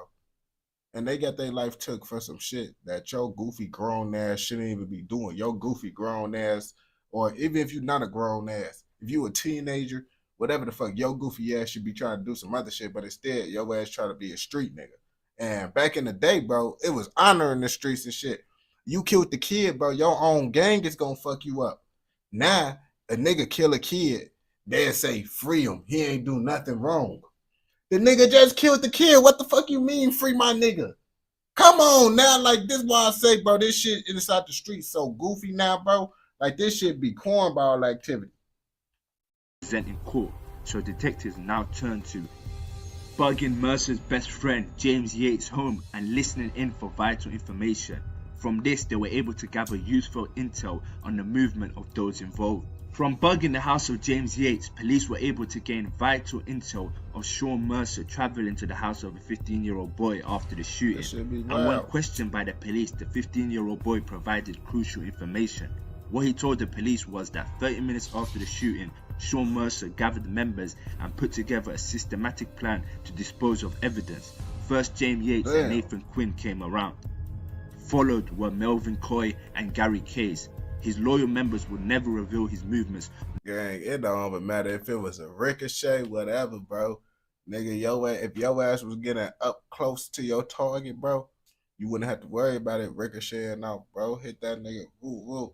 You feel me? Niggas over here missing bullets and shit, bro. And then now it's hitting kids and shit, bro. You can't, there's no excuses for nothing, bro. You shouldn't even be doing this shit. So now that you're doing it, make sure you ain't hitting nobody kid, bro. Because at the end of the day, if that was their family member, they would be like, oh yeah, folks say it's a fucking goofy, bro. He hit my little cousin, little brother, and he didn't got shit to do with it. It's goofy behavior. At the end, but whether it was a ricochet or actually, boy, it's goofy behavior. I ain't gonna lie to you. Nor would they take stand as witnesses. However, Sean Mercer made the rookie mistake of being seen by the 15-year-old boy's mother. The gang traveled to an industrial unit where Melvin Coy worked. It is here where his clothes were set on fire, given a petrol bath to remove any gunpowder residue. Very forensically aware youth who were able to dispose of any DNA evidence that could link them to the crime. A crucial tip-off came in and police raided the property of an affiliate of the gang and recovered the handgun in the loft. Sean Mercer was charged with the murder of 11-year-old Reese Jones, the boy who told police that Sean Mercer plotted to get rid of the evidence from his house, wasn't prepared to take stand. Instead, his mother took stand. Despite the fact she was incriminating her own blood and flesh, she tried to minimize his role in the events. Her evidences, coupled with the fact her son said Sean Mercer gave him the gun after the shooting, was vital. You see, the mama even testified because she know her son was also goofy shit, but she just don't want to, lock him up for the rest of his life. You feel me? You feel me? Like she just don't want to get her, but she know what she did, because at the end of the day, the mama would be mad as hell if someone did that shit to her son. Her son just coming from practice, and then this nigga over here trying to shoot, miss his target, and then hit a motherfucking kid, bro. Like that shit, that hell no, bro. The mama even know that's some cornball shit. It didn't help Sean Mercer's case as he began drawing pictures of guns while in police custody. Talk about sheer stupidity. It was used as a lock this nigga up. Keep this nigga locked up, bro. At this point, niggas is stupid, bro. I ain't gonna cap to you. If a nigga that stupid to do shit while in police custody and shit, bro, knowing you in the UK where you get charged with motherfucking guns and shit, and you draw pictures like how you love guns so much, nigga, the last thing you supposed to do is make it seem like you like guns when you get in charge for some shit like this, you feel me? Like, I'm scared of stupid niggas like this, bro, because if you not scared you finna lose your freedom, yeah, I'm scared of this nigga, because why you doing dumb shit knowing you finna lose your freedom? Bizarre insight into his deprived mind. Sean Mercer showed no remorse at the trial despite being in front of his victim's parents. Okay. His body language was of someone who thought the whole ordeal was funny. After 11 weeks in court, Sean Mercer was found guilty of murder and was sentenced to 22 years on the 6th of December 2008. For their role in the murder, Kays, James Yates, and Melvin Coy were sentenced to 7 years. Bro, these niggas don't look like they supposed to be gangbanging, bro. These niggas just look like, these two, he look like he might be on some gangbanging shit. This nigga look like he just get high, use hella drugs and shit.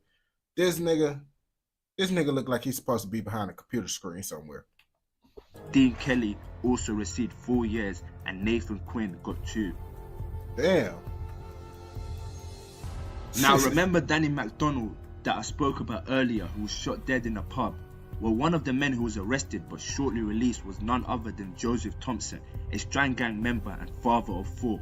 The 32-year-old. Damn, these niggas be grown as hell. Father of 4, 32-year-old, and you still out here gangbanging, my nigga?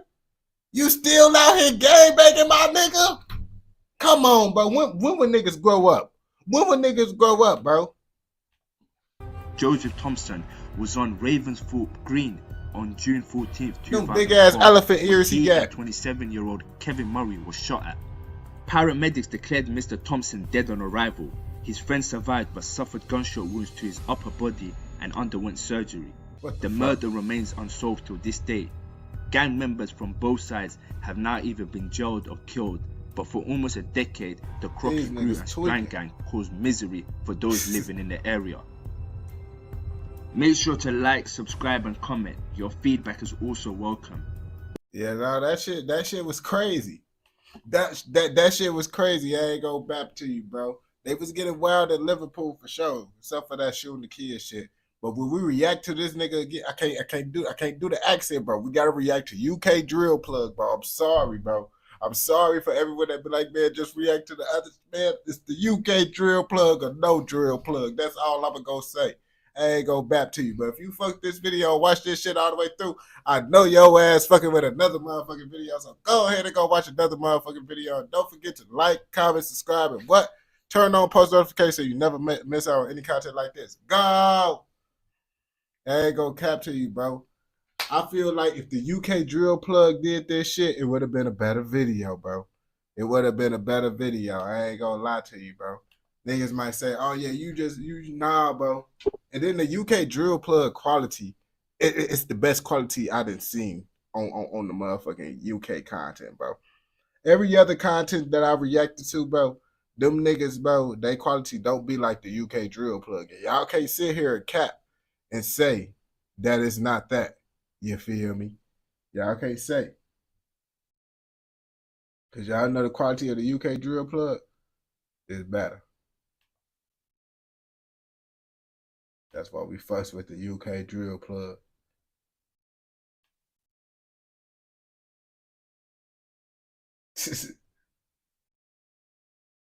The Tales of Toronto, I seen that shit, but was that the nigga that ain't gonna capture you? I think we did that shit. That shit was decent, but I think that nigga was talking, bro.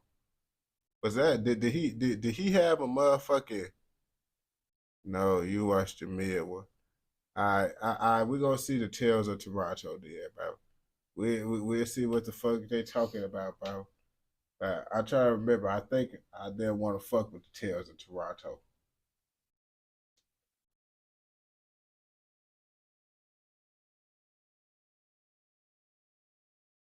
Let's see.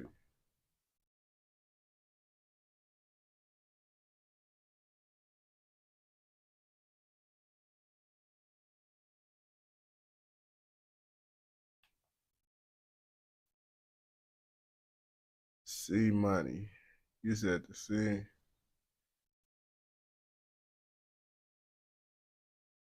This shit better not be doo-doo garbage, my boy. But nah, bro, we ain't try. Already, I can't watch no long video of these niggas, bro. These niggas tweaking.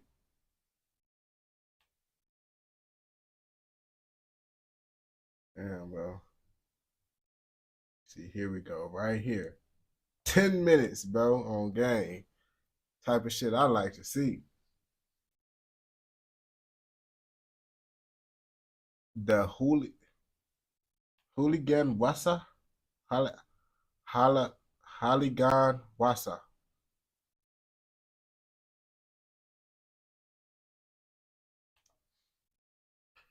What the fuck be going on in Toronto, Canada? Now, I didn't know they was game banging this shit out there. I always thought Top 5 was just trying to over-exaggerate his life. But let's see if it's really like that in motherfucking Toronto. What's going on, supporters? Before the video starts, I want to take a quick moment to thank everyone for 13,000 subscribers. That's a huge milestone. I got some quality work sitting in the vault, so be sure to like the video, hit that subscribe button, and click on that notification bell so you don't miss an upload. You see, now we got to start off with the AI. The AI that he got going on, doo-doo garbage, bro. It sounds like it's a robot talking, you feel me? At least UK drill plug make his shit sound like a person. All of the information provided in the following video is already public, therefore it will not be impeding on past, pending, or current cases. So sit back, relax, and as always, enjoy the video. They even got that. Right? It's crazy. Right? It's crazy. Who's that, my hooligan? Oh, that's my young real. Investigators say that's when two associates with Jenkins, including the 15-year-old, returned fire. I'm in the lane, we had him up like any day. For Houdini, we don't play, we wipe his nose, he move his snake.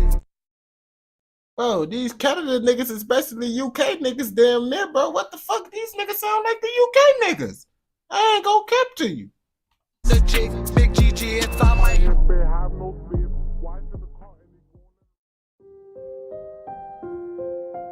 18-year-old hooligan Wassa is an up-and-coming Toronto drill artist proudly representing the infamous Northside Jane and Finch neighborhood of Driftwood. Hooligan's ties to the Driftwood community runs deeper than him just living in the area. Not only was his father a known OG, but he was also the cousin of late rapper Houdini. Born in 2005, Hooligan was raised in 404 Driftwood Avenue, a brick townhouse owned by Toronto Community Housing. The unit has a troubling history. Since the early 2000s, residents at the controversial unit have witnessed an alarming number of violent crimes, gang-related executions, and even mass shootings. Damn, they tweaking out there 5 like men that? injured in a mass shooting yesterday has already returned to the scene.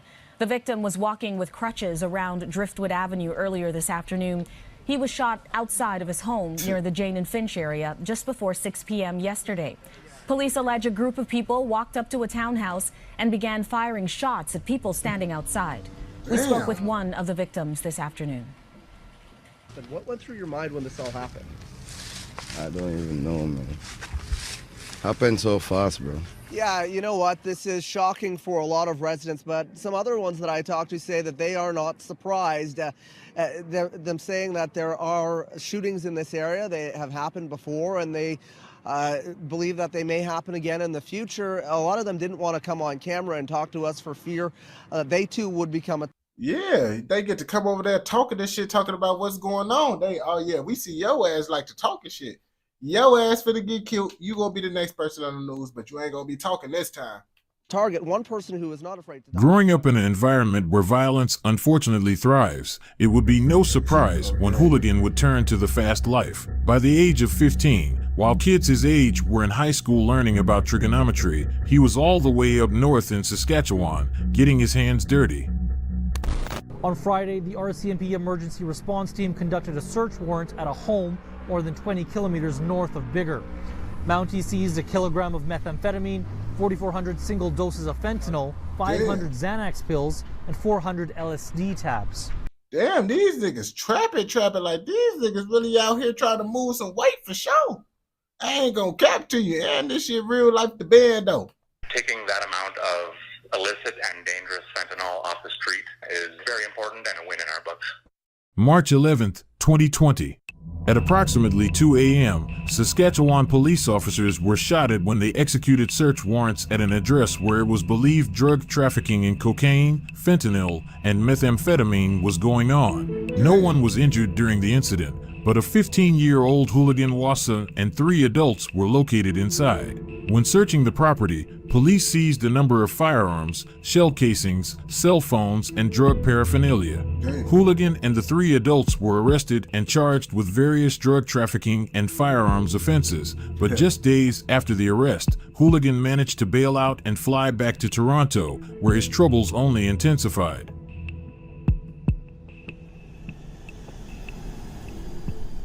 On May 26, 2020, 2 months after the Saskatchewan arrest, Hooligan Wassa and his cousin Houdini would leave an Airbnb Houdini was renting out for the week. At this point in time, Houdini would be at the height of his career. He would have just released a new EP titled Underground and would be fresh off Press's tour. CCTV captured the moment Hooligan Wassa, who was covered by a black mark due to him being a minor at the time, and Houdini, who was in the gray sweater, meeting up with 2 other people. They were 17-year-old Elijah Robinson, who was dressed in all black, and an unidentified man wearing a white hat. They would make their way to Blue Jays Way, right across from the Bisha Hotel. Unbeknownst to Hooligan and Houdini, a blue Volkswagen Tiguan was lying in wait for them. Toronto police were able to confirm the vehicle was parked and waiting for nearly 40 minutes. Once Houdini crossed the street, Hooligan followed right behind. CCTV then captured the 2 about to enter a vehicle that was parked on the side. At that moment,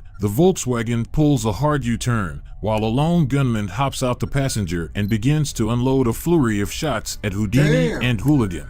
The unidentified man immediately ran off, while Elijah... Damn, but niggas should have paid attention to their surroundings, bro. Like, that whole situation looks suspicious as hell. Soon as you walk up, you see the car pull off, and then it hit a whole little U-turn and pull up behind you while you try to get in the car. What the fuck? I ain't gonna cap to you. That shit, I would have been like, hey, what the fuck buddy ass got going on?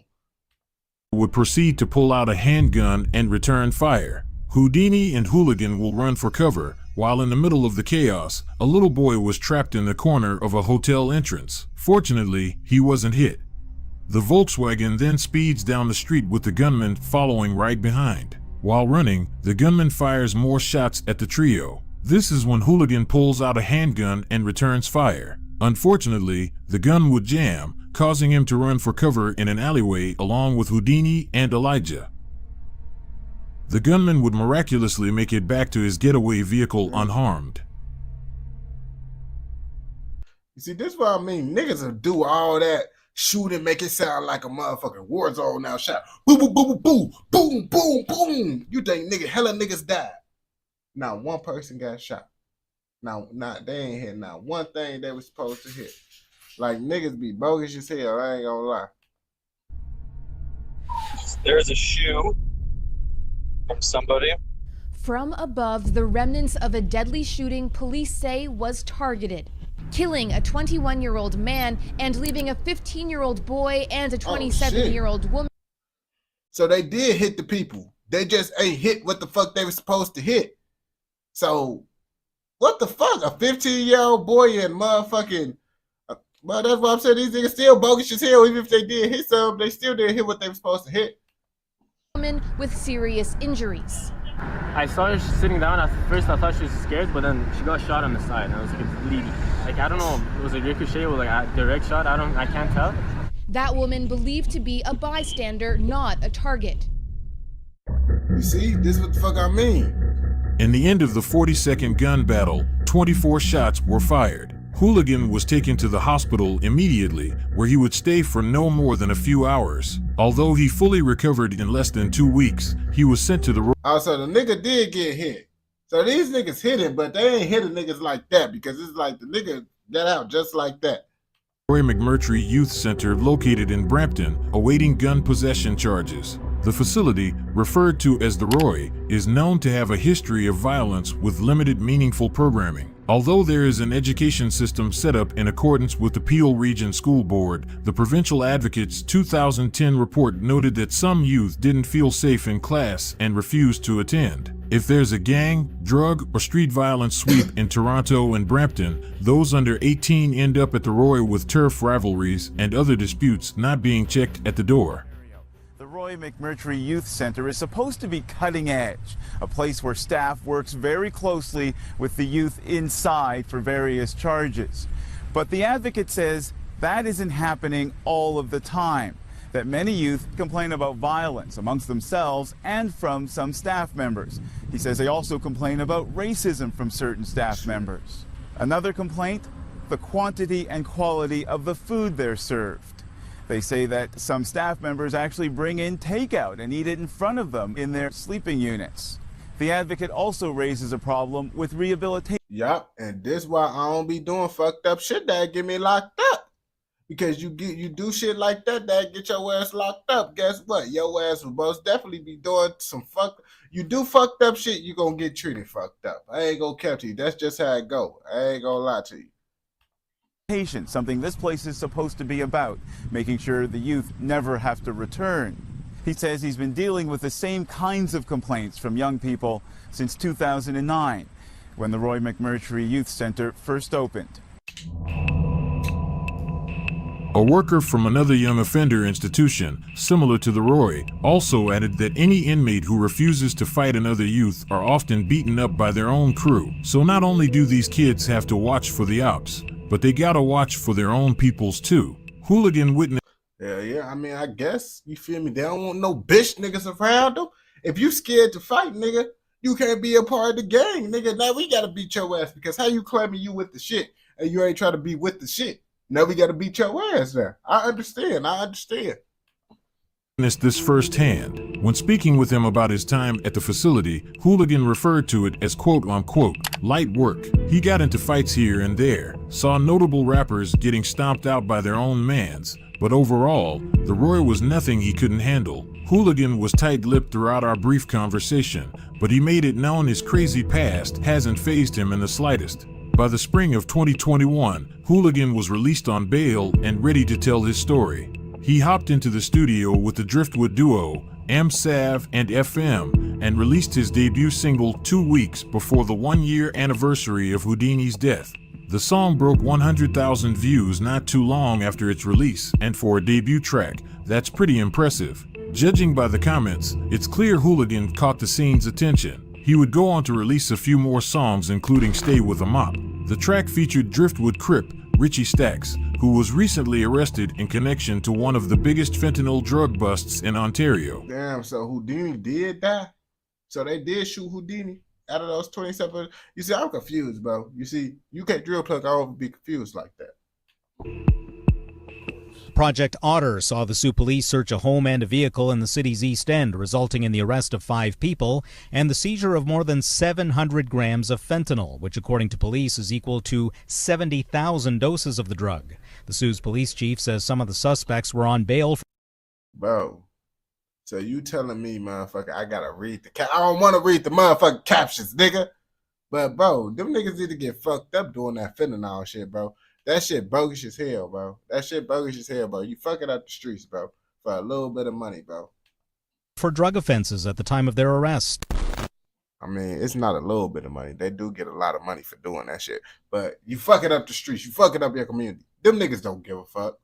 Unlike Richie, Hooligan has managed to stay out of trouble since his release from the Roy, and he hopes to keep it that way. His story is one full of ups and downs, but as of now, he is just focused on making music. He just released a new song with plans on putting out either a tape or album later in the year. All of his links will be in the description. I'll catch you guys next week.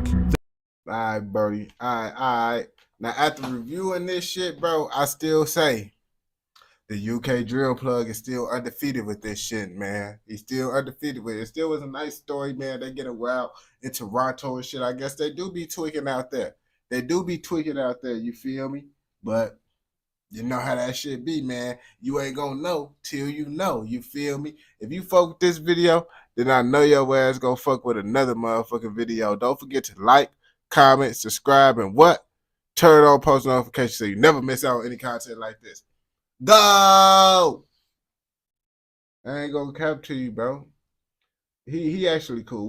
We're damn near subscribed to folks. He'll get to subscribe. We gave him to subscribe now, so I guess we're gonna add them onto the roster of videos now. We're gonna add folks onto the roster of videos. Okay, let's see. I'll do one more. Let me see. I just gonna do one more random little video, bro. Because I was supposed to get off at 6:30, bro. But I'm past my time, bro. So I gotta edit these videos and post it. Well, that K Money video was like 39 minutes, bro. That shit was long. 29 minutes or some shit.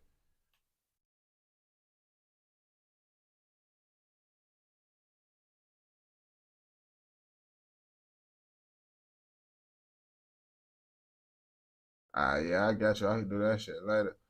With the longer video. I was trying to find a short little video.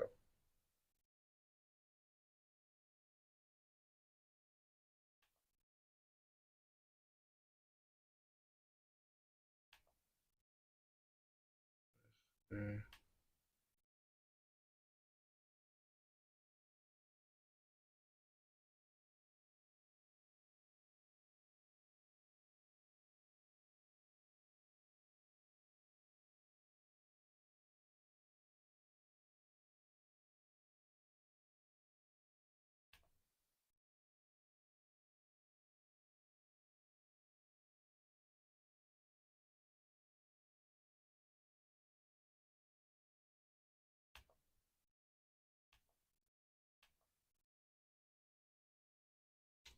Alright.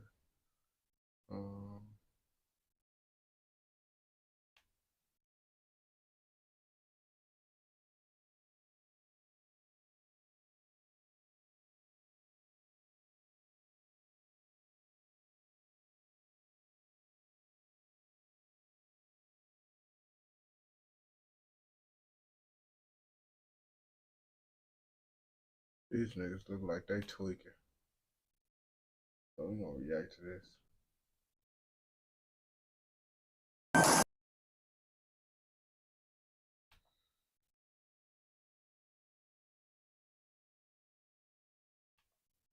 Alright. Yeah, that's the last one. I gotta head out because I gotta edit these videos and I gotta take a shower. Yeah, I'm gonna stream either tonight, but I'm probably gonna get a stream in tonight. I don't know for sure, but if I stream tonight, I'm still gonna stream tomorrow regardless. But I'm streaming every day. You feel me? I just got sick the past couple days, so that's why I wasn't streaming. Bro, what the fuck? Bro, what? Bro, he talking about I've been asleep. Bro, the whole car looked like that bitch is. What the fuck they do to that motherfucker? That looked like that bitch was more. That bitch was fucked up before they even hit the tree. Like they had to hit some more shit before they hit that shit. Yeah, I don't give a shit about shoplifting. Like we had gunshots being fired here. But I don't give a fuck about the gunshot. Okay. It's a hot July day in New Mexico. We're at a department store where an air conditioner heist quickly turned up the heat on two suspects. Take a look at your screen. The not suspicious at all men seen here enter the store where employees quickly notice them.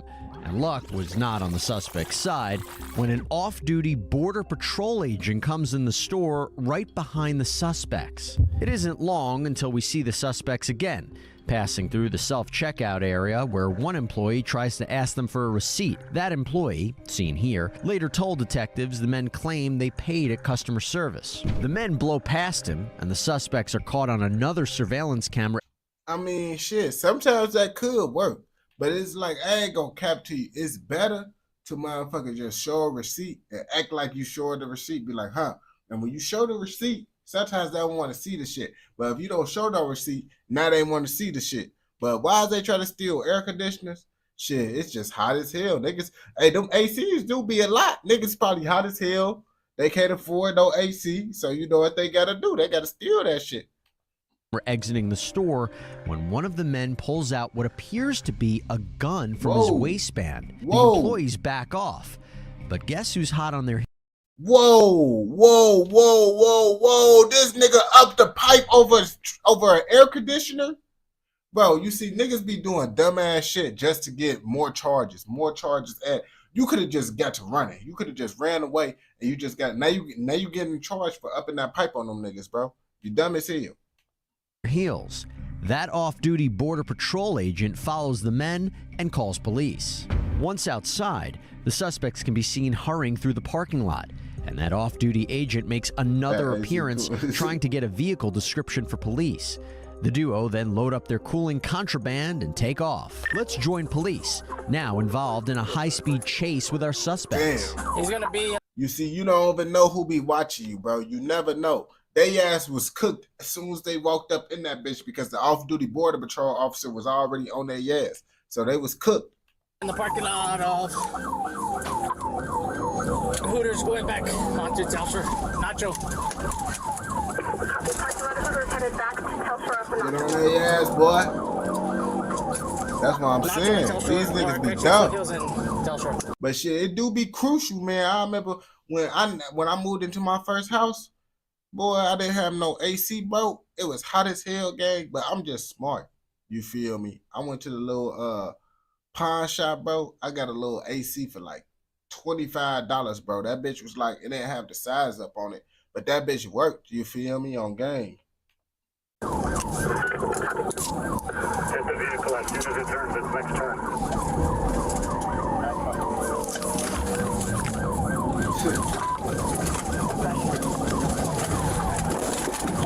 Damn. Oh, that's how that car got fucked up. Oh, that's how it got fucked up. Put your hands up! Damn. Put your hands up! Put your hands up! The driver takes off again as that. Bro, I'm not doing no shit like that, bro. You see, once 12 up the pipe on you, bro, and your ass motherfucking move, if they shoot you, it's your fault, nigga. Cause my grandma and them always tell me, man, once they get you, you better be still. You better be still. Because once they do this and you move, bro, nigga, if they shoot you, shit, they just shot you, gang. That's all it is. That officer fires at the SUV. Other units arrive, causing the suspects to veer off into a nearby parking lot. And then they inside this slow-ass motherfucking SUV, bro. That old-ass car, bro. They ass was not getting nowhere with that bitch, bro. I ain't gonna lie to you. Officers continue to fire at the SUV when that driver makes another bad decision. Bro, these niggas is stupid. Bro, this nigga unloaded the whole clip. This nigga gotta reload. This nigga is reloading, bro. This nigga is reloading right now. So this nigga just motherfucking unloaded the whole clip on his ass already, bro. This shit is getting wild. I ain't gonna lie to you, bro. The driver slams into a pole as officers continue firing. A bystander caught the chaotic scene on video. Let's backtrack a bit and take a look. From this angle, you can see the driver speed across the road before fishtailing into that parking lot. Seconds later, there's that crash, and one suspect can be seen diving out of the SUV. Damn. Another officer approached the scene just seconds before impact. Goofies. And y'all gotta remember, they doing all this shit over a fucking air conditioner. All this shit started because these niggas want to steal an air conditioner, bro. Niggas is so fucking goofy. That officer makes his way over to the scene, where the driver is now on the ground, and suspect number 2 has found himself in a sticky situation. They got the whole squad.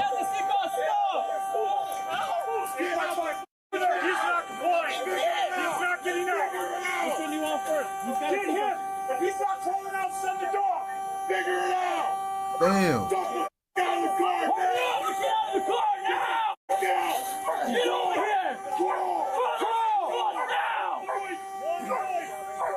Yeah.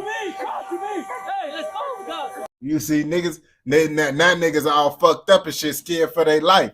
But you wasn't thinking about this shit when you was still in that AC. You said folks got the 3 stars in GTA. Yeah, they most definitely got on his ass. And they lucky that they didn't kill their ass, bro, because they already know that their ass got a good because they up good on the little employee. So now they could have really blicked their ass down. I got cover. Somebody get contact. Hurry up.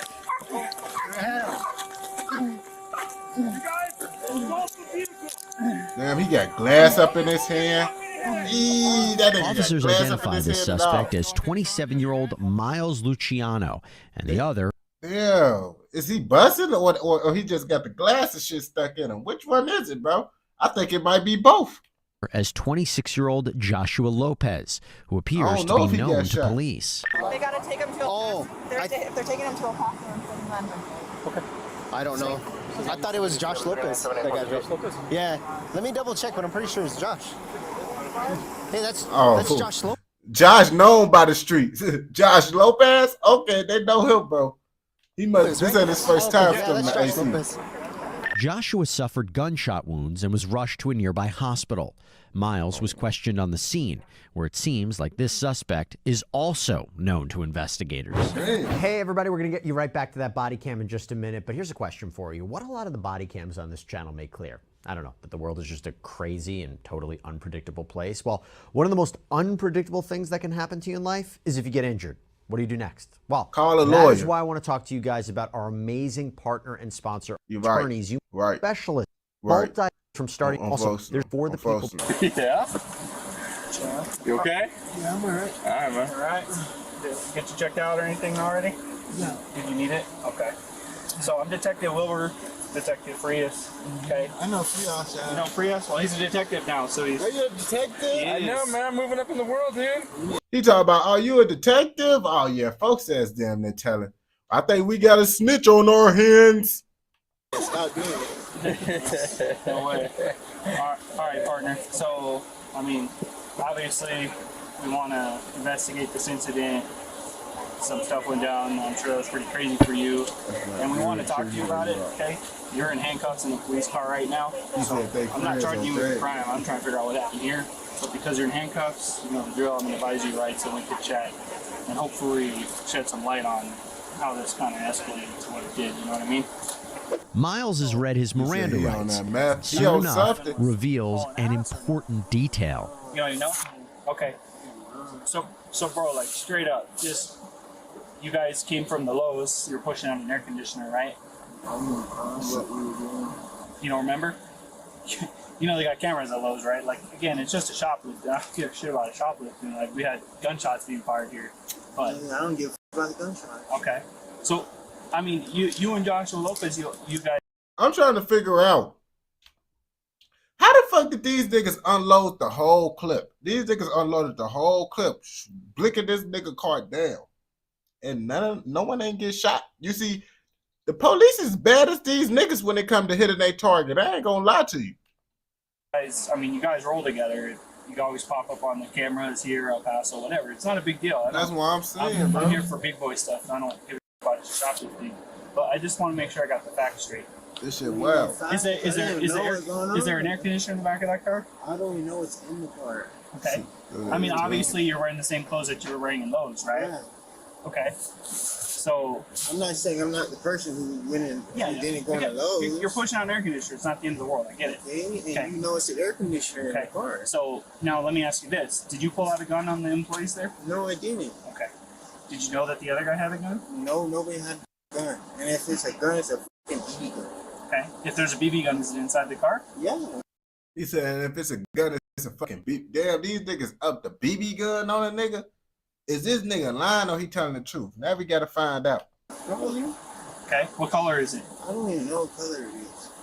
Well, if you know it's a BB gun, you must have seen it. Yeah, because he had the case, the box of it. For a BB gun? Yeah. Okay. All right. And that's in the car too? I don't know if the box is still in there, but... So where did you see the box? Like, you've seen the box? Yeah, I seen the box like a week ago. Well, let me ask you this. Why do you carry a BB gun on the streets, man? That's just dangerous. Because I don't give a f*** if I die or not. I don't... But your buddy, though? You think he's that crazy? I mean, it was just me. I'd rather carry a real gun than a BB gun. Yeah, of course. Yeah, bro. Nigga, that's why I'm saying it's either this nigga lying or they ass goofy as hell, bro. Because, nigga, you up the BB gun. I mean, that could be the reason why they ain't never shoot back at the police. Because if they ever shoot back at the police, I don't think they ever shot back at the police. But if they almost lost their life over a BB gun, if that is the case. Like over an RC unit and a BB gun, these niggas is fucking goofies. If they would have got killed, that shit would have been goofy behavior. But it doesn't even matter. Gotcha. Okay. So you don't think he pulled that gun out on the employees? Even if it's a BB gun? I don't know who did it. Miles tells detectives the gun was actually a BB gun. Investigators later determined the firearm was indeed not a real gun. Detectives continue questioning Miles. You don't have to say who's driving, but... Y'all niggas is fucking goofies, bro. Y'all niggas is fucking goofies, bro. I ain't gonna cap to you. If I would have known, I'm thinking these niggas doing all that driving and shit because they got a real gun up on them. They finna go down for a pipe. These niggas out here was only gonna get charged with, well, they did up the BB gun on a nigga. But it's like, nigga, y'all ass did all that shit, risk y'all life for a BB gun. Them niggas thinking you had a real gun, so they was trying to kill your ass. You over here like, man, this just a BB gun. Y'all ass some fucking goofies. While you guys are, or that person that's driving the car and hauling ass from the police officers that have their lights and sirens on, all that stuff, you know? What, is he saying anything to you at all? Is he saying, the guy's driving the car? Right. Did he say anything to you? He didn't say nothing. Just like, you guys saying... I just told him like this. I said, I love you, brother. Okay.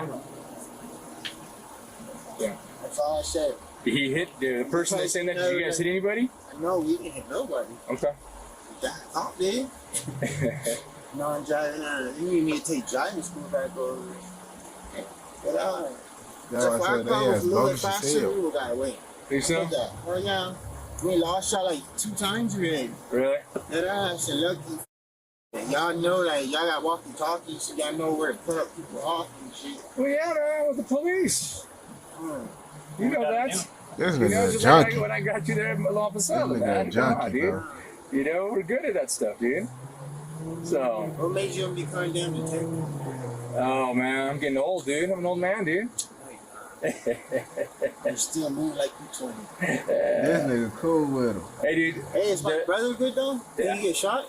No, That's we what just got I'm your saying, first bro. right here. These You're the niggas first person slow. I'm talking to, man.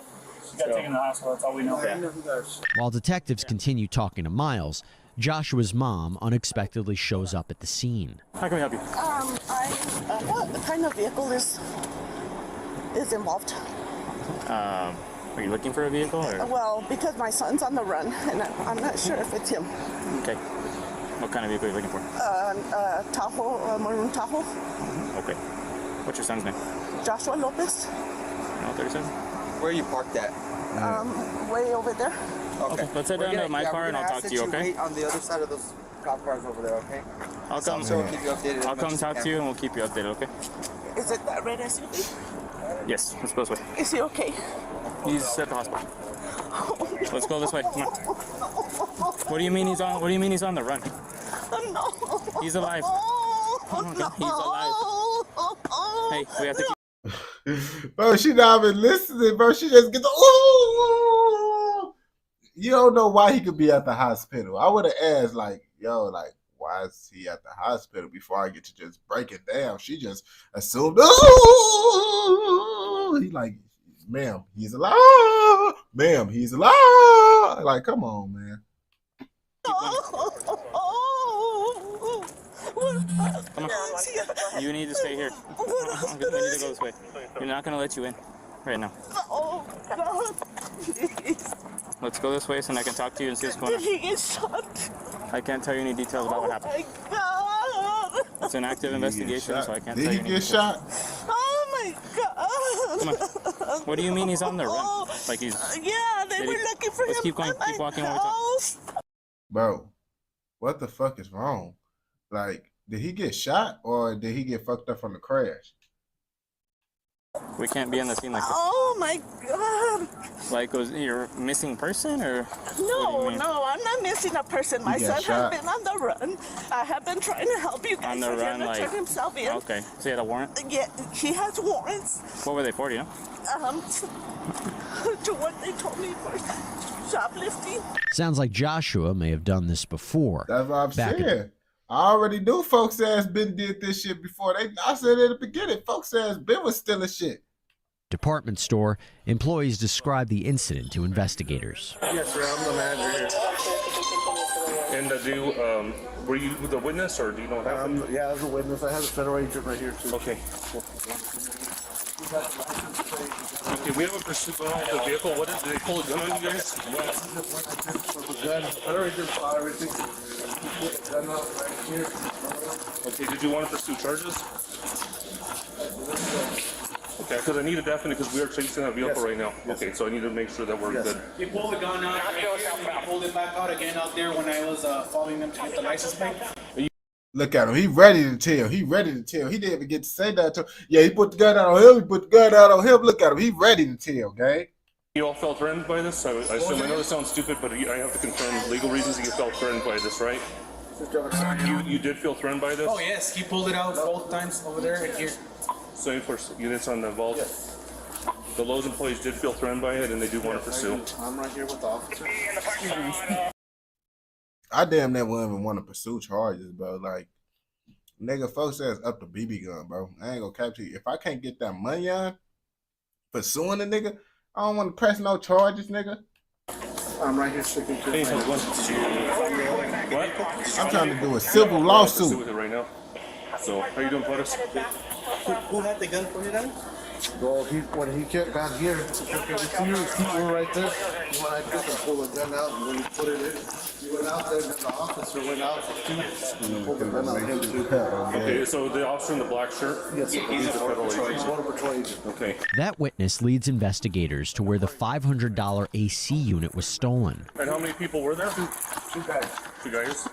$500. Put it here. We would help them put it in the car. Thought they were going to pay for it. Yeah. They go over there, start walking this way. Inside, the suspect. Damn, bro. They motherfucking helped them load the shit up in there for him to steal that shit. I know they was feeling shitty as hell.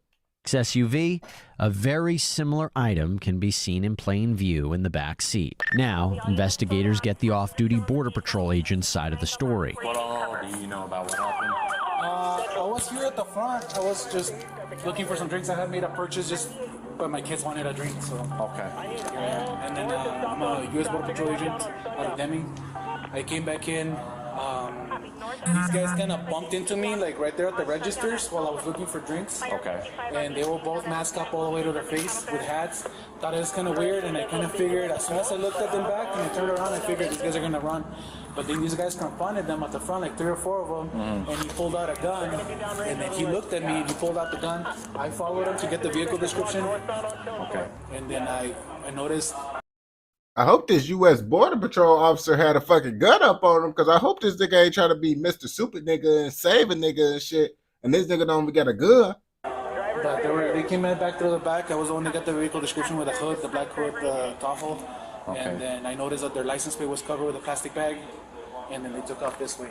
And what were you saying about Border Patrol? I'm a Border Patrol Okay, agent. okay, you're the, all right. I think it would have gone a lot worse. I was here earlier and I was already carrying, and I reached for my gun. I was like, son of a bitch. I'm doing backyard right now, and I gave it to my wife. Reached for his gun. She was digging over.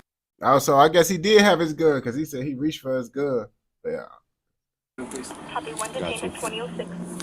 I don't know if it would have been better. Miles Luciano was charged with interference with commerce by threats or violence. He pled guilty to the charge and was sentenced to 46 months in prison. Damn. Joshua recovered from his injuries and was reunited with his mother.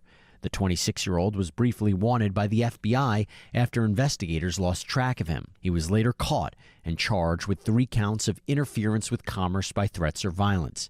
He pled guilty to the charges and is awaiting sentence. Damn.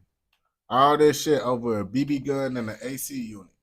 These niggas is fucking cornballs. These niggas is cornballs. I ain't gonna lie to you, man. But if you fucks with this video and watch this shit all the way through, I know your ass fucking with another motherfucking video. So go ahead and go watch another motherfucking video. Don't forget to like, comment, subscribe, and what? Turn on post notifications so you never miss out on any content like this. Go! Yeah, them niggas up the BB gun. Them niggas didn't have a real gun. Okay.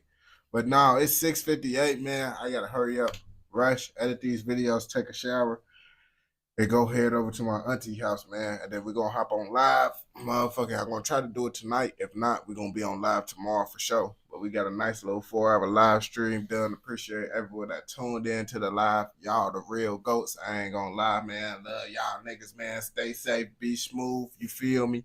And I ain't gonna cap. I don't know. It depends on what my auntie and them got going on. They want me to come over because they going out of town and shit. They going out of, well, they not going out of town. My auntie and them in town, and they leaving motherfucking Sunday. So I didn't ever go see them yet. So I'm finna go see them and shit. And then however long that shit take, if it don't be too long, go hop back on live and shit. You feel me? But y'all be smooth, man. Good night, y'all. Y'all too.